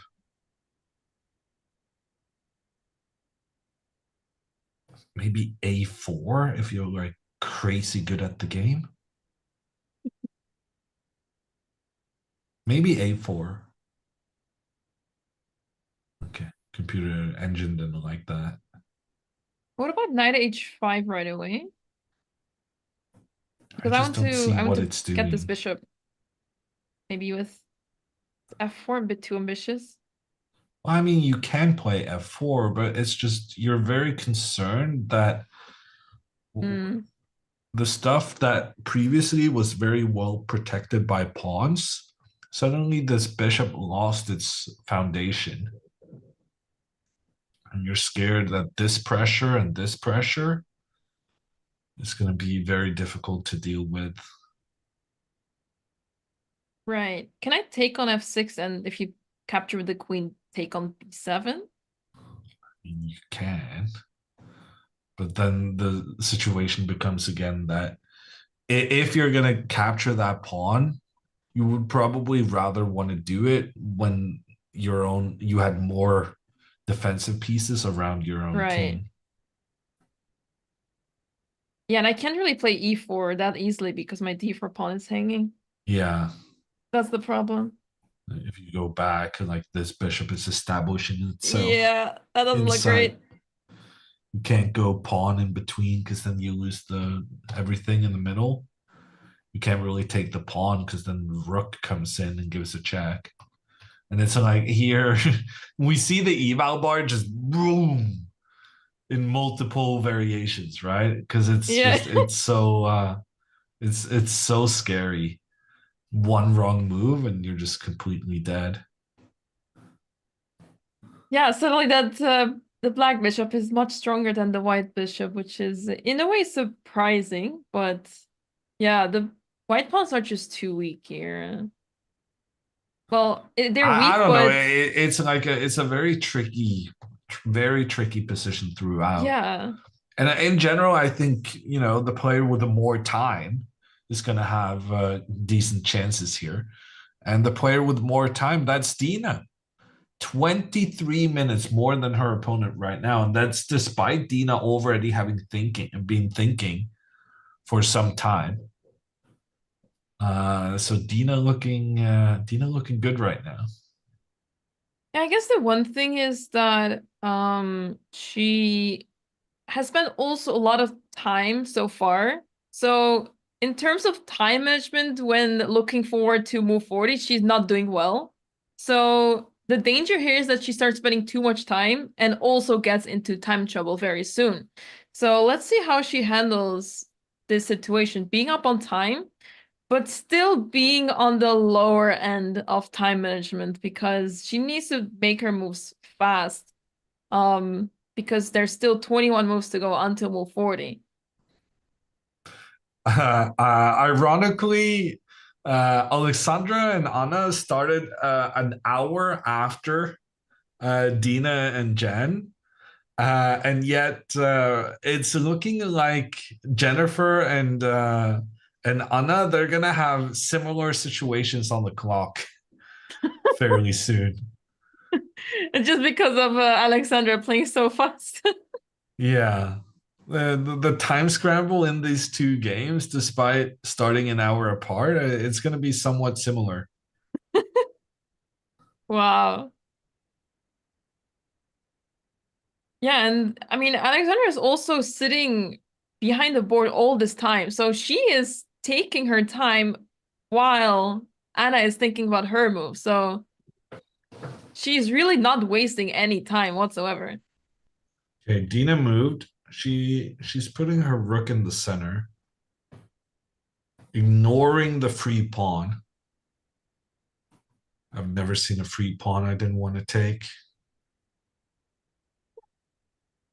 I guess it's But not going to run away though.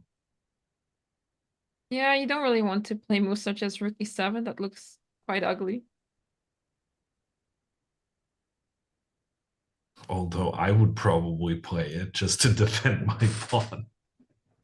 Well, rook b8 makes more sense so that you can at least play b5 on next move. Yeah. So if pawn to b5, then that loses your rook to the bishop. So rook to b8, it's not just about defending the pawn, it's also enabling the pawn to push forward.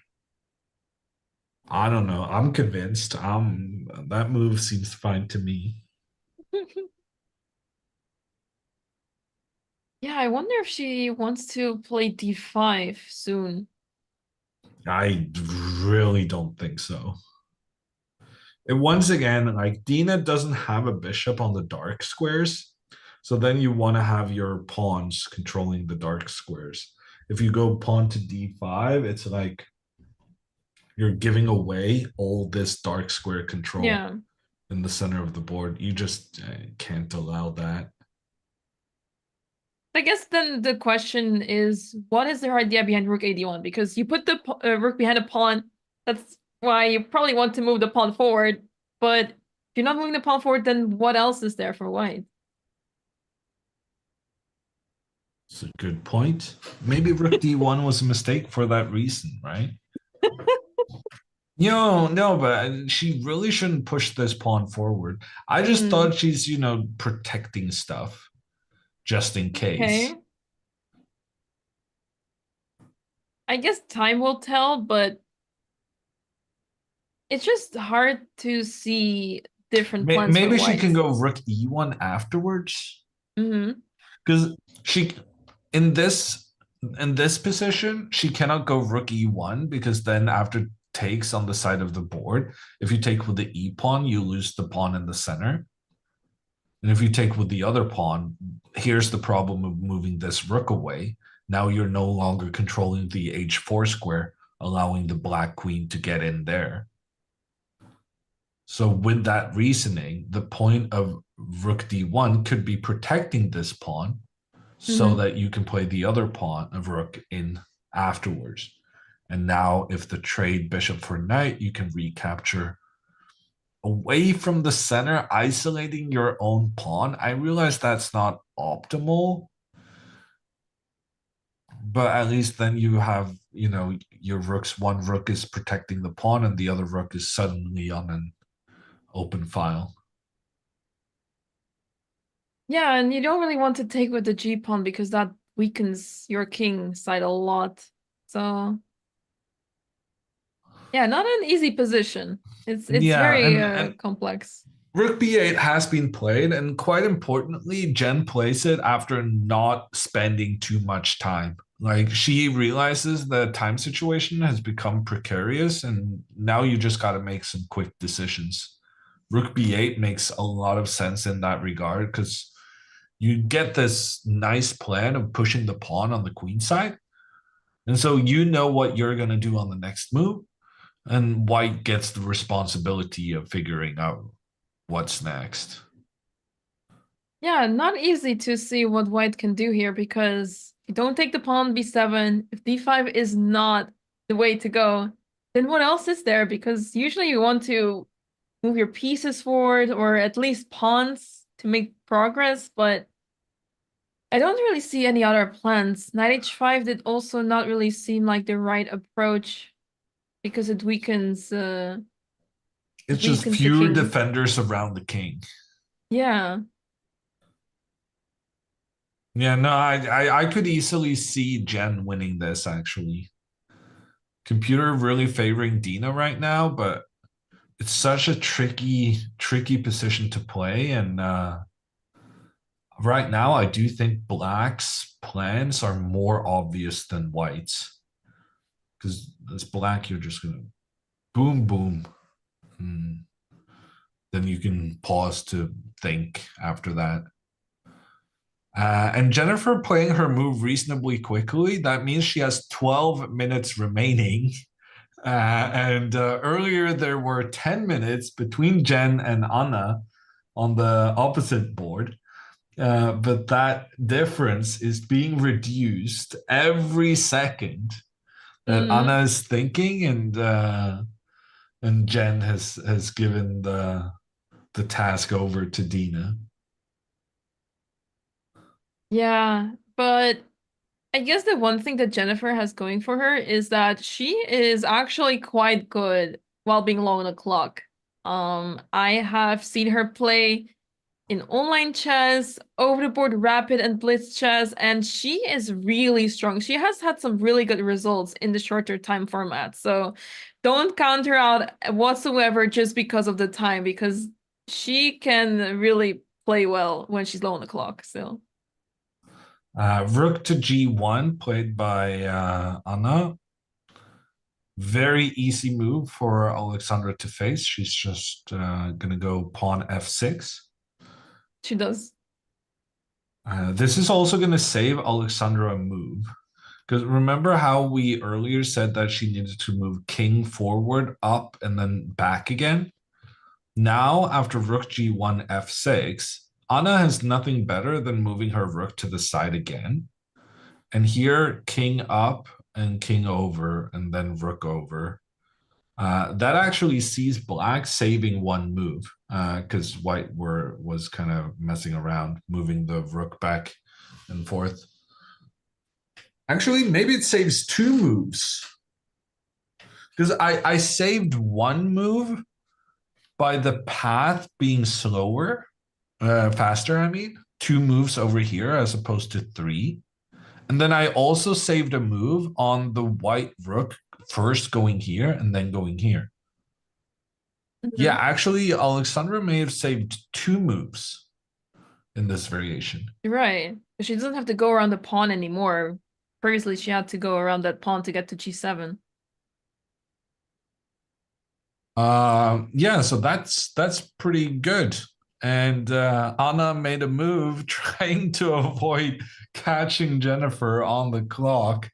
But a counter move very, very quickly from Alexandra. And yeah, why is Alexandra so much up on time? Well, she just played a lot faster than her opponent. And she came to the game today with incredible preparation. Kudos to her coach. What an amazing job he's doing. Pedrosa mentioning in the chat that Alex used to always get in time pressure. Then one day she said enough of that. Do you know exactly like what happened that made her play so much faster all of a sudden?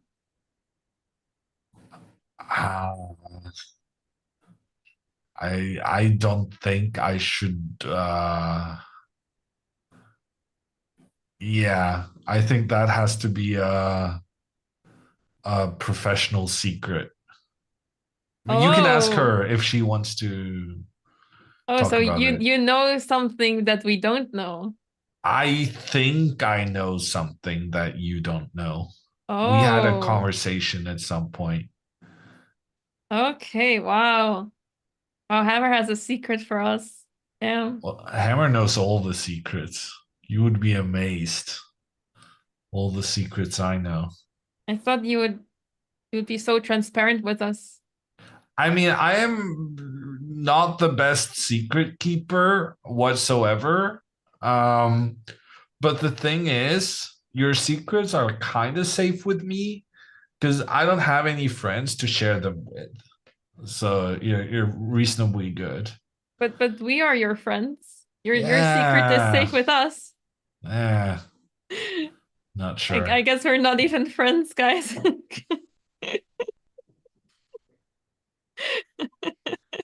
If you're gonna tell someone your deepest, darkest secrets, make sure that they have no one else to tell them to. Okay. All right. We respect your decision to keep it secret. How are you Probably the going best without a as a break? coach. I need another break. I need to fill up my water bottle. I'm used to this, Hammer. I'm a streamer. Oh, wow. No way you just did me like that. You know, when I was a chess streamer, we did 2-hour streams. None of this modern 6-hour bullshit. I don't understand how anyone can stream chess for 6 hours. My head is completely fried after 2. Well, to be fair, I guess like 6 hours of blitz is the recipe of disaster to get fried, but you know, we've been having a good time. We don't have to. Yeah, We're not the so ones playing. when you're streaming, like how long do you go and what do you do to make sure that your head is not fried? So usually I back in the day when I was playing a lot of blitz, I would like put a limit on 4 or 5 hours, and after that I would do at least something else. If I wanted to continue streaming, then I would do something else because more than 4 hours of blitz is just torture and yeah, only gonna cause trouble. But I guess like switch to puzzles, other games. I don't know anything else. But yeah, more than 4 hours of blitz is asking for a lot of trouble and rating losses.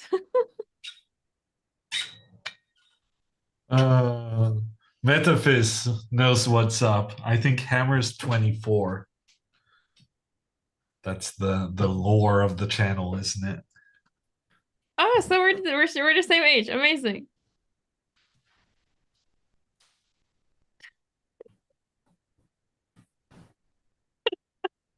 He just left me.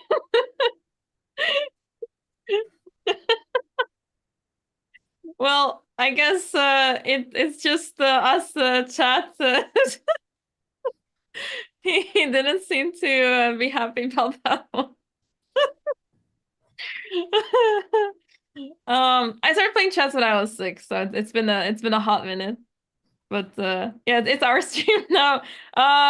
Yeah, so no, he always leaves me alone when there's no updates going on, guys. It's okay. Oh, you're back. Wow. Hey, you're I missed. genuinely only needed to fill my water bottle.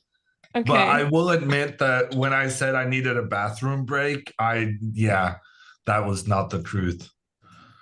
I did a lot of, I got some food and whatnot. It's okay. It's okay. I mean, it's getting really exciting on the boards now that we're approaching time trouble situation. But we can always go to a break if you need. Did Anna actually just surpass Jennifer's time? She did, yes. Oh, God. Chess is tough. You know what your weakness is, and you just cannot do anything to fix it. Yeah. It hurts. It hurts watching this because, you know, sometimes you just have to make a move. Even if you're in a worse position, even if you are, you know, you're hesitating a lot. Sometimes you just have to make a move and just go by intuition. You have to trust your intuition sometimes and hope for the best. Because yeah, this is not the way. But it's so embarrassing also when you look at your opponent having every single minute still left on their clock. You feel kind of silly. I'm not saying that's what's tripping Anna up right now, because she normally spends way too much time. She has done so in the other games as well, even when she's winning. But yeah, no, the what Alexandra is doing today is almost rude because it really, yeah, but it really makes your opponents feel so silly. Like she's not spending any time whatsoever, and she's still completely crushing me. Like, how is that fair? Mm-hmm. Yeah, I would feel much worse than how you described what Anna could be feeling, because this is like this is so detrimental. Like I'd rather lose like within 20 moves and like sign the score sheets and leave than having to deal with this kind of torture. And I mean, I think Alexandra's prep was amazingly good, but it also has to be said that Anna playing the same opening over and over and over again, it makes her easy to target. And that's how Alexandra was able to, an hour before the game, know what the position was going to be on move 12. Yeah, it's having this confidence in your own openings, which is not a bad thing, but it makes you vulnerable to heavy prep. And we have all been there in some way that we get prepped against, and you suddenly face some of the craziest lines, some things that you've never seen before, even though you've played this line for, let's say, a decade or two. Okay, bishop to g4. I think that's a good move by Anna. Her bishop is, well, it was on the light squares and it was kind of being blocked in every direction by the pawns. So it makes a lot of sense trying to improve that bishop's positioning. And in addition, now after the trade, the knight is going to start making some counter threats, which has been a long time coming. There hasn't been a lot of pressure on Alexandra's position throughout this game. So here, for instance, if the king moves to f7, that would probably be a bad idea, because then the rook and knight could coordinate together against the black pawn. So you'd rather go king up, straight up, so that if now there's an attack on the pawn, you can, well, actually, you can maybe go rook over here and counterattack. But even if you use the rook just to defend, that's fine as well. Right. And soon you also get to play knight c5, and someone has to protect that pawn on e4. So you're going to be able to force the knight back in order to defend when you come in from the edge of the board to attack. Yeah, so that's difficult to play with white. I mean, you're already down a pawn, and then you also have to be the one playing passively. That's not making matters easier. I think what she needs to do is she needs to kind of try and move the rook up. The problem is, even if you move the rook here, this incredible black knight is not only attacking white, it's also defending by taking control of the h7 square and thereby preventing the rook from coming in and starting checks against black's king. So yeah, I guess here you would just attack in the center, and if white retreats, you just rush over with the king, and then you go for the rook trade, like we discussed previously. And this seems pretty convincing to me. Yeah, Alex has played with knight c5 first. She did not trade the bishops. Not sure I like that. It's fine. Actually, it might be clever because by not trading the bishops, you're not allowing the knight to come forward and attack against the f6 pawn. So it makes sense not wanting to activate your opponent's pieces. Makes more sense than what we were discussing, frankly. Is there a way that this knight can get kicked away? Usually you want to try to move the pawns up slowly so that you can attack the knight. Is that a viable plan for white? I mean, I think it's a viable plan, but first you got to see what's going on right now. Mm-hmm. And well, the bishops are looking at each other. Are you going to trade? Are you not going to trade? I guess if you want to kick the knight, king up makes sense. And then trade, rook takes, king up. Now suddenly you're threatening to invade along the h file.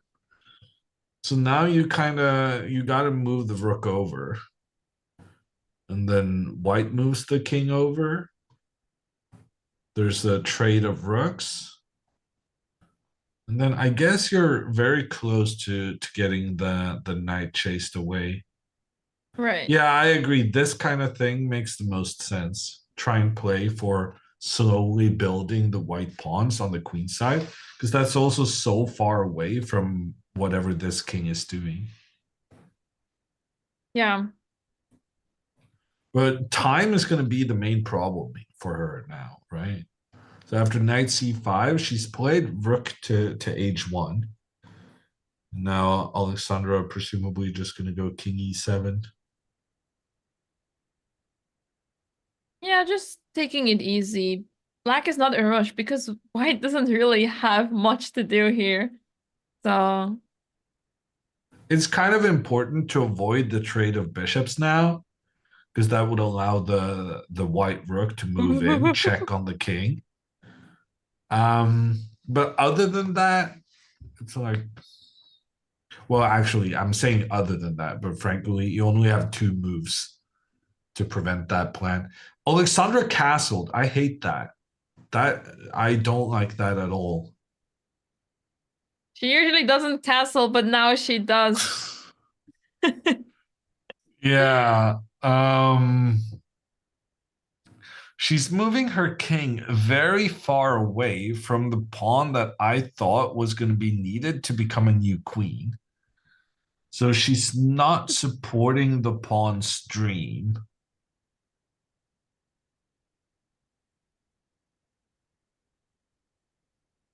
Yeah, you need the Yeah, king to support here. I'm not super convinced by this canceling. But we're gonna get some quick moves in here because Anna is she's down to 7 minutes. Jennifer, on the other hand, still has the same 12 minutes she did like half an hour ago. And Dina plays d5, which we talked about this earlier, right? And I said, no, d5, there's no chance whatsoever that you would move a pawn away from the dark squares when you don't have a dark squared bishop. Yet that's what Dina has done, and I think Dina is definitely on the wrong track right now. Rook to d4, I have no idea what that's doing. Black is just going to play b5. Black has these 2 versus 1 making their way up the board, 3 versus 2, if you will. And this pawn in the center right now, this pawn is just blocking the knight, bishop, and rook. Like, that's such a bad pawn. Computer says it's equal, but I would definitely prefer being black here. I think Jennifer has a big advantage. Yeah, it almost feels like these pieces are basically it's just a wall of pawns in front of the other wall of pawns, because the biggest purpose they have there is to block the black pieces, but I don't really see them do much other than that, and that makes white's position so difficult to play here. To be fair, even in this moment when the computer still thought white was better, I thought this was pretty good for black, because black had such an easy plan forward. I do think that Dina's mistake was not capturing the pawn when she had the chance to do so. I feel like just take the pawn, and then you have an extra pawn, and maybe good things will happen later on. Yeah. But the thing is, she ended up in a position where it was very difficult for her to find a plan. And it would be better then to snatch a pawn and try and defend as Mhm. opposed to what's happening right now, which is just having a bad position and not being up a pawn, the worst of both worlds. Yeah. Yeah, that pawn on d5 is also not really going places, blocked by that bishop on d7, so what else do you have here with white? Okay. Anna chooses to trade off the bishops.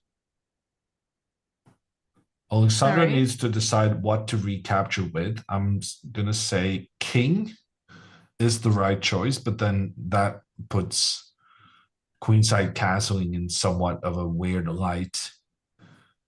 Since why did you go with your king to the right if you are now prioritizing moving it to the left? That being said, Alexandra does capture with the king. I guess it makes sense because this way you're not allowing the rook to go to h8. I So, think that's the main thing. Like if you yeah. recapture with the rook, like there's potential immediate problems with like this pressure and then this pressure or something. Okay, I may have gotten that wrong. But I think king made sense. Dina is about to Dina was up what 25 minutes on the clock? Not very long ago. Yeah, she spent most of her time, and this is what I was concerned about, that you're up on time, so you have this kind of false uh sense of, false perspective that you're up on time, so you're fine, you can spend some time and everything must be all right. But the reality is that they're not so close to the 14th move. So she still has to make her moves pretty quickly, and she doesn't really have the time to start spending a lot of time here. On not 3 minutes, she needs to make a move. Yeah. That hasn't been the easiest in this game. Normally, staggering the games an hour apart would mean that time scramble happens one after the other. And that, frankly, could still be the case, but it's not, it's a bit surprising which time scramble happens first. Hmm. Yeah, she still needs to play 16 more moves until she gets 30 more minutes on the clock. So, yeah, that's going to be something. And when they get an additional 30 minutes, Alexandra will have significantly more time on her clock than when the game started. That would be crazy. She would almost be on 2 hours.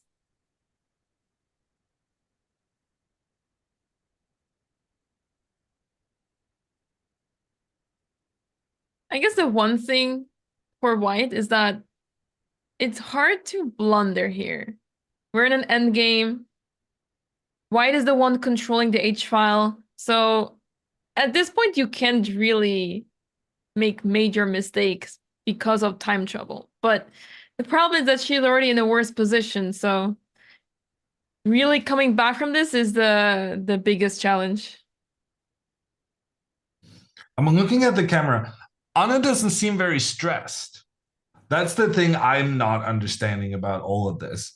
She's down a pawn. She's getting obliterated on the time. And yet she's sitting there focusing as if this is just another day at the office. I think it's mainly that she knows she's worse. She knows she's not doing great on the clock, and it's almost like you're giving up. You're still making moves, you're still trying, but you kind of give up already because you know you're not going to win this. You're most likely going to lose this, and I think that's why she's a bit loosened up. Chad is saying With she body always language. does this. that she never looks stressed, even when her time is very low. I feel like sometimes that can be a bad thing. Like if Yeah. you lose your butterflies, then you kind of also lose some of that. You need some nervous energy to perform your best, I think. No, it Because makes a lot of otherwise, sense. yeah, otherwise you're just not kind of caring enough, focusing enough. Mm-hmm. I think Does in that this say specific 1 case, hour ahead on time? Spoosh, it technically says 1 hour and 25 minutes and 26 minutes maybe ahead of time. yeah, she's now under 1 minute on the clock. It's basically a blitz game for her now. Wait, isn't And that just dropping e4? she's making the move so easy for Alexandra. Wait, she just dropped the pawn on e4. I don't think Alexandra's going to take it though. I think Like, she will, because I don't really see how to okay, counter so that with white. take the pawn, does protect on f6. Take, still protected.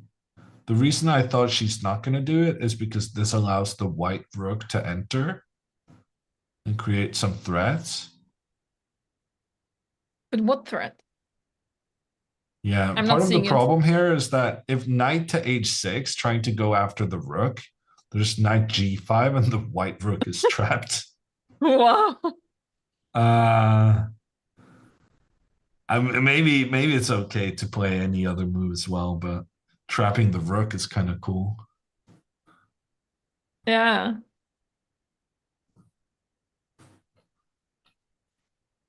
And if you Yep. go rook over, yeah, then you can just push the pawn. Maybe you can, what about this, c5? Do I have f5 first? Oh, that's clever. I can try to So not my care. idea was that if Anamaya were to take this one, then I can go d6. And then if she takes that one too, maybe I'm making some threats along the 7th rank. I don't know. Alexandra has captured the pawn. That's a great decision. It's so easy to be like, oh, you gave away your pawn. Well, then you want me to take the pawn. You probably have this under control. But to be fair, there's nothing really Anna had under control today. So I guess that's why she's taken the pawn pretty quickly and just being like, I'll take that pawn, no problem. Check on the king from the rook. Alexandra goes king c8. She's not keeping her king close, but maybe that's a good thing because now running away with the king means that any sort of knight h6, there's no like knight coming in to give a check on the king. Yeah, it feels much safer on c8. It feels natural to go there, and yeah, you can always try to run towards the a file if necessary, but yeah, with Alexandra now being up 2 pawns, she can easily move her pawns forward soon. And yeah, this is very difficult to come back from, almost impossible for white. Alexandra is about to play the perfect game of chess.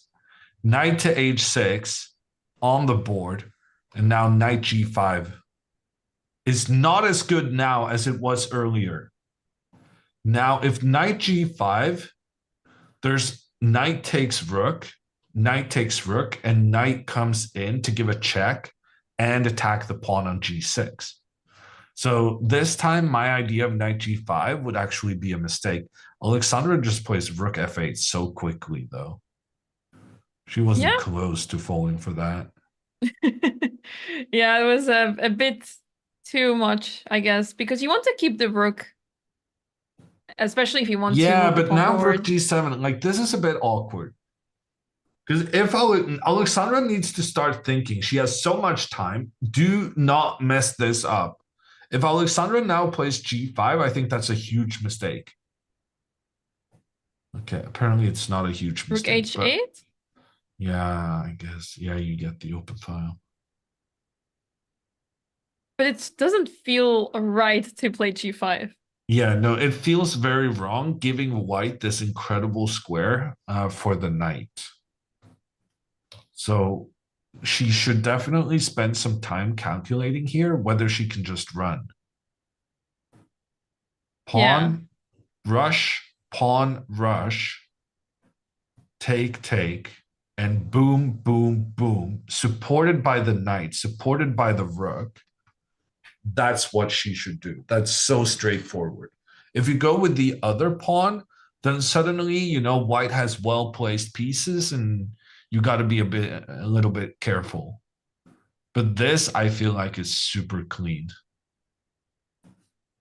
Yeah, it's almost impossible to stop that pawn. I guess you can go rook g8, but takes, I would pawn have 3 up. king d1. You can probably do something like this, right? Yeah. Attacking this And then pawn. knight And then b6.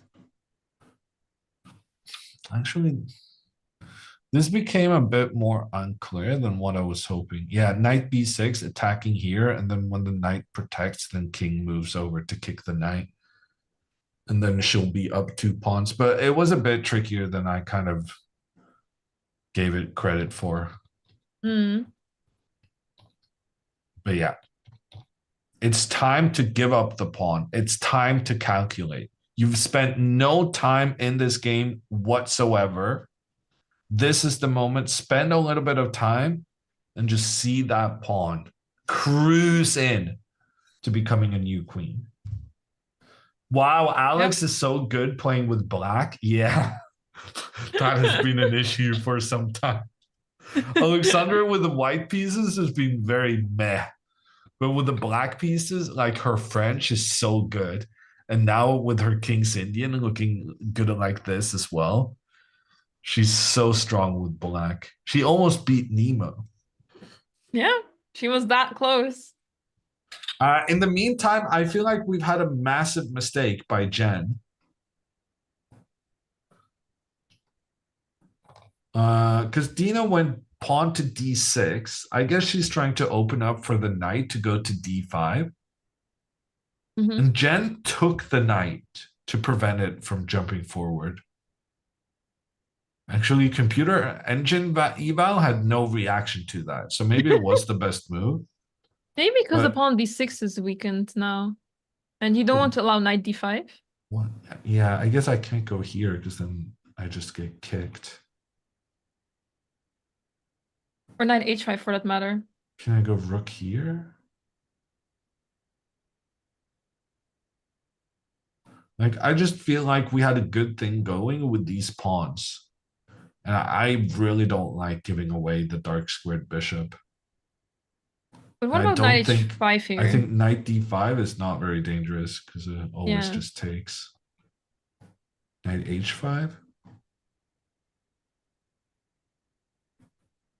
Something feels wrong about that queen position. Yeah, it doesn't feel optimal. But if I can get the pawn advances, that would be nice.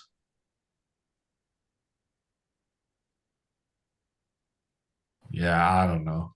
Feels I don't slow. know. I don't know. I'm not super happy with giving away the bishop, but maybe she had to.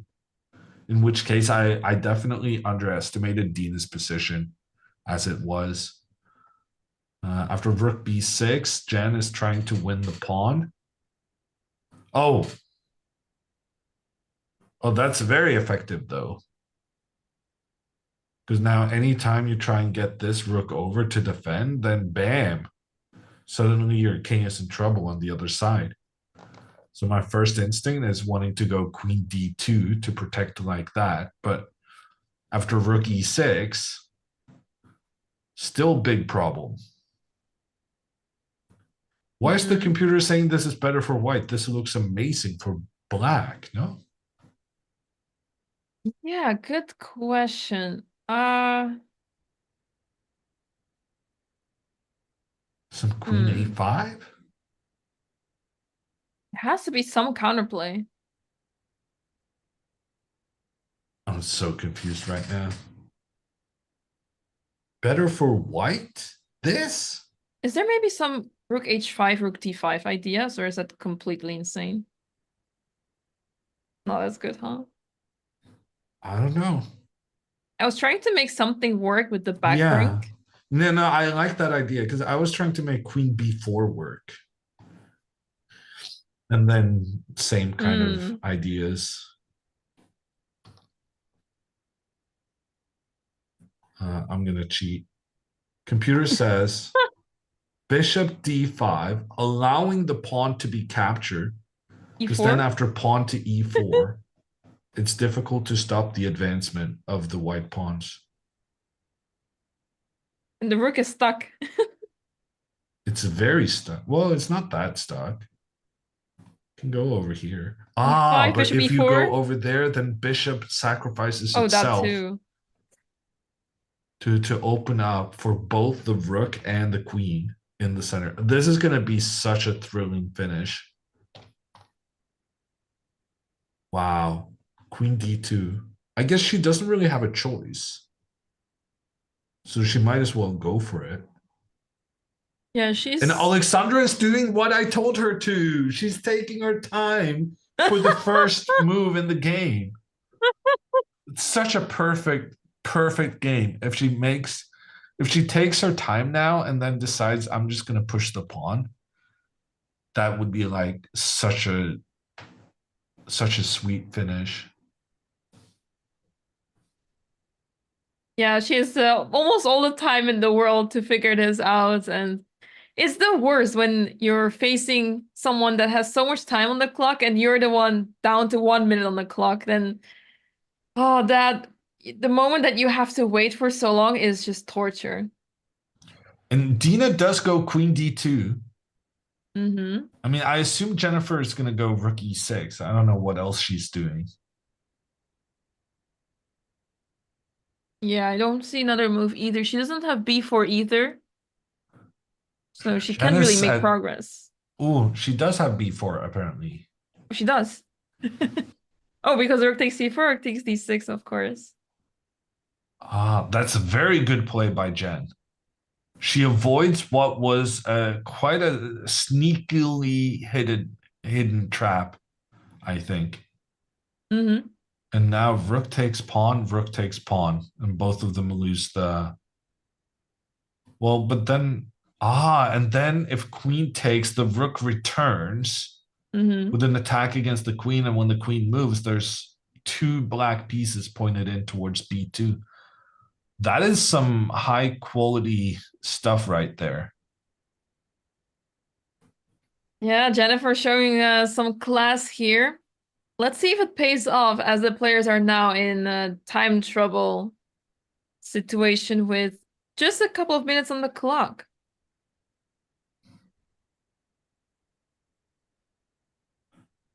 So definitely don't take. I don't think we should eliminate the possibility of taking. Because frankly, these 2 pawns working together against our 1 defensive pawn is terrifying. You want to make sure that something stops them, and capturing them might be the best play then. It's just that c3 is already a threat right now. Ah. So if Dina does a nothing move, then c3 takes. But the problem is, even though you took out the danger, then black manages to take out the white danger. Who's better here? Because like white has doubled pawns, but at the same time, all of these guys are pointing in towards the center. I think black should be practically better just because of the weak king on f2.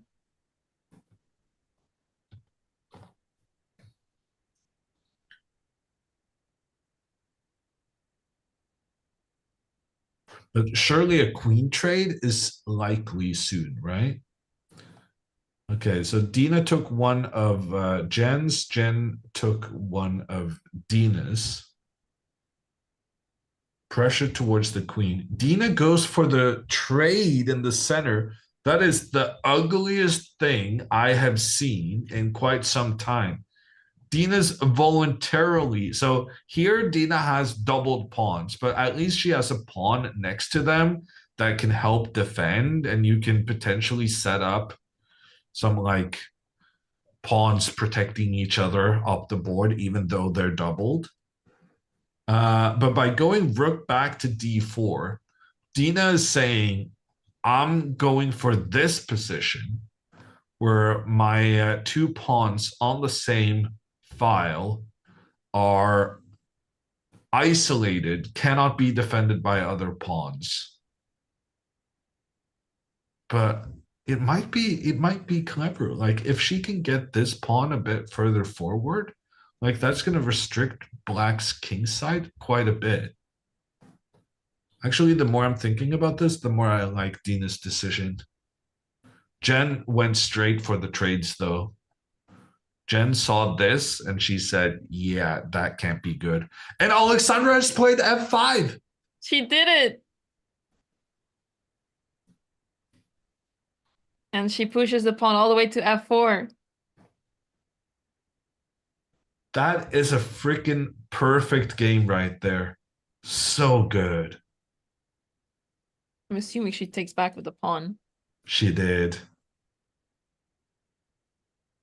Yes. There it is. And what Anna a has game. to go rook g8. Like she has no choice. Because otherwise you can't stop the pawn. The pawn supported by the rook is too much. So you have to go and trade off the rooks.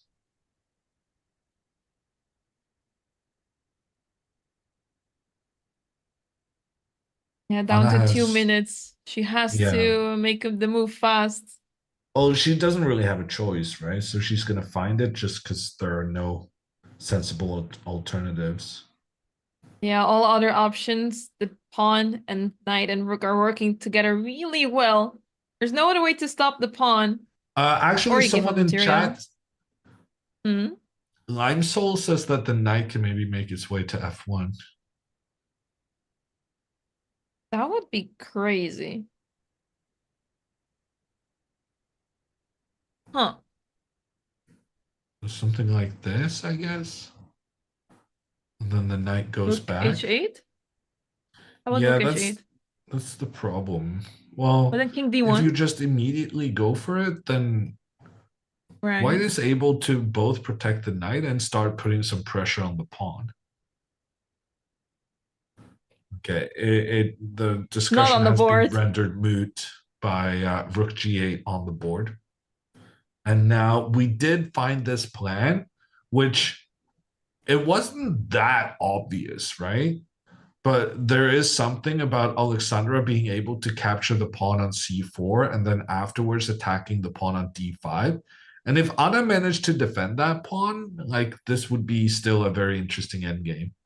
But the problem was that in the variation that's about to happen, takes, pawn up, king over, Alexandra should just give away her pawn as a distraction to the white king. And then the knight cannot be captured because you got to keep the pawn under control.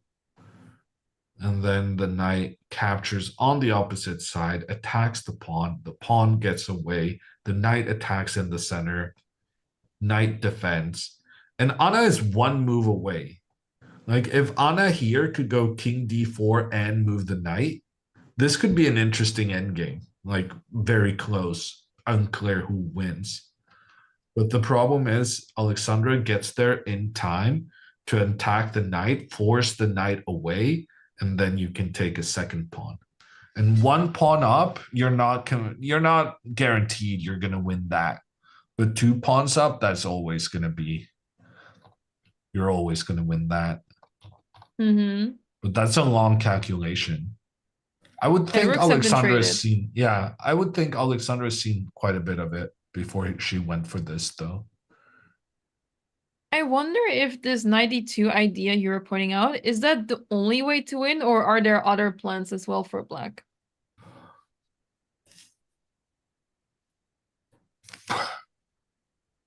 Let's say involving I the don't know. king. It looks like the best one to me.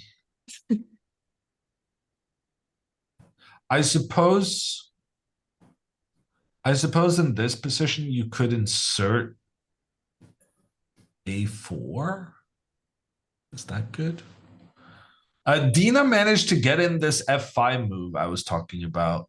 I feel like maybe Jennifer should have prevented that. But the problem here was that Dina was threatening both f5 and rook c1.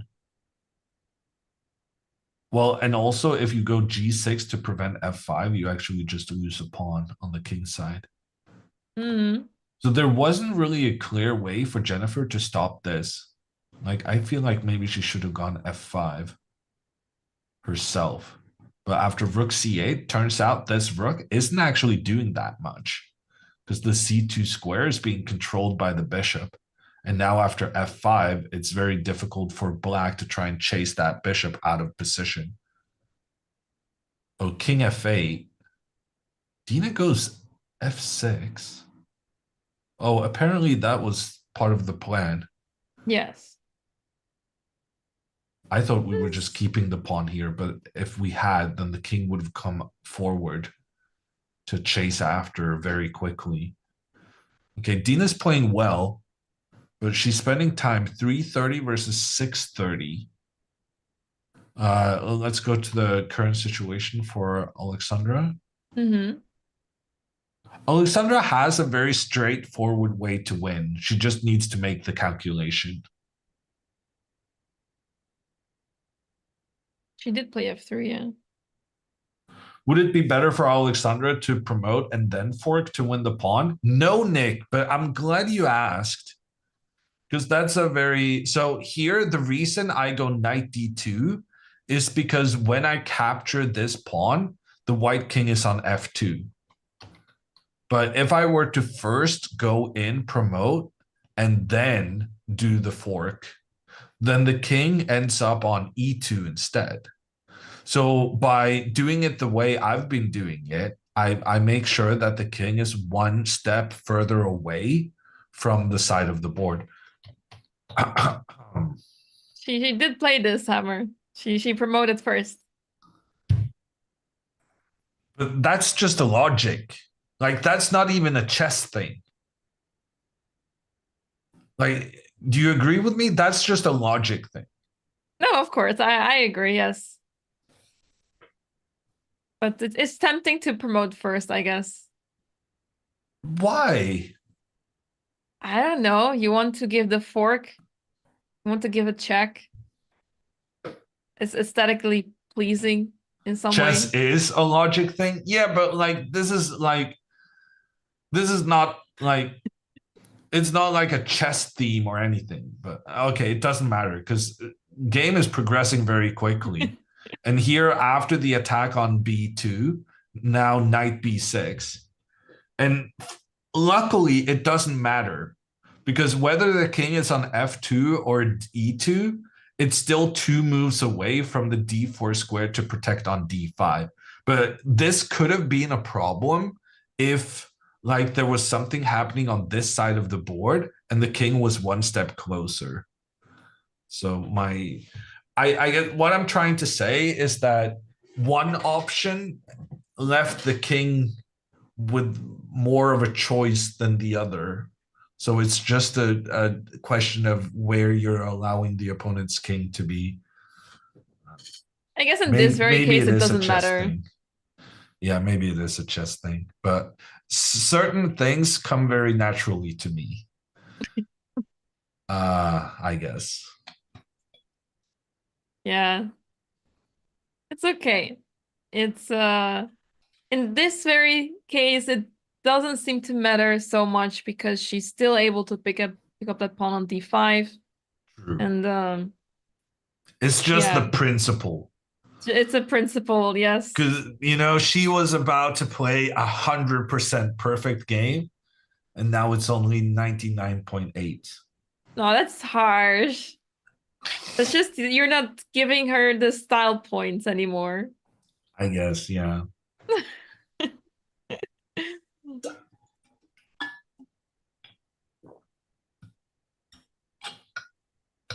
Okay.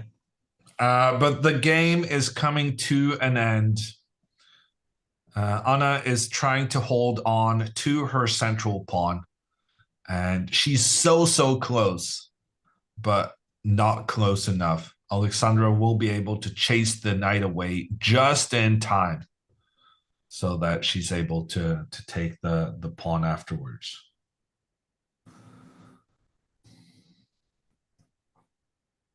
Yeah, they did actually reach move 40. I didn't even realize they were so close to it already, but Anna got 30 minutes extra, but look at Alexandra's time.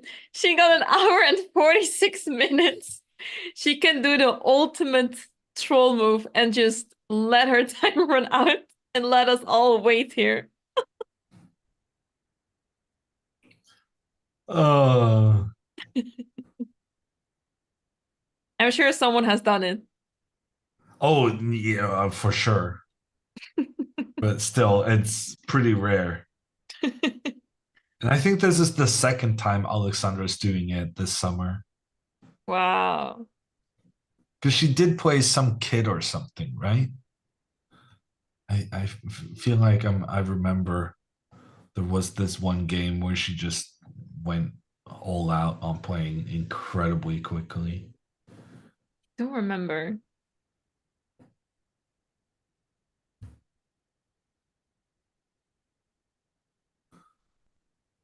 Yeah, I've never been even remotely close to having so much time on the clock to even consider doing this. Must be nice for these quick people to be Yeah, able to have so much time. must be nice to be able to take a nap during the game.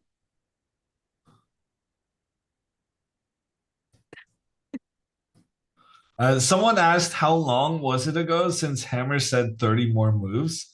It was 20. Ooh, 10 more So moves? Okay. I don't know. I guess either Anna is gonna resign here or she's gonna play on another 20 moves. So I don't think I'm gonna hit it. Okay, she made so much progress. This is basically like completely winning, so. King forward, king tries to get closer to the pawn, but the black king is just in time to kick the defensive knight out of position. The knight is gonna have to move, but then bam, two pawns for black.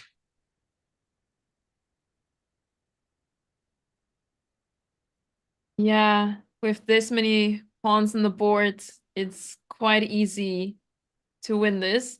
I have seen an endgame recently with knight versus knight, and one side had two extra connected pawns, and they didn't manage to win that. So, Wow. but okay, it was a tie-break blitz game, so anything can happen there. But Did it's you possible to throw this. Yeah. Did you know that queen versus queen, where one player's up two pawns, H and G pawn, is a draw? Queen versus queen, H and G pawns. Yeah. Uh, I my would queen put end it games up are on the terrible, but analysis board, but we can't really do that. This becomes a very chess themed talk. But there are some very interesting situations where even two pawns are not enough to win. wow. Yeah, I'm a little bit traumatized from queen end games. I just can't seem to win them when I'm winning.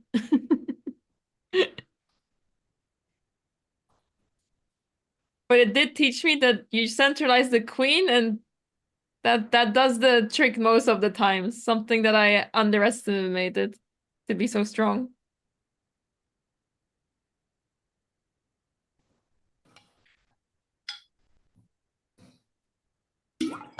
Why not just check with the knight instead of running away? Well, if the knight checks, the king will always be able to follow.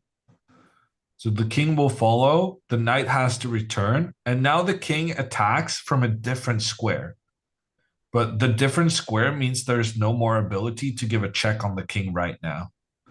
And then you still have to move. And the pawn gets captured. Although here you've lured the king away from the defense of the d6 pawn. So here you can go and try and take on a5. It doesn't matter though, because, well,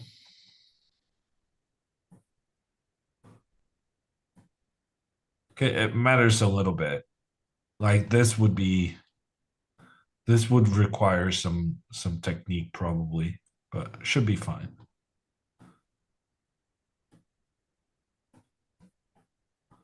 Something like this. Because you're just in time, yeah. And then checkmate. Bang. That'll be nice finish. Yeah, it should be fine either way.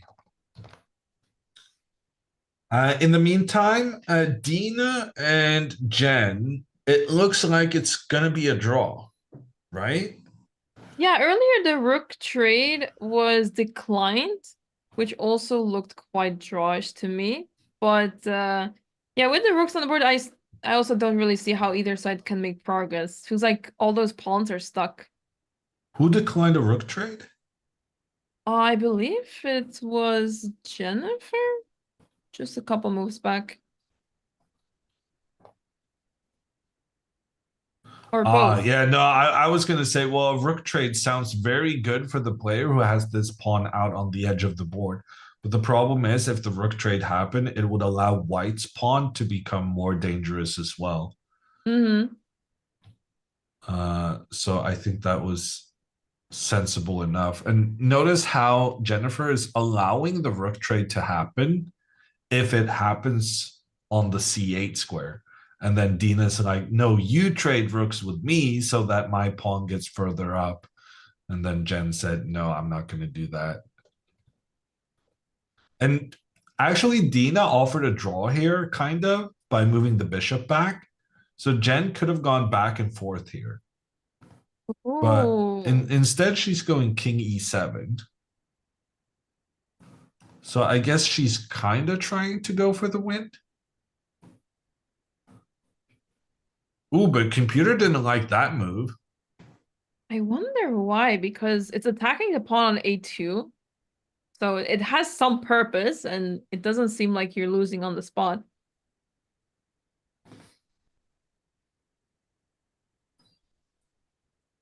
Perhaps this pawn is moving forward, and then king comes in, and something scary happens there. Well, the thing is, Jennifer is actively trying to provoke Dina into playing the move d5. Because, okay, yeah, it allows the white king to move further forward, sure. But it also means the white rook is no longer controlling along the 5th rank, allowing black to start rushing up the side of the board. And so Dina's going to be like, apparently this is good for white, but Jennifer is considering this a trap. Like she wants Dina to push forward. Because here, that pawn is genuinely difficult to stop. Yeah. And if you try and go pawn d6 to open up and just capture it, then unfortunately it's a counter check on the king.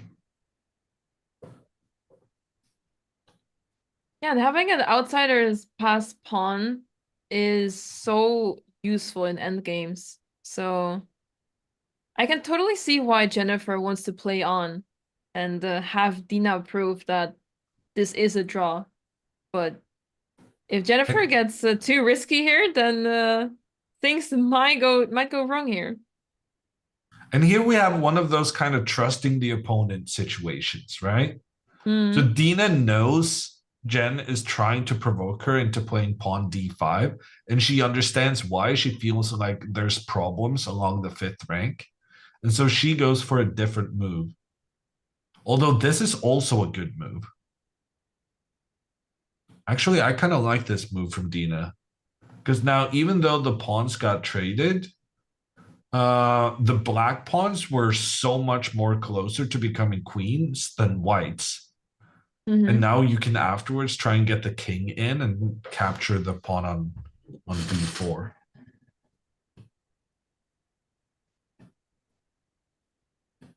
Yeah, so it seems like this pawn on d4 is going to cause some damage soon. And this pawn b4 feels very vulnerable there as well.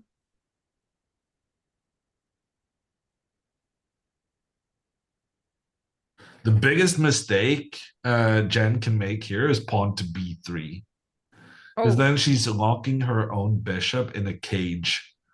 The bishop cannot return, and white's bishop is controlling the b1 square. So you cannot use that one either. So she needs to move the bishop, and then it becomes a question of where to move the bishop to.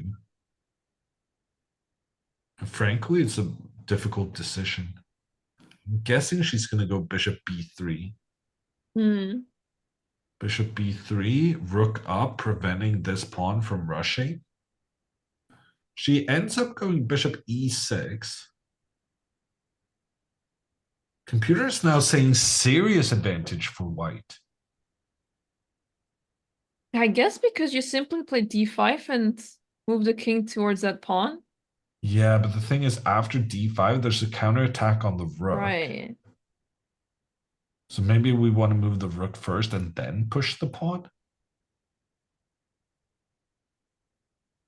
Maybe we put the rook on h8 and then push the d pawn so that we get our king involved, because the king can no longer step on the 6th rank. So let's say rook. Well, we can start with the d pawn and then bishop here, and then I want to go all the way around. This rook is kind of stuck. The rook is completely unable to try and attack against any of white's stuff. It's a very straightforward plan to get the king forward. Is Dina about to do some endgame magic here? It's not that long ago that she took on those isolated doubled pawns. And I screamed inside. My chess aesthetic sense did not like that whatsoever. But right now, she's the one with the more active king. Yeah, and her pawns are the stronger ones, whereas the black pawns are a bit too scattered, unable to make progress. This H pawn, once you move forward, it becomes extremely vulnerable. In the meantime, Anna has retreated her knight, as was necessary, but the unfortunate consequence is that she just lost another pawn in the center of the board, giving Alexandra the big edge there. King d4 as the follow-up. And Alexandra has so many different ways to win, but personally, I kind of like c6. Because after c6, I'm both defending the knight. Sure, that's not really my main priority. My main thing is just that I'm defending the square b5. And I'm making sure that the king cannot try to lure its way out towards the side of the board. This pawn on a5 is kind of like the only pawn that I don't have very safely protected right now. So just making moves that keeps the pawn safe is fine. I have all the time in the world to start afterwards and maneuver the knight to somehow get these guys started moving forward. But before I start focusing on getting new queens, I just want to make sure that I stay 2 pawns up instead of just 1. Makes sense. I'm wondering if he can start with knight b4. Just to poke that pawn on a3. Oh, on a2, I mean. Yeah, that seems fine. Obviously, everything here is winning. But you have to be careful not playing c5 too easily. Yeah. That you may run into knight takes c5. Then it gets tricky. That's a very important point. There are some instances here. And then I would like to take and ask black to find the right moves to win this endgame. Yeah, I don't think it's very easy though. Hmm. I think this is genuinely kind of tricky. Even if the computer finds it immediately, I think in human play, it's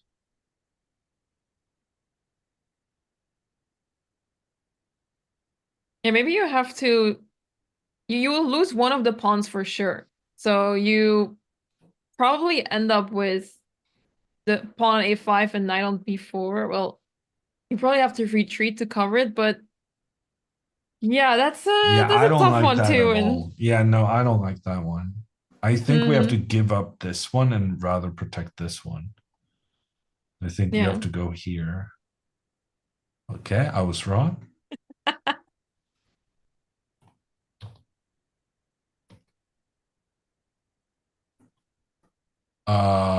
And So easy to Alexandra mess this has up. gone, she has gone knight b4. This is kind of making me nervous now. There's absolutely no reason to allow white to sacrifice their knight for the pawns. Mm-hmm. Absolutely no reason. And she can play any other move and still be Yeah, that's winning. true. That's yeah. So after a4, play b6. For the love of God, play b6. Just no need to rush whatsoever. Take your sweet, sweet time getting the pieces up the board. You're not in a rush, and then you can gradually push forward.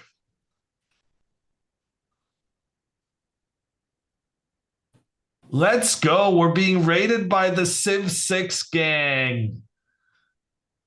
That is the most excited I've been about a raid on this channel ever. Oh, that's exciting.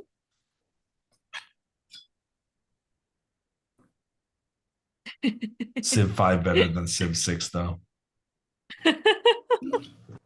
There, I said it. I don't know if it's better. It's just a lot easier.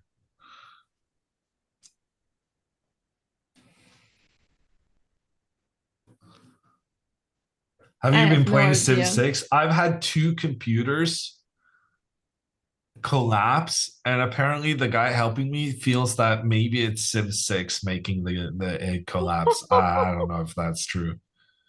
But I've never even completed a full game, which is part of the reason I don't really understand all the mechanics.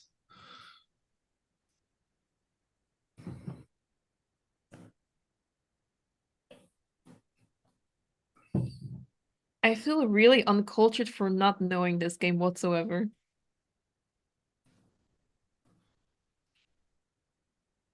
You don't know the game. You don't know Civilization at all. No. The franchise. No, Absolutely nothing. no, nothing. Zero. I know quite a few games, but this one has not been on my radar at all.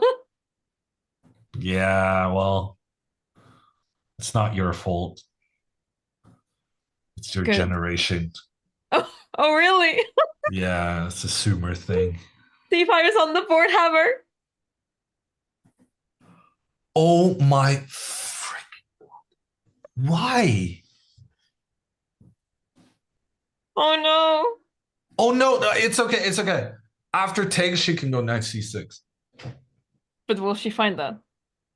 Yeah. Yeah, it's fine. I mean, I guess if you understand that d takes c5 is maybe losing another pawn right after, then maybe knight c6 comes up. Yeah, But yeah. No, but playing c5 is incredibly naive. But just when she takes it, do not recapture it. Just think a little bit. If you just think for more than 30 seconds after knight takes c5, you're fine. Just don't move instantly. It's the only thing you can do wrong. yeah, if she has already thought of knight c6 right after this move, then it's completely fine. Yeah, But yeah. not having this information as commentators is quite terrifying. So knight takes c5. After takes, we, who we're pretty good at chess, I think is fair to say, we haven't figured out how black wins. Like, this is genuinely tough. Genuinely very, very difficult. But if you insert this check and then takes, king moves back, the king protects this pawn, the knight protects this one, and we're fine. No problem whatsoever. Easy win. It's just very important that we manage to protect this one and this one at the same time. If we lose if we lose 3 pawns as a result of this move, then we're in trouble. I'm curious though, even if we allow this to happen, how are we supposed to win this? Yeah, that's a good question. Maybe knight d3, king d6. Yeah, this seems good. Can we try to And move the then king closer? Here, No. here, back. And then how King do we avoid C6. stalemate? King. Oh wait. Huh? We have to move the king away. Yeah, Oh, but we can go, parked the knight on go A6. here. We park it on go A6. here, and then we go knight here. This is winning. It should not be this difficult. Well, it kind of was. So that's good. And then, well, much easier to realize is that if the king takes here, then you manage to take this one and defend. But yeah, that was not straightforward. I would very much prefer she insert the knight check to keep everything protected. Yeah. If Alexandra draws here, that'll be disappointing. Oh my God, that is the understatement of the year. If Alexandra draws this after everything that's happened, oh my God. And Andrea being on 0 out of 5. I heard there was an earthquake in LA earlier today, but that is just peanuts compared to what the city is about to experience. Yeah, I'm surprised Anna is spending time on this move, because if she retreats, then she's just going to lose for sure. So might as well try knight takes c5 and hope for the best.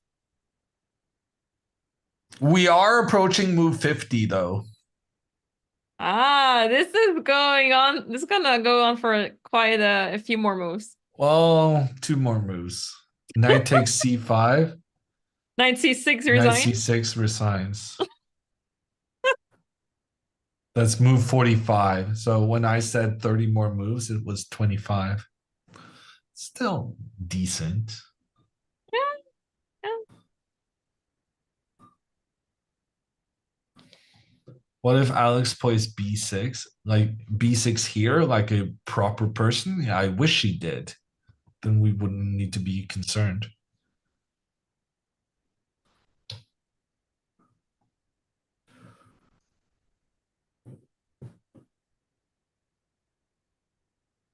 Yeah, let's see if Anna is going to stay, but she has to. There's no other way. I mean, the reason why I thought this line was cool was because, if you play king c4, d5, and I'm just going to capture the knight and win. But of course, Anna is not going to play that move. But if she doesn't take on c5, it means she will have to retreat, and retreating is basically resigning in this position. So I feel like she has to take to at least try to make it difficult for Alexandra and challenge her, that she has to find the right moves to still win. Too easy to lose. I feel like Anna's best choice here would have just been to look very resigned and capture the pawn immediately. Yeah. And then because she looks so upset, Alexandra recaptures, and then boom, suddenly you're looking very fresh. Because you need to have some theatrics to take down your opponent. The problem right now is that the 10 minutes she spent on thinking about knight takes c5 Alexandra has realized she needs to go knight c6. Right now I'm very convinced Alexandra's got this in the bag because she's had too much time to think about the position. Whereas if Anna just had taken the pawn and just looked very resigned, then I don't know. I think Alexandra may have recaptured the knight, which would make the position quite a bit more difficult. Yeah, Anna already Purely down to 30 copium? minutes. What are you on? Copium. Knight to c6? You guys think that's a difficult move? You have no faith. Like, I get a lot of flack for speaking my mind and saying, speaking out when I'm unhappy about the girls' play. But then you guys come in and say here and say that you don't think Alexandra can find the most obvious move in the world. See, I didn't see the move right away. But if I say this, I'll get flamed for my skills, so I'm Well, not sure. it's Do I fine side that with you Chad don't here? see it right away. That's why I'm saying Anna should have just moved instantly. But after looking at it for 10 minutes, you're going to notice that, oh, Yeah. actually, recapturing the knight is not as easy as I thought. Do I have any alternatives? How about this move, defending my pawn on a5 while giving a check? I don't know. Yeah. I'm pretty sure Alexandra has seen it. Yeah, at this rate, I mean, she had so Making much sad time. face to swindle is next level hope chess. Sad rabbit, do you not play competitive chess? That is like the number one strat for swindling. Just because it seems, obvious to you does not mean it doesn't work. Like, what seems obvious to me no, where was I going with that? Just because something looks obvious doesn't mean it's not good. In fact, obviousness might often be the right way to go. Have you ever been able to swindle like this? Like an obvious, uh, I must have. let's say you were completely lost. You have this one final trick up your sleeve, and you pretend that you're about to resign because it's such a terrible position, but after making this move, suddenly your opponent made a blunder. Has this happened to you? Not that I can recall. Hmm. You would say you would remember such occasion because I they're don't rare. know. I played so many chess games and the ones I lose, I don't remember. The ones I win for some reason doesn't feel, it feels worse losing than it feels sweet winning. And the losses I need to forget because otherwise, that's bad. You didn't forget my loss, your loss against me. I wish I did though. I was surprised. I thought you already forgot about it. Yeah. You almost know If the game only. better than me.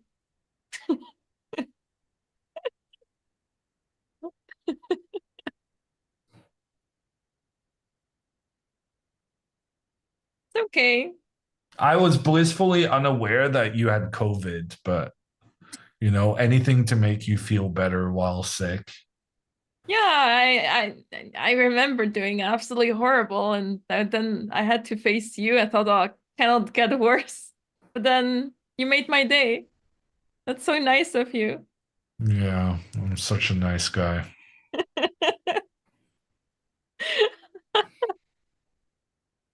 It ruined my day for what it's worth.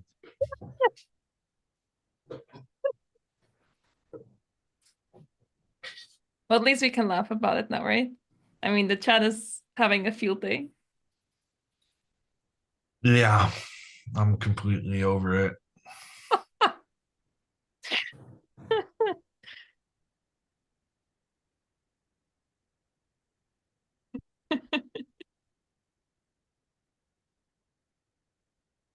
Hammer, tell us about your best day instead. Do you guys remember the time I en passant checkmated the world's best player? I remember. That was That cool. was good. That was a good day. That was really cool. So I'm basically 1 win away from the world champion. From former world champion. Well, he's still the Blitz world champion, so as long as I can, I shall refer to him as the world champion. Anna's down to 8 minutes. I really don't understand what she's doing. I really think Alexandra has noticed knight c6 by now. She has to, yeah. I mean, she's so focused the entire game. She has. I don't remember seeing her unreal. moving. It's unreal, and it's like this every single game. And I talked about this with chat many times. Like, I think it's genuinely bad to sit there and not take any breaks. Well, it has paid off in this game, at least so far. It's paid off the last couple of tournaments. But like, it cannot be healthy, right? You got to give your mind some rest. Like, you cannot stay 100% focused for 5 hours straight. That's just not how things work. Well, I guess her stamina is just, she's just built differently. But wow, and on a retreat, unbelievable. No way. That is unreal. Like, the one chance she had. Okay, no, maybe this is I'm not the way. this. No, but really, like, if you think about it, for example, now it's very logical to play b6 because you want to prepare d5. Yeah. And how can you possibly get tricked here? I mean, you'd have to lose a pawn somehow. Yeah, you can't even attack this guy. Like, after d5, don't play d4. Just push the pawn, king up. Yeah.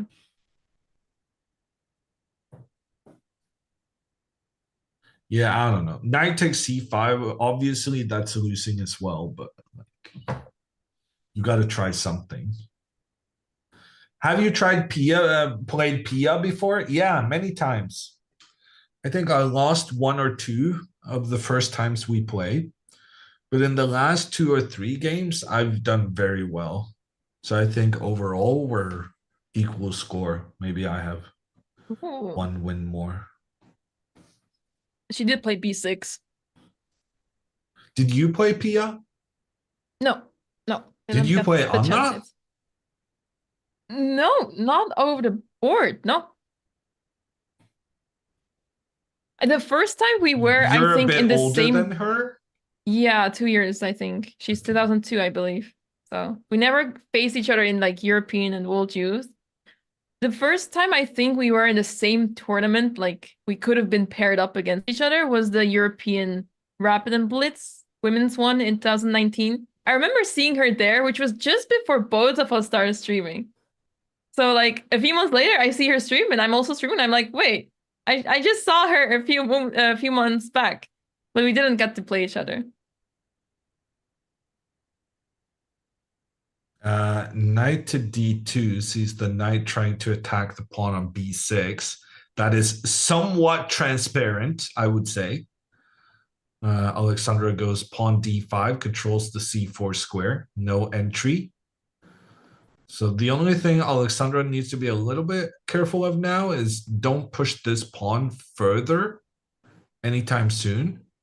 Focus on getting your king up, and then you can continue pushing the pawn. Makes a lot of sense.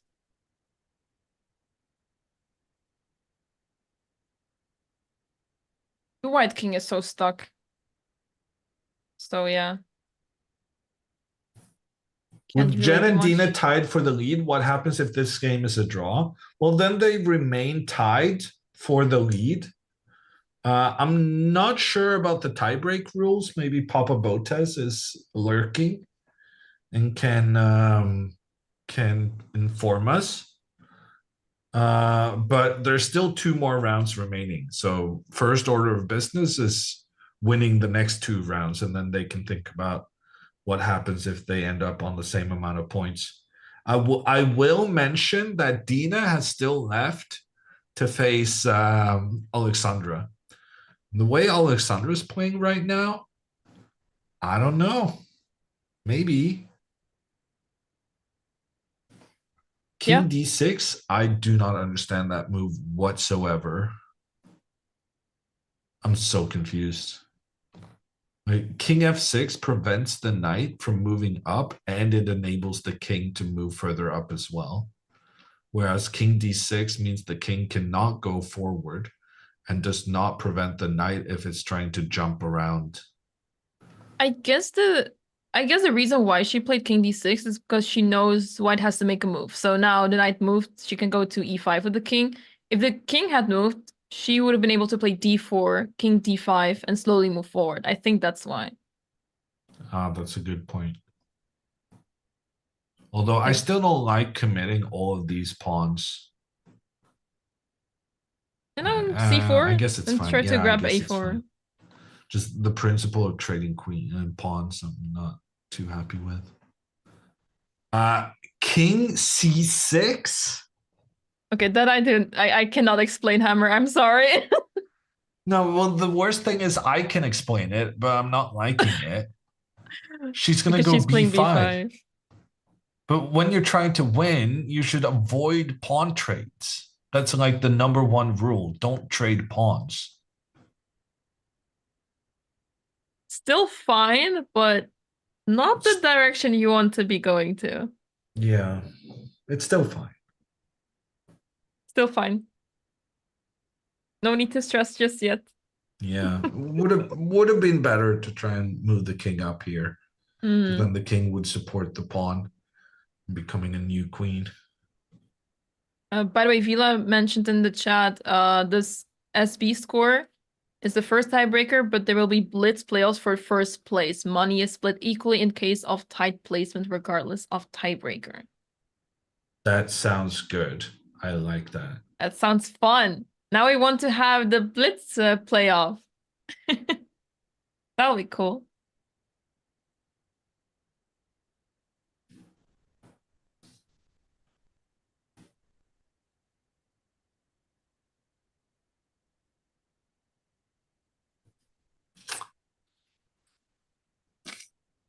This is crazy. And I'm down to 5 minutes again. Yeah, but somehow I feel like her decision to just retreat and see what happens has been justified. Because Right. Alexandra is she went in the wrong direction with her king, and I don't know.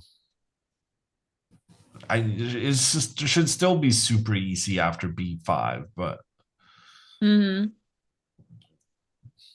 it gives the opponent a little bit of hope also, right? Which can be cruel, but it can also make them try and find their last bit of energy. Yeah. Yeah, I don't see Alex. Still not too late to return, though. The king can still go back and make its way up. True. But that would be very counterintuitive, no? Well, why did she not move then? Because she's thinking? Maybe she realizes, maybe b5 is not a good idea after all. Yeah, and then she could return. No shame in that. Maybe she doesn't want to admit that she maybe made a mistake. Slight mistake.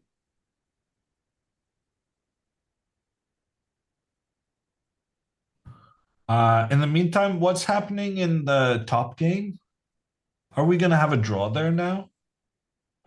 Seems like Wait. it. Is Dina not winning a pawn right now?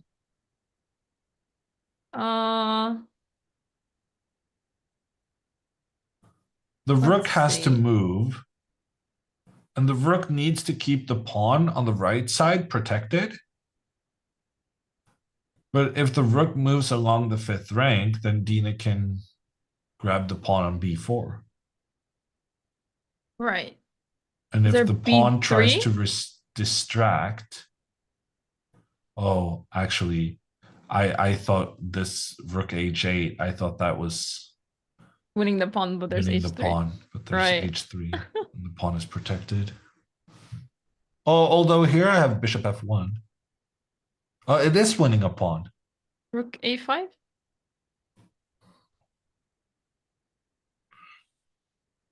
Hmm. In my defense, it is winning a pawn. It's just that black is regaining the pawn. Actually, no. Well, what am I on about? Well, I guess you just can't really make progress because Sure, but I'm up a pawn. So Yeah. like that's a fact, yes. You'll keep your pawn.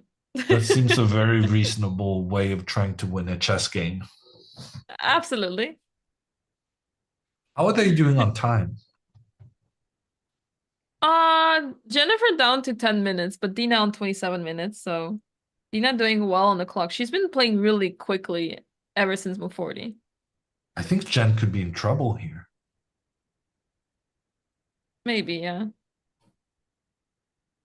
I mean, it's difficult to find the right move here because, as you said, those pawns are basically loose, really easy to attack, especially that pawn on h5. So, how do you hold on to them, or how do you lose them in such a way that you have counterplay?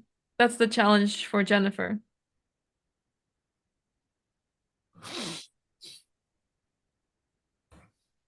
Apparently, rook f5 is better than rook d5. I have no idea why. Rook f5 is also a lot less intuitive because then you're blocking your bishop's ability to defend on h5. And if you just move the rook back, then bam, and GG's. Right. Okay, maybe not GG, but it looks problematic at the very least. Yeah. With the bishops on the board, it makes it more difficult to defend, I guess.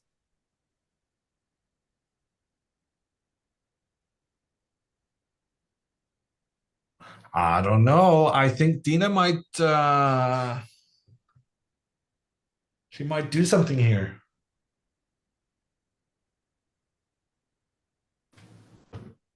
Hmm. Our 4th game of the round has just started. The classic 3 p.m. start for the late game. We will not be following that game on this channel. We're going to watch the conclusion of our current 2 games. And then we're going to raid Nemo for coverage of the final one, which is Nemo with the black pieces against Jules.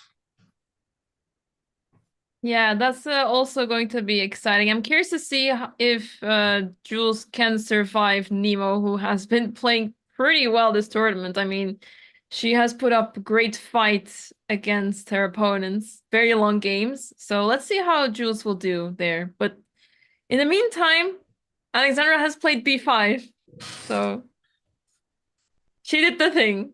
Yeah. It should be fine. It should be fine. It's she has 2 more pawns. She can afford some inaccuracies and she'll still win the game. It's just, for me, it's the basic principle of just when you're defending, try and trade pawns. And then you revert that sentiment and you understand when you're winning, maybe try not to trade pawns. But it's going to be fine. She's going to win this. Well, let's see it. But for now, her chances are looking very good. And But yeah, Anna only has 4 minutes. So we're going to get a move. Right. Pretty soon. And she has to take. I would not want to play any other move. I mean, I guess you can start with checks. You can try that, Well, the but thing is, if you start with checks, the king will always be able to attack the knight in return. mm, And so, as Anna would way rather have this position than she would like to have this position, right? The difference is just the placement of the white pawn. But if you allow the trade to happen on the A4 square, suddenly black has two pawns working together, and then they have the ability to defend each other as they progress up the board. mhm. So you don't want to allow that to happen, and that's why after b5, to prevent pawn takes pawn, you have to take. Yeah, it makes so much more sense. And you don't want to follow it up with a4. You want to win this pawn rather than trade it.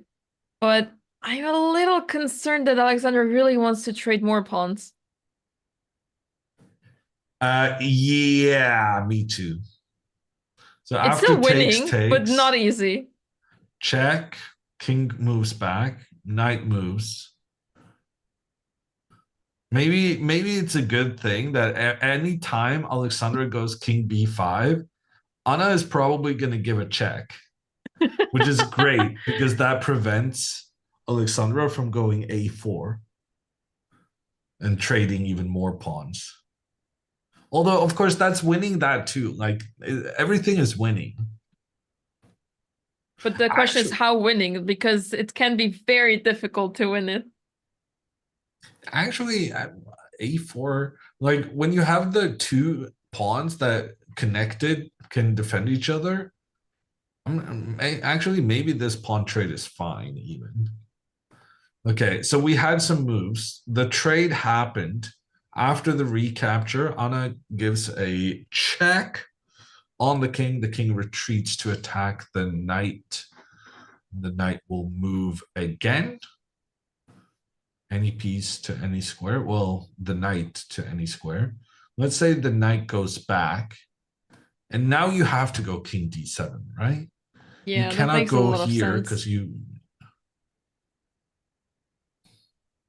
I suppose you can do something weird, like, I don't know. I don't You want to have to touch the go. D pawn just yet. Yeah. But then if you're going to go after the knight now, you might as well, not have traded those pawns earlier. Yeah, there was no need for it.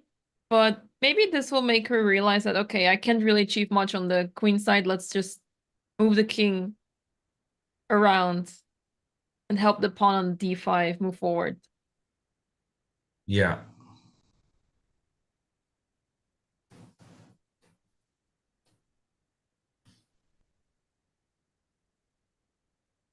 Let's see it. Anna now down to 2 minutes. Oh God, I've never seen such a big time difference ever, I think. Even after move 40 still. Usually people start spending time at least at some point, but Alexandra is just playing so quickly. I've never seen such a big time difference ever. Chat is asking, was it you that was going to chess box Nemo? Yes, that is correct. Wait, what? Wait, you What didn't have I know this? missed? What? How did you miss this?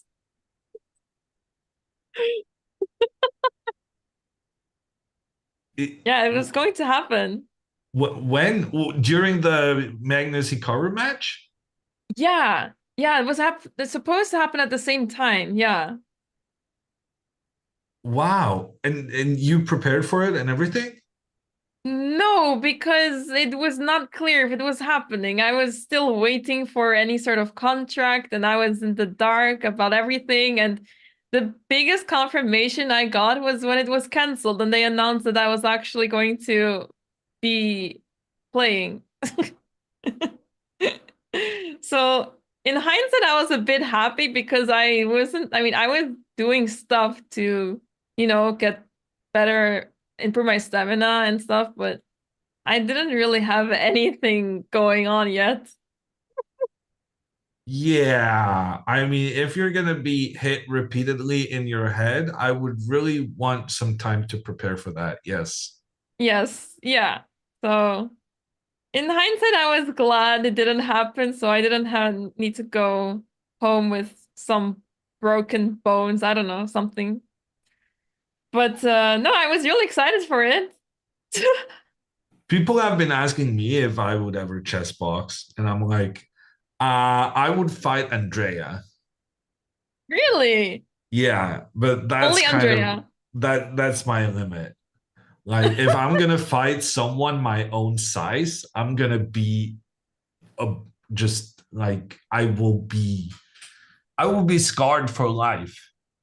Probably literally. Like boxing versus a 100 kilo man, like that's terrifying. You know, I think Andrea would be down. She has been challenging Levy every single time. Andrea would crush you. I genuinely think I could take Andrea. Like she will her technique I'm sure is way better than mine. And like she knows how to get like her body weight behind her punch and whatnot. But she is tiny, tiny. And I have a lot of aggression from every single time she has gone, oh, no, actually, I think you're wrong about this because my prep said something different. No, actually, no, you're wrong. No. The amount of times she's gone like, no, you don't know what I'm talking about. And I'm like trying to hint I've done this sometime. Like maybe this is not the prep you remember, but it might still be a good move.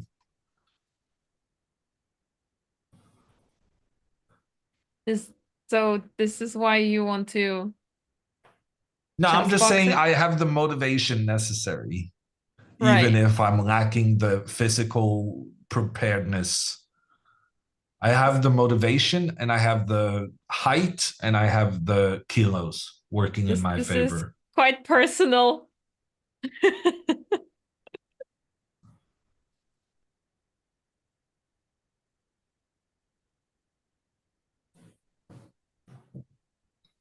A lot of people in chat are saying if Anna flagged. She did not flag, but I think the board broke somehow because there is a move on the board, but I think DGT broke. So we are on our own now. I'm trying Anna to follow the moves on the flagged. camera. Oh no, you're just look at the video. The video is more accurate than the relay. Chat, come on.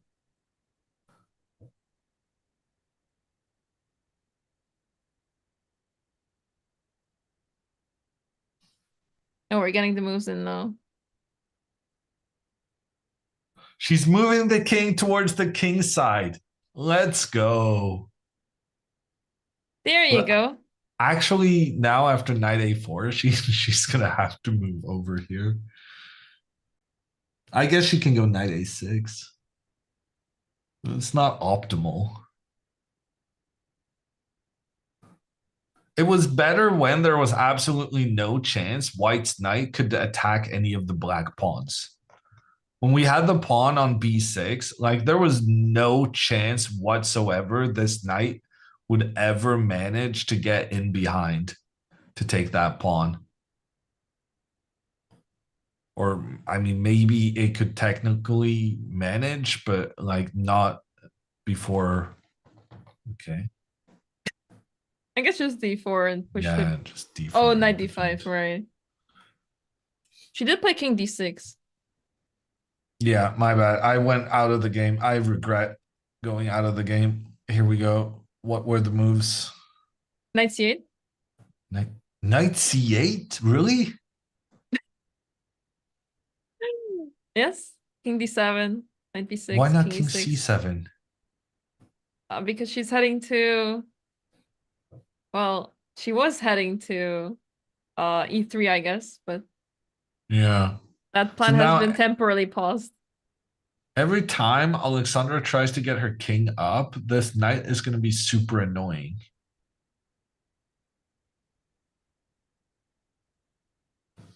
And she's going to Yeah. have to go back.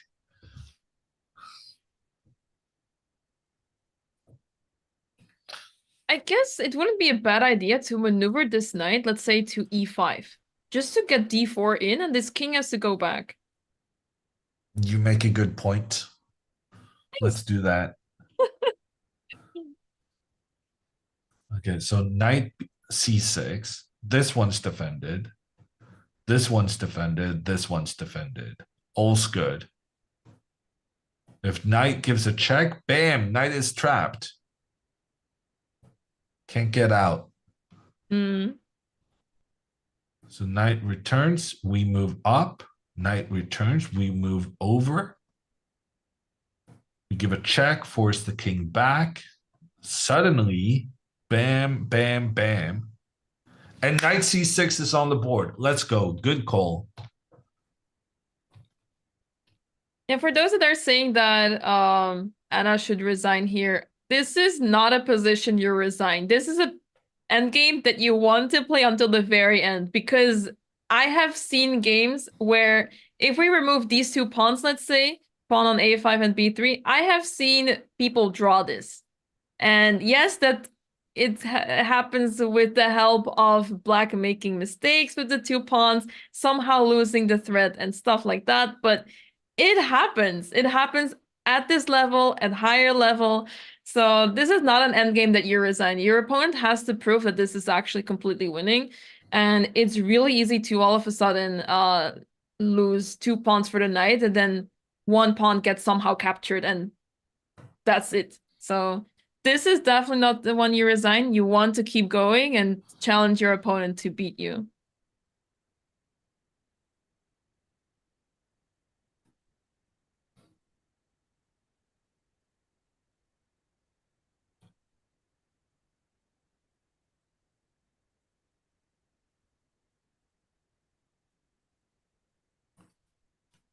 I like knight c6. I feel like we're on the right track again. And Anna is down to 30 seconds, so she's gonna need to make a move. She goes back, now knight e5.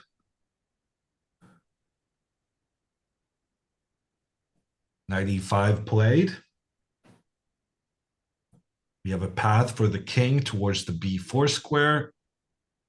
The knight now is helping out some important squares here, enabling the pawn to advance. The pawn previously controlled the c4 square. The knight has taken over that responsibility.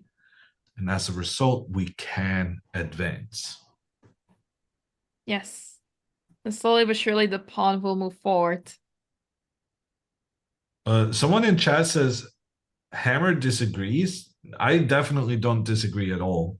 It would be very silly to resign this for Anna. I just didn't have anything to add. Normally, when I disagree, I say something. Oh yeah, yeah. I hear it instantly. If I'm not saying anything, I probably agree with everything Anna Maya said.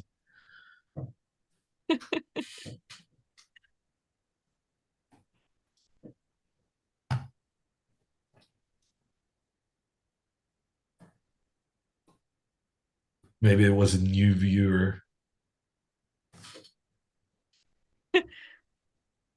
I know we haven't been commentating a lot, but I can sense when you agree and disagree.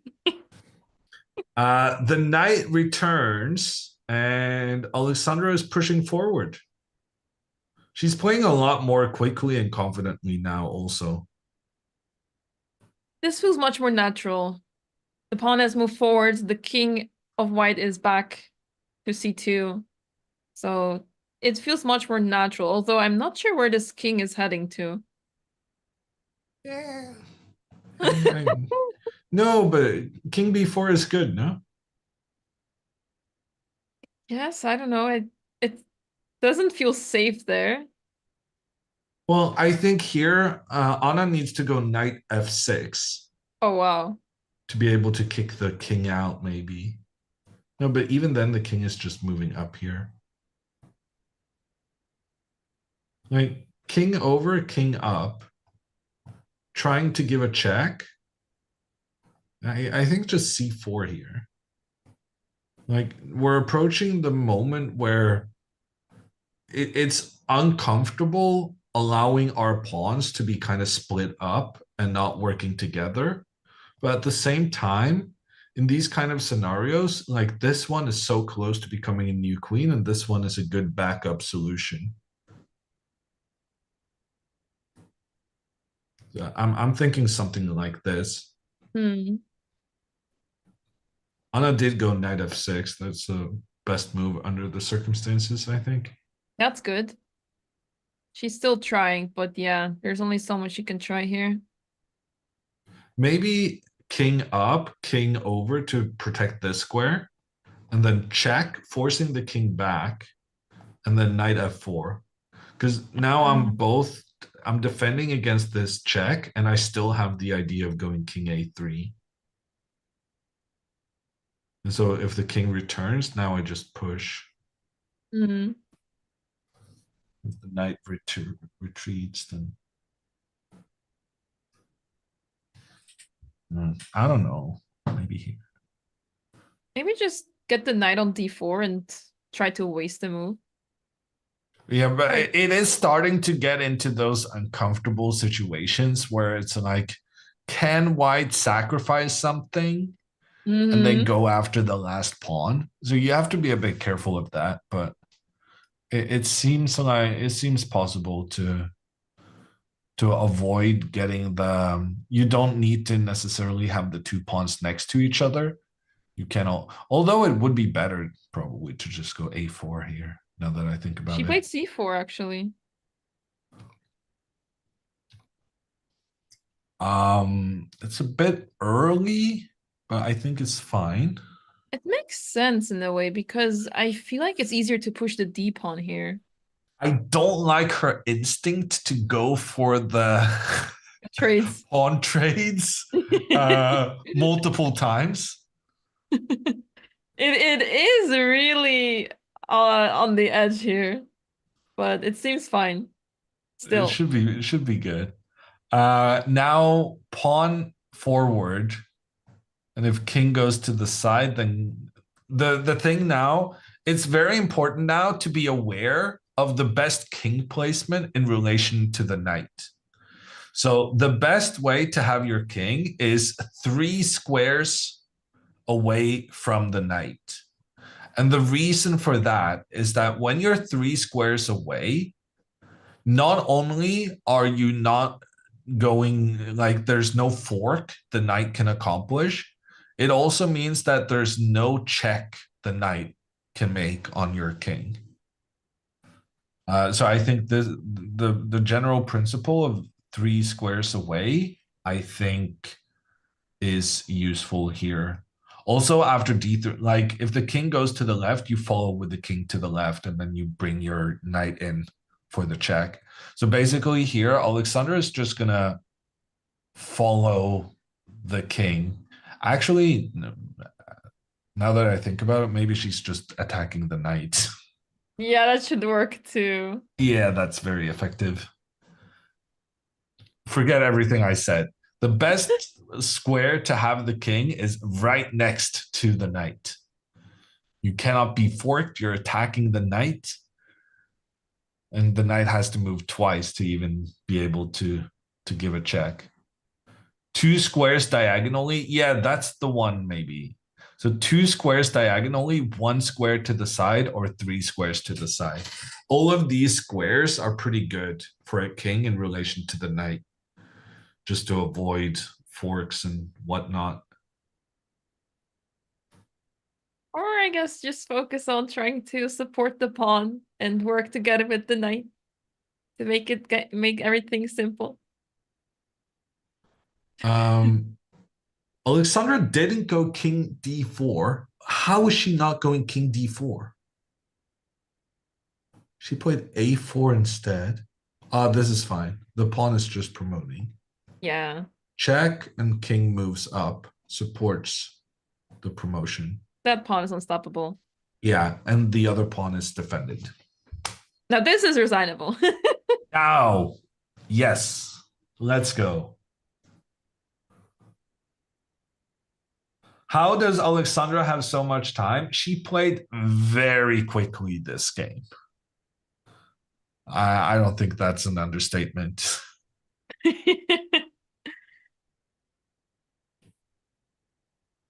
Yeah, this is so impressive. I mean, just from start to finish, she basically played a flawless game. So many moves. This is really high level chess, and she just makes it look so easy. Anna is letting her time run down, tries to get her king back into the corner to help defend against the pawn on the A file. But the problem is once you move over to try and stop this guy, then there's another one popping up in the middle, and you can't whack both those moles at the same time.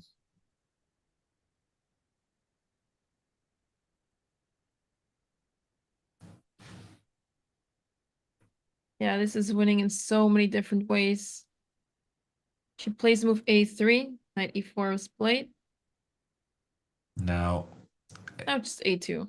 a2. Knight check, king a3. Very useful that our knight is controlling the c4 square. So there's no way for the white knight to give a check that way. And Alexandra is ending the game on more time than when the game started. For a little moment there in the end game, it looked like it wasn't 100% sure she would have more time. But the last couple of quick moves has made it an absolute certainty and more time than when the game started. That is rough on Anna. Yeah, it almost feels like bullying a kid. It's really detrimental to be on the other end of this, to be down to 1 minute twice, because first before the time control, the 14th move, and then after the 14th move once again. Oh gosh.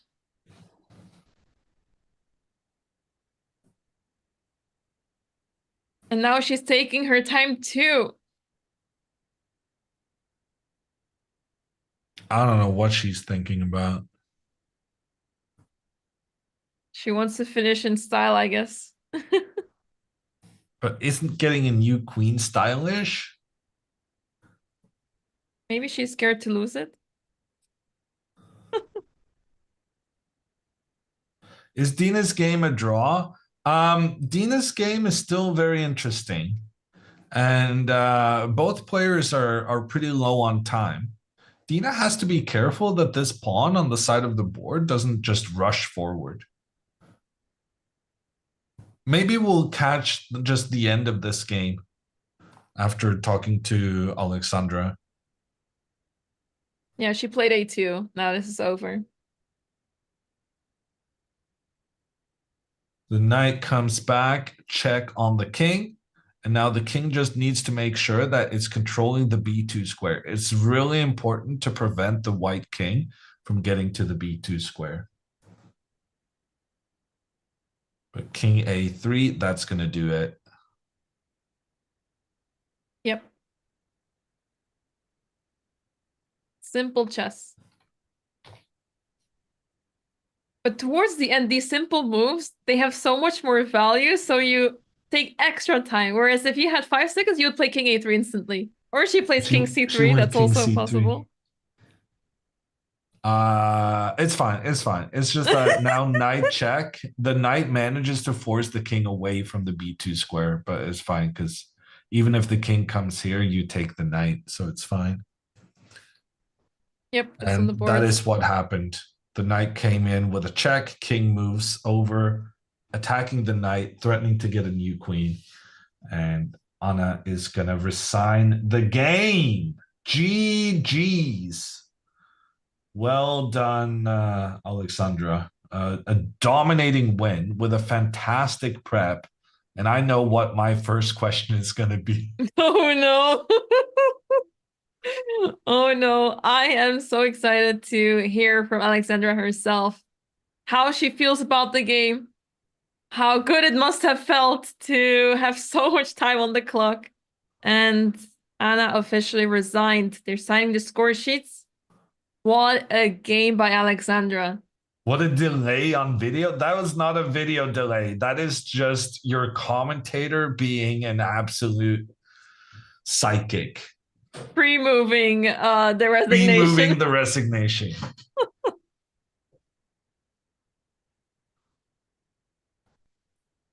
Yeah, she played so well, and the preparation really worked out, which is just crazy. How many times does preparation work out so perfectly? That's not something that happens too often. So, And also in such like a positional idea also. mm, But I'm curious if someone else helped her out. Does she have a secret coach? Because if she found this idea herself, like that is absolutely brilliant. I don't even know why I'm helping her. Because then she slowly can getting just do. replaced. Well, I mean, she can just do her own prep. If she came up with this very clever positional idea on her own, like why would she need any help? Just do it yourself. I guess sometimes it helps to do your own prep, but sometimes you just need help of coach. It really depends. I don't think being on your own all the time is the way to go. But sometimes it can help to come up with your own ideas.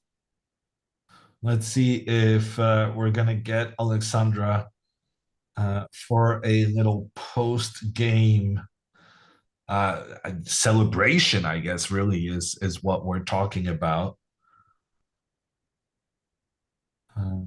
There's still one final game going on, and it's one more game that we have on video going on. And there's also the game between Nemo and Jules, and we're gonna be rating Nemo's channel after we're done with Alexandra and the U Belenkaya game to watch that unfold. But for now, Alexandra has taken a huge leap towards securing herself a top 3 placement. Yeah, so with this win, she is joining the two leaders with 3.5 points. But those two leaders are still playing each other, and there's a big chance that these two will make a draw. Now, it will depend on others what will happen with the top 3, but I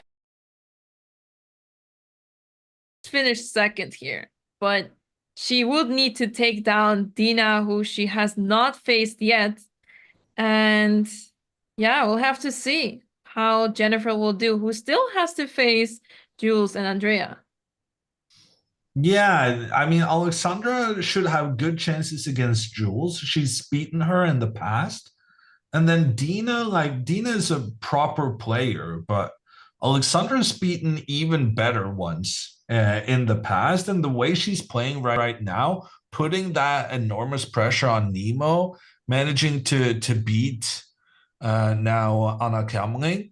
And also, Alexandra had a really good opening against Jennifer. She just made one bad move, which ruined her game. But she's been playing well so far, and I would say she has a fighting chance against Dina, no doubt.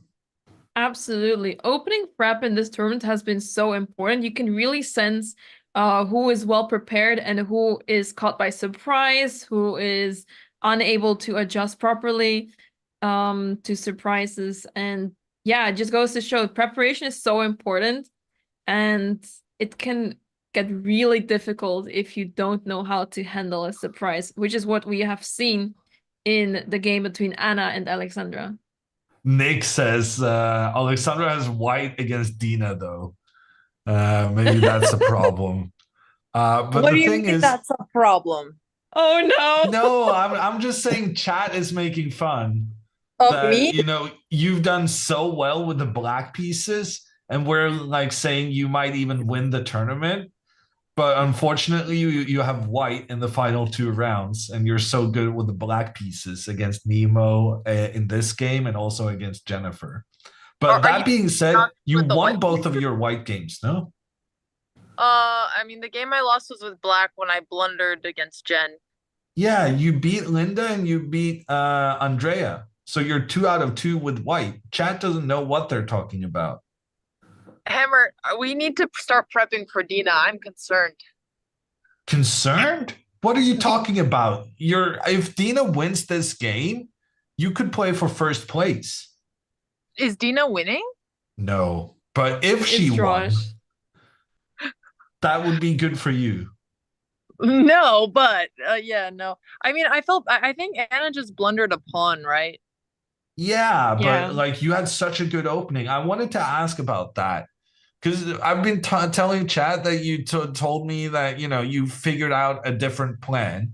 And I genuinely think the plan you came up with was so good that I'm wondering, did you have help or was that actually all your own work? This was absolutely an Alex Banzea suggestion. He was Oh. like, "You should try this move order," and I was like, "Okay." I wish I could take credit, but I have to shout out Alex's idea. Okay. Well, to be fair, But it it was was good, Alex's you prep know? that, yeah, well, it was his prep that was so bad that it needed to be corrected. Wow, hammered. Damn. Let, let the man have his moment where he deserves it. I think some coach jealousy can be healthy, right? No, it is. It is. And honestly, the only preparation I did for this tournament, busy, and I understand that. But I was starting to panic a little bit. But Alex helped me, and we basically just went over the King's Indian an hour and a half every day for like 4 or 5 days, and that helped a lot. It was just general, Wow. since I thought that was my biggest weakness. So that was actually really helpful.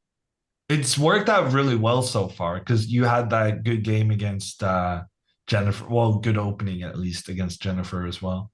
Yeah, that was all also Alex Benzea's cooking. The Romanians were cooking together. Wow. Um, That's amazing. And I love your chair. I feel like your room set up so nice. Oh, really? Thanks. Yeah. It's so, at least comfy. yeah, no, it's nice. It's nice. Well, I feel bad for Andrea. Did you talk to her at all, Hammer? No, I mean, I didn't want to push her. Yeah. I assume she'll come talk to us if she wants to. Yeah, that's fair. Well, I guess I just need to try and play a good game against Dina tomorrow. But I mean, Anna's a very tough opponent. I think she probably played below her level this game because of the blunder. So I will take it. This is a big result. No, but like after the blunder, the game is over, right? It's completely winning for you. So Yeah. she was also kind of knocked out of her comfort zone by the fact that you got such a good position early on with that dark square control. Yeah. Yeah, no, I think it's a very unique line, and I think if you haven't played against it, it's very hard. So I'm glad it worked out. I'm glad this is what she went into. Vila says you're playing Jules tomorrow. Oh, I'm playing Jules tomorrow? Okay, well, we need to prep for Jules as well then. Hammer, we need to prep for Jules and Dina. Oh, you want my advice? Yes.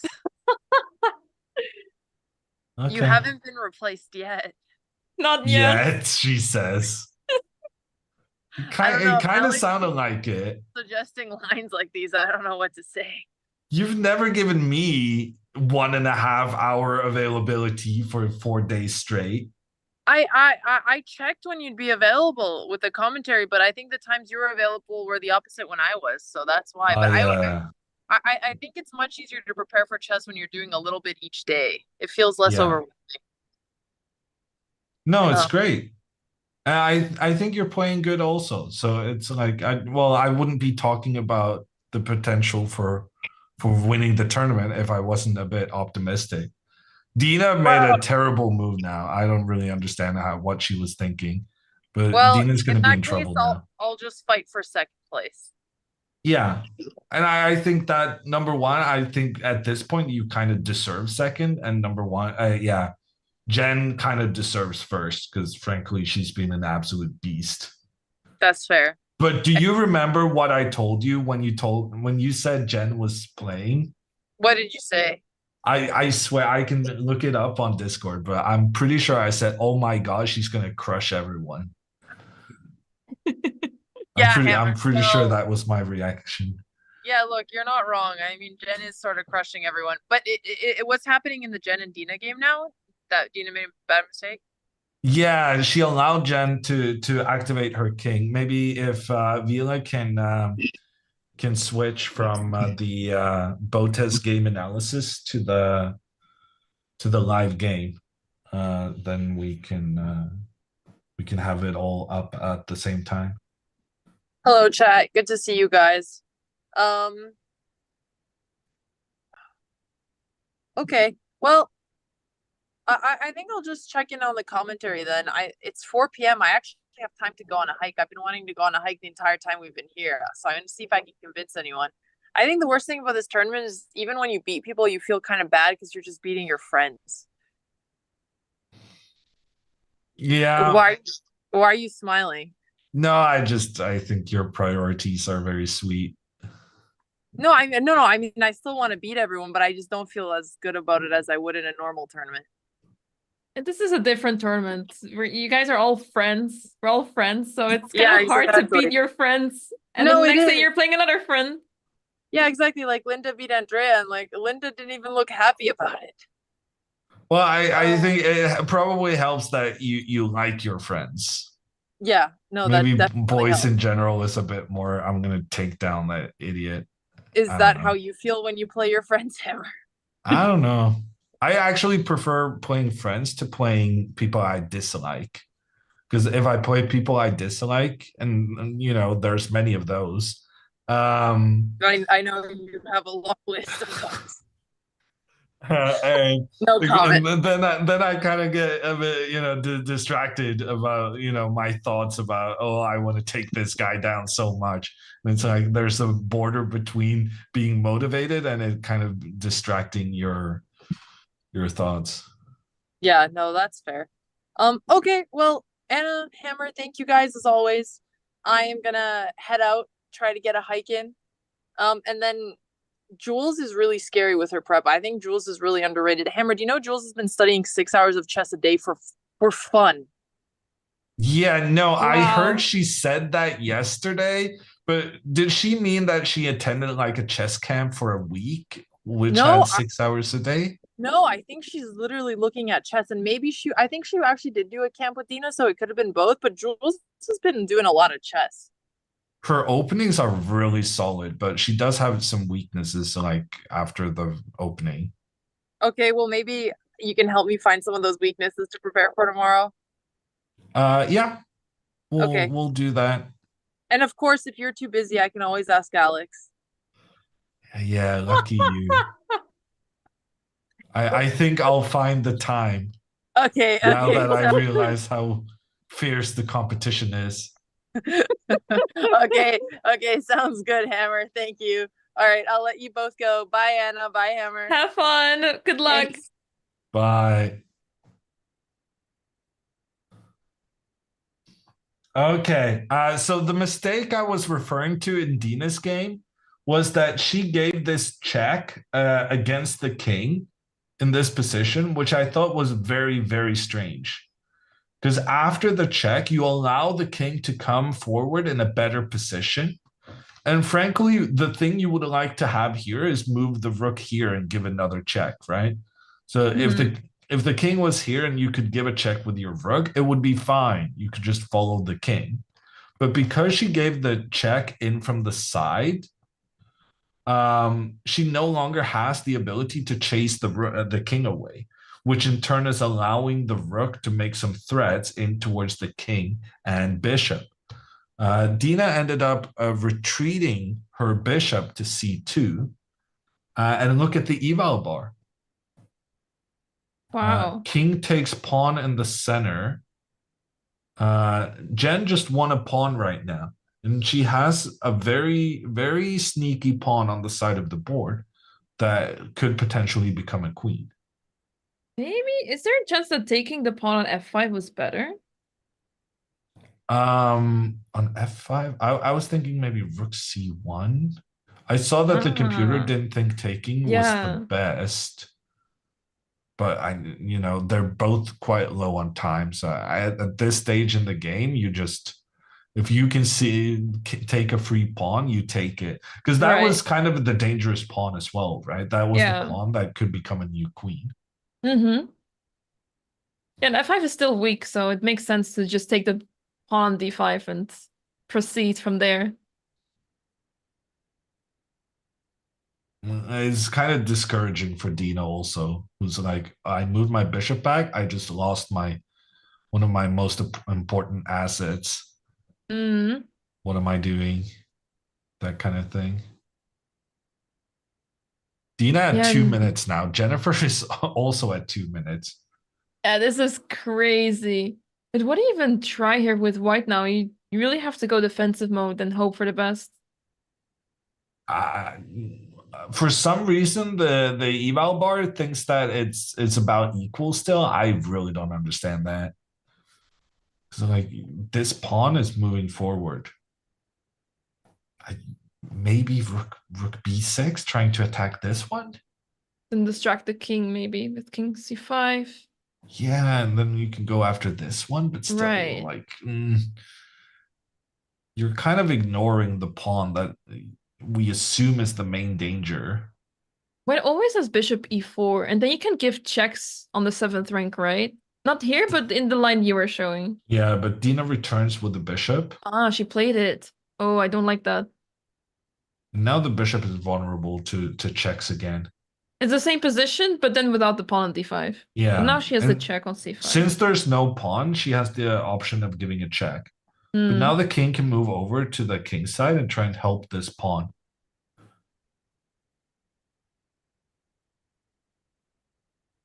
And anytime Dina follows with her king to try and prevent the black king from finding its way out on the opposite side, then the rook can just kick the king back again. So this is what happened. Rook check, king back. Okay, rook now going after the b4 pawn. Now you At can... some point, Jen should just run.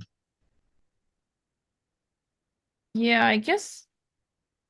Maybe you want to cut off the king already with rook f1. And also Rook threaten to take f1. the pawn on f5. Don't like it? No, it's very good. I like it a Okay, lot. okay. Because I was thinking king g5. I was thinking king g5 to prevent king f4. But rook f1 kind of does the same thing. Okay. And then even if Dina gets this pawn, we're like, oh no, we cannot rush the pawn because then there's a double attack. Right. So I think maybe we need the king to support anyway. It gives a check first on e1. Dina moves up, but now we get your situation just with an extra tempo. Huh, that's clever. Right. Do you want to take the pawn on f5 right away? No. It's just a draw. Right. You trade the bishop, it's just a draw. Yeah.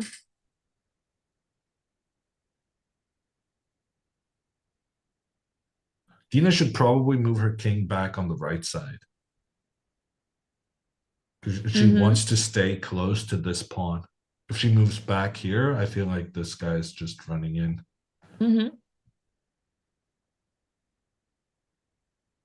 So I think Dina needs to go here, stop the pawn. But then it feels like it still should be a draw. It's not easy to make progress. King g3 on the board. Yeah, no, this feels like a draw. It's close, but like I don't even understand what the computer's suggesting. King g5, f6, king back, take. Ah, then you return. Yeah, this is With the key. F5, right? You got to make sure that you don't trade the bishops. Mm-hmm. So you need to make sure that. Yeah, that's very good. She's about to play king g5. So king g5 threatening h4. You want to go f6. You want to give this check so that you push the king back. Dina takes on b4 instead. If at any point Jennifer decides to capture on f5, this is a super easy draw. Or it's not a super easy draw, but even without the black pawn on b2, this is technically a draw, a very difficult one. But I'm guessing that with the extra pawn compared to the normal situation, it's going to be an easy draw. Like the Right. pawn makes the difference between a super difficult draw and an easy draw. So Jennifer needs to make sure to keep the bishops on the board. And she's doing that now. She pushes the pawn, kicks the king back, and now rook f4. That's game over. She's threatening Wow. bishop f3. It's a pin. There's a pin on the bishop and the rook. And the threat of bishop f3 is unstoppable. Well, bishop takes f5 also. And Jennifer wins the game. And she knows it. Look at her. She went from super focus mode to just relaxed mode. Just Yep. like that. That's when you know that she knows it's winning. It's over. She's been so impressive. And She she's played got this endgame so easily. She made it look so easy. no, but I mean it never was. And computer even like Dina's position at some points. Yeah. But it's like when both players are low on time. Jen won they played a blitz tournament yesterday, and Jen won all her games. And it's like blitz is not necessarily, complete chess skill, but it tells you a lot about a person's capabilities. And the fact that she wins the blitz tournament with 7 out of 7 and then takes down Dina here in a time scramble, when the going gets tough, she's got the right moves. She's a very strong blitz player. When she won the US Women's Chess Championship as well, she was in this tiebreaker, I believe, against Irina Krush. And I don't remember if it was Armageddon. Maybe not, but I believe she blundered the bishop very early on. Like she was down a piece for the whole game, and she still managed to win that game, which was insane. She's not supposed to win that ever, but she did. I've seen the interview she did after that match. Right, yeah. Because it's been on the starting soon. And yeah. she goes to Yasser and she's like, I'm embarrassed I won that. Like I had no business winning down a bishop for nothing. But yeah, it's whatever crazy. works. Yeah, and that's why she kept playing. She could have accepted a draw earlier, but even though she was in a worse position a couple of times, she keeps fighting until the very end. And that's just amazing to see. That's just class. And like she always knew I don't think she even considered trading the bishops. She always had that under control. And it's really amazing here to win with just 2 pawns remaining. Very often with 2 pawns remaining, it's always going to be fine. And here, Dina moves the rook back, bishop in check against the king, threat against the bishop. If the bishop is captured, that opens up the 4th rank for the black rook to capture white. And that is GG's. Dina goes down. Great finish from Jennifer. Yeah, so impressive. Dina still plays on. She's not resigning just yet, but she should be resigning very soon. This is over. Bishop up, attacks the pawn. If not for this pawn, it could be kind of difficult. But with this pawn, it's super easy. Mm-hmm. So there are some situations where if the bishop had been on a dark square and there was only this pawn, this rook, and the king against the dark squared bishop, I think that's a draw. So there are some weird situations. There's an endgame we studied a lot in high school where you're supposed to keep the pawn on the fourth rank from your point of view, and then if you push it, then it becomes a draw. So a lot of Wow. interesting endgames in general. Mm-hmm. Yeah, I love intricacies.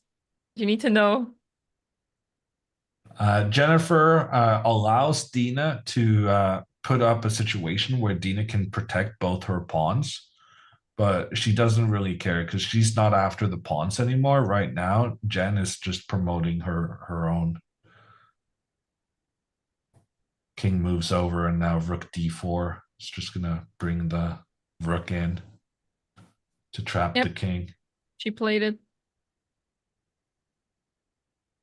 Dina manages to keep both of her pawns protected, but her bishop is completely out of play, and now she's getting checkmated. King has to step back, and then king g3. Just very, very easily guiding the pawn home. And Dina's going to resign now.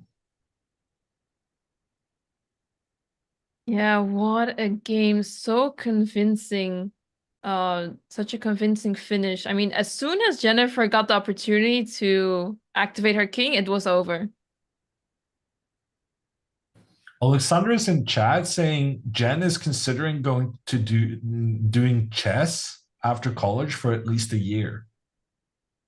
Wow, that is definitely has something to do with the price or the bounty, I should say, that was published. Was it like the next female American grandmaster is going to get some big bounty prize? I think the next 5 even. 5. Wow. Dina resigns, and Jennifer eyeing that potential bounty maybe in the future, but for now she's eyeing first place in this tournament. I think genuinely I think she I don't know what I'm saying. You take over. It's okay. She is facing I believe she's still playing Jules and Andrea in the final 2 rounds, so she does not have the toughest opponents in the last 2 rounds. She has faced basically all of her competitors that were close to her rating, or where she had some tough challenges, but she made it through, and she's on 4.5 out of 5. So it's looking good for her to win the tournament. But she still needs to play 2 more games, and anything can still happen. You cannot just sit down and relax and expect to win. This field, these players are hungry for a win every single round. There's still one more game ongoing in this round, and that is Nemo versus Jules. At the start of the round, it was number 5 versus number 6 in the standings, but Linda beating Andrea has taken Linda onto the same amount of points as Jules. So she's going to have to, Jules is going to need some points to overtake Linda, or Nemo can get the win to overtake ANNA CRAMLING. Also very interesting on the standings, number 2 right now on the same amount of points as Dina Belenkaya. It's our very own Alexandra Botez, and she is facing Dina in the final round. What a perfect setup for the end of this tournament. Oh, absolutely. I am so looking forward to that matchup. And we may not have a tiebreak situation for first place, but that match is going to be something. So first, Alexandra will be facing Jules, but the last round is going to be something. Jennifer, in the final 2 rounds, actually has the currently 7th and 8th placed player So she, with the 1 point lead going into the final 2 rounds, is a massive favorite to take it down. She's been crushing the Belenkayas, the Nemos, and well, to be fair, Nemo managed to survive to make a draw, but Jen has been crushing it against the very best. And when there's one player in super good form playing against players who maybe is a bit disappointed about their result, yeah, let's just say I think she's going to win the tournament. Yeah, her chances. She was already the favorite before the tournament even started. Now that she's 1 point ahead and she's facing the two, basically the two weakest of the field, she has her chances are it's almost impossible to lose this opportunity to win the tournament. But still, 2 rounds to go. Anything can happen, but it's safe to assume she's going to win the tournament at this point. One game still going on in the round. That is Jules on the left versus the Nemo. That game just started an hour ago or something. So that's going to take some time. We are going to be rating Nemo's channel if you want to catch all the action from that game. But before we do that, we are going to get an interview with the woman of the day, Miss Jen Yu. She is, after that big win against Dina, she is the presumptive favorite to win the tournament. Oh, it would be so exciting to have a chat with her. Let's hear it from her, how she felt about the game and how she's feeling about this tournament overall. Are we allowed to like congratulate her on the like? We can't say that, can we? Well, Yeah, we can not say that, really. and then she can say like, "Oh no, I'm not taking anything for granted." The classic, the classic sport interview, right? Journalist Yeah. asking question they know they're not going to get the answer to, but at the same time, it needs to be asked because everyone really knows that this pretty much may have sealed it. Yeah, it's crazy that she has basically had the toughest competition already behind her. And yeah, only 2 rounds to go, already 1 point ahead of the rest. And yeah, not the toughest opponents in the last 2 rounds. So the chances are looking great. But yeah, let's hear it from her to see what she has to say. I'm really curious to hear about her thoughts.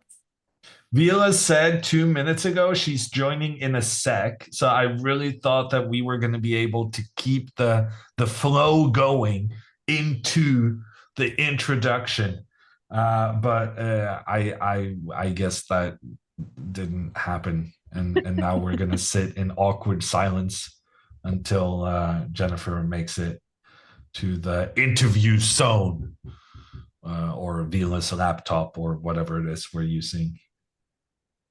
Yeah, it's fine. We're used to things. I think she has joined us. Oh, Hey, hello. congratulations on the win. Congrats. Thank you. At what point did you feel like I'm gonna have chances to win this? Were you playing for the win the whole time? No, I like played this game so badly in the beginning. I think like my opening was not the best, and also I spent like 30 minutes on the move that I have no idea why I spent 30 minutes and picked that move. I just needed to move something because when after she played H4, I had the feeling like I was fine, but I wasn't sure exactly what to do. And I think she got a really great position. And so I was just trying to hold and keep chances alive at that point. And then when we got to the end game, I also played that so badly. And then I thought I was just gonna play for a draw. But then when I got my rook to like the A file towards the end, I was like, okay, maybe like I have some chances here now. Yeah, and chances you seem to execute the end game really well there at the end, making sure to keep the bishops on the board and progress your pawn. Is end games the best part of your game? I don't really know. I feel like I like sometimes playing these kind of end games because I can just like push for a long time and it's kind of fun. But I don't know, like I think I do fairly well in them, but I'm not sure. Like I don't really know. I just play what I think makes sense. I'm not like an end game master, I'm pretty sure. Were you Uh, ever concerned in time trouble that, things may happen, or were you overall confident playing in time trouble against Dina? Well, I was a little bit nervous in the beginning when they looked like there was gonna be attack because I thought I wasted so much time on my moves. Like I just sat there for 30 minutes and I was like, what am I doing? Like I just Mm-hmm. didn't move like that. I was like, this is like the worst move possible in the position because I just sat there for 30 minutes. Like there's no reason to do that. And then so after that, I was like, I can't like I have to make sure that like I don't run out of time or flag this game. But I think when she traded into the end game, I was like, now it's fine because it was looking scary for a little bit. But then like I think she like kind of had an edge somewhere and then she traded it off. So then I was like, okay, that's fine. But I was just like 30 minutes is crazy. No, it makes sense. It was not an easy decision to make because I'm guessing you spent this much time on deciding, do I take the bishop or not, right? Yeah, I don't know. Could I have taken the bishop? I was just thinking take takes knight g4, and I'm not so clear what that is because you can take bishop takes g5 and then castle queenside, and I was like, okay, there's probably like a bishop h7, king f8, bishop f5, and then like um I was like trying to figure out rook takes c or wait, no, sorry, this is not right. But I was basically trying to figure out if I should take on either of the rook or bishop or if I could hold it all. And I just thought that she had too many ideas that she could do at that point. It was easier for her to play, but also at the same time, I didn't really find like a forced win for her. So maybe I should have just gone for it since I spent so long on it, but I wasn't sure. I just thought there was a lot of compensation anyways. Alexandra came into chat just a couple of minutes ago, and she said you're considering doing chess after college. Are you inspired by the reward, the bounty that was announced for the next U.S. Grand Women's Grandmasters? Yeah, no, well, I mean, I would have wanted to anyways if there wasn't one, but that is like pretty nice. That definitely is a pretty nice like reward. But right now for me, I just realized because I've been in college for like the last 3 years, so I have one more year left.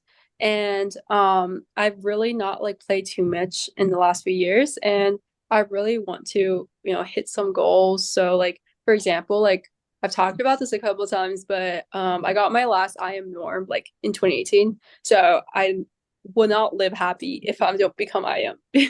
So I want to like kind of go for some of these goals. And I've never played chess professionally. So I may possibly like just give it a shot and try for a year and see how it goes. Because I don't know, I kind of miss competing and it was really fun. And I want to, win some tournaments again. But I don't know, I am pretty washed up right now. That's not what the current tournament standings are saying. Yeah. Well, I got really lucky this game. I got really, really lucky. So, this is not definitely well, yeah. This is not your best. Is that what you were about to say? Well, I feel like I could do better. Well, I just have really high standards for myself, but I feel like I don't know, there's some parts in this game that were so dangerous. Like at one point I played like a bishop b6 and I think she could have just taken bishop takes b7. Like I have some compensation, but I don't think it's like anything crazy. But I don't know. I think there's definitely some moments in this game that looked really bad for me. And would you say, based on your experience in this tournament, is it causing you to kind of miss tournament chess even more? Is it really just is it awakening some kind of inner beast to want to play more? Yeah, no, I've been having a great time here. Like it's really fun and I'm really grateful that I got the opportunity to come and play.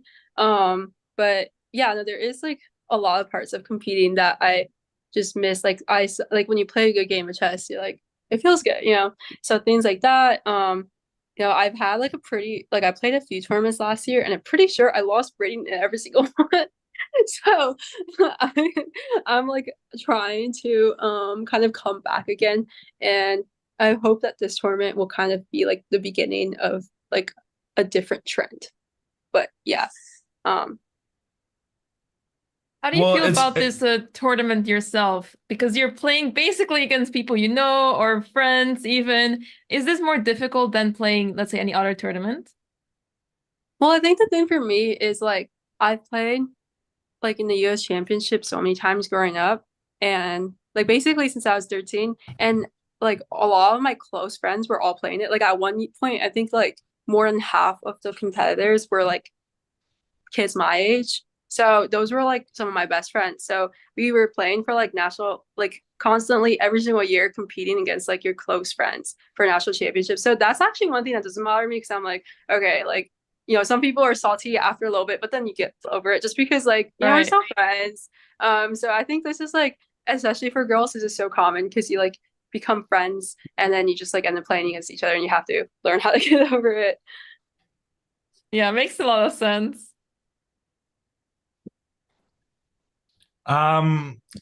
Now with 2 rounds remaining, we've declared you the massive favorite, not just because you have the 1 point lead, but because the 2 games you have remaining are against 2 of the players placed towards the bottom of the table. Are you going to win this tournament now? Well, I hope so. I sure hope so. But I like don't I take like every game seriously just because, you know, like I don't think you can underestimate anybody here. Like everybody, like, you know, I definitely think I have to be careful about against every single person here. So I'll still try to play my best in the next 2 rounds. So I need to watch out. But yeah. Yeah, that's good. That sounds like bad news for Andrea, but that is getting ahead of ourselves. Congratulations for today, Jen, and good luck for the final 2. Good Okay. luck. Thank you. Okay, that was, I think, all we had for today.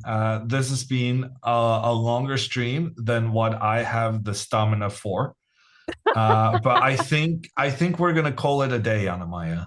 I think so too, Hammer. It was a great day of chess, a lot of excitement happening today. We went through roller coaster of emotions, but tomorrow we will be back for another round, and things are getting more exciting as we are nearing the end of the tournament. We're gonna be rating Nemo's channel, and there we're having commentary on the final game of the round. It's Nemo versus Jules, and that game is probably going to last for another 2-3 hours. So if you're in the US, stay tuned, and if you're in Europe, then either stay tuned or do like I'm gonna do, go to bed, but see us back tomorrow at it's going to be 8 p.m. Central European time or 11 a.m. Pacific, if that's how you roll. Sounds like a plan, Hammer. Any final words? Thanks for watching, everyone. Have fun over there at Nemo. Have fun watching the game between Nemo and Jules. And we will see you guys